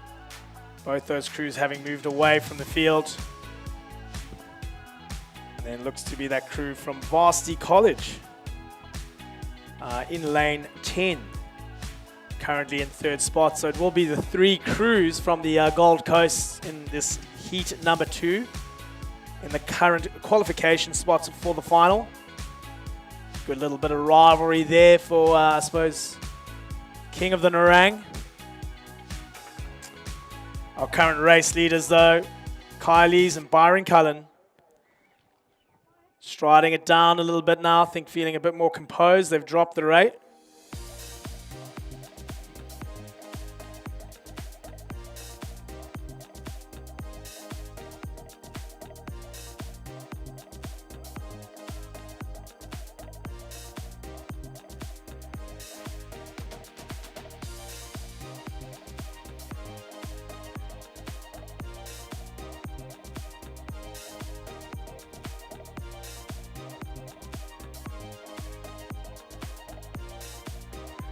Trinity now just striding it out.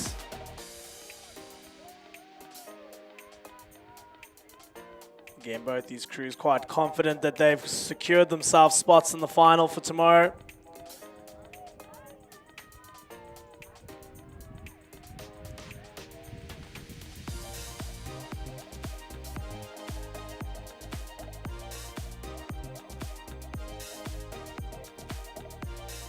Varsity College, Mitchell Hiffman and Micah Tatlow, our current final qualifiers.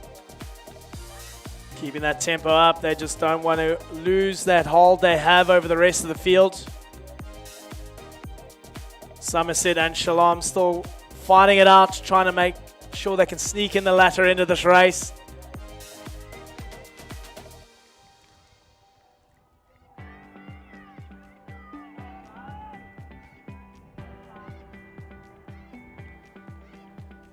It's been the same 3 crews the whole way down the course. Trinity Lutheran College, Southport School and Varsity College. They will be our 1, 2, 3. And we'll meet the crews from that previous heat in tomorrow's final.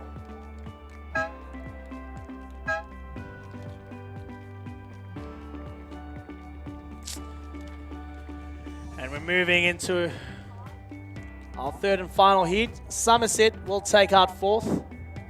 Shalom 5th.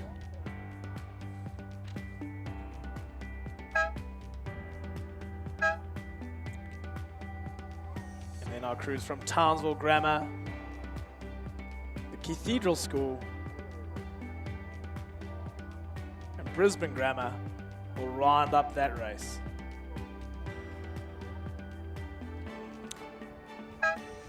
All right, and we're here for our final race of today. The 3rd and final heat of the Championship Schoolboys Year 11 Double Scull. In lane 4, we have Churchy, Connor McLeod, and Rocco Pini. In lane 5, the Southport School, Jermaine Palmer Peacock, and Charlie L. In lane 6, Nudgy, Ben Sands, and Dashiell Whittle. In lane 7, Townsville Grammar, Ashton Green, and Gus Maruff. In lane 8, Kenmore State High School, Joshua Bradbury, and Matea Rostango. In lane 9, Brisbane Grammar, Henry Zhang and Ashton Hamra. And in lane 10, the Southport School, William Barnes and Lachlan Evans. And these crews are off to a start. We can see them down the crew. In frame at the moment, it does look to be our crews from Kenmore State High, Brisbane Grammar and Southport School.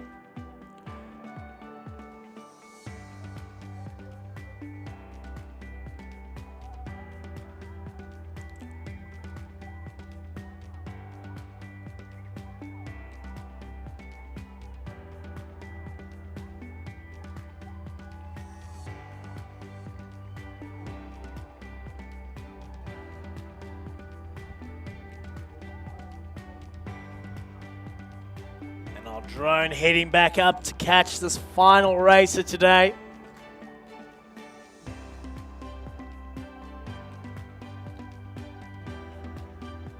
Does look to be our young gentlemen from Kenmore State High Schools, the current race leaders.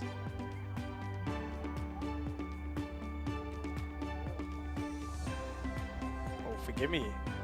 That actually might be the crew from Townsville Grammar.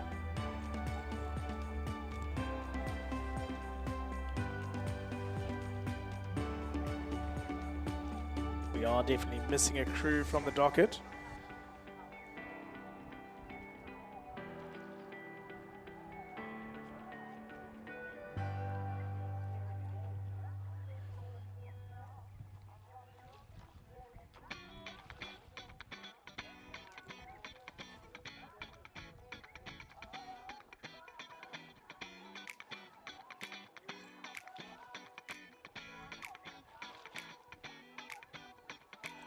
But how's that form? These young lads striding it out at 30 strokes a minute. I do believe that is our crew from Kenmore State High School. Joshua Bradbury and Matea Rostago, no. Looking very strong in that bright yellow boat.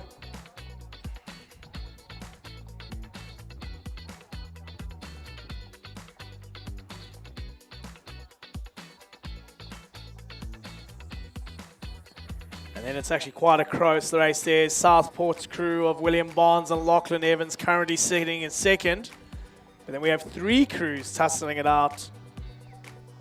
I believe that's the crews from Southport, Townsville, and Brisbane Grammar 2 fighting it out for that 3rd and final qualification spot. So we might see quite an exciting finish here. However, Kenmore have moved significantly out in front. Very much in control of this race this evening.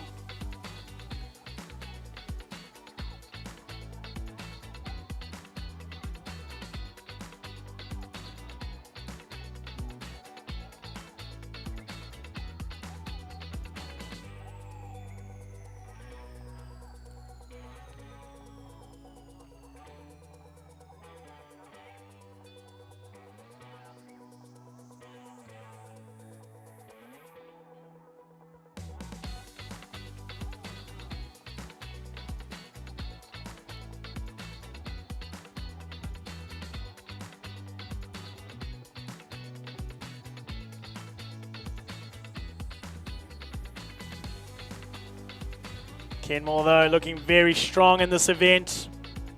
I think it's quite safe to say, minus a catastrophe, these 2 young men will be qualifying for that final. So the real race is further down the course at this stage between that Southport crew of Jermaine Palmer, Peacock, and Charlie Al, and that Townsville Grammar crew of Ashton Green and Gus Maroof.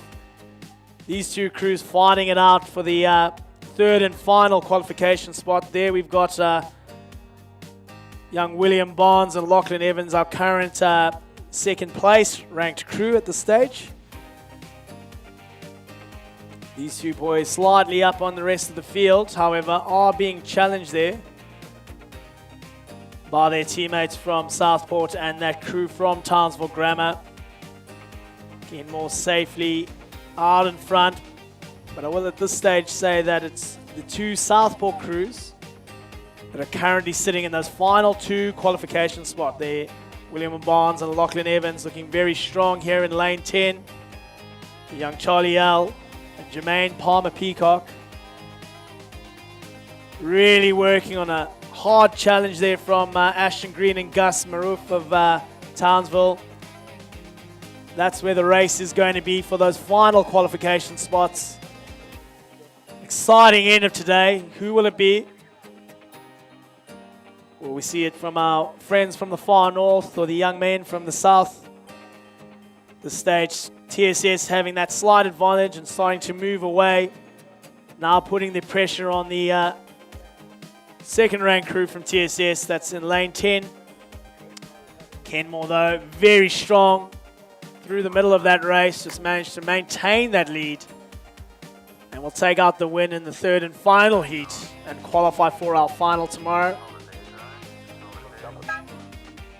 Joshua Bradbury and Matteo Rostigano, coached by Kerry Tickle and Peter Wadsworth. What a job there. William and Barnes and Lachlan Evans taking out 2nd from from the Southport School, and once again from the Southport School, Jermaine Palmer Peacock and Charlie L. Townsville rowing an incredible race there. We'll have to settle, unfortunately, for 4th. Brisbane Grammar, 5th. And Churchy will round up today's racing in that 6th place. Well, ladies and gentlemen, thank you for joining us once again today, day 2 of the Queensland Schools States Championships. We look forward to seeing you tomorrow for the final day of racing, some exciting racing, a number of finals throughout the day, more medals to dish out in this festival of rowing. Just drive safe and have a good evening, and we'll see you all tomorrow.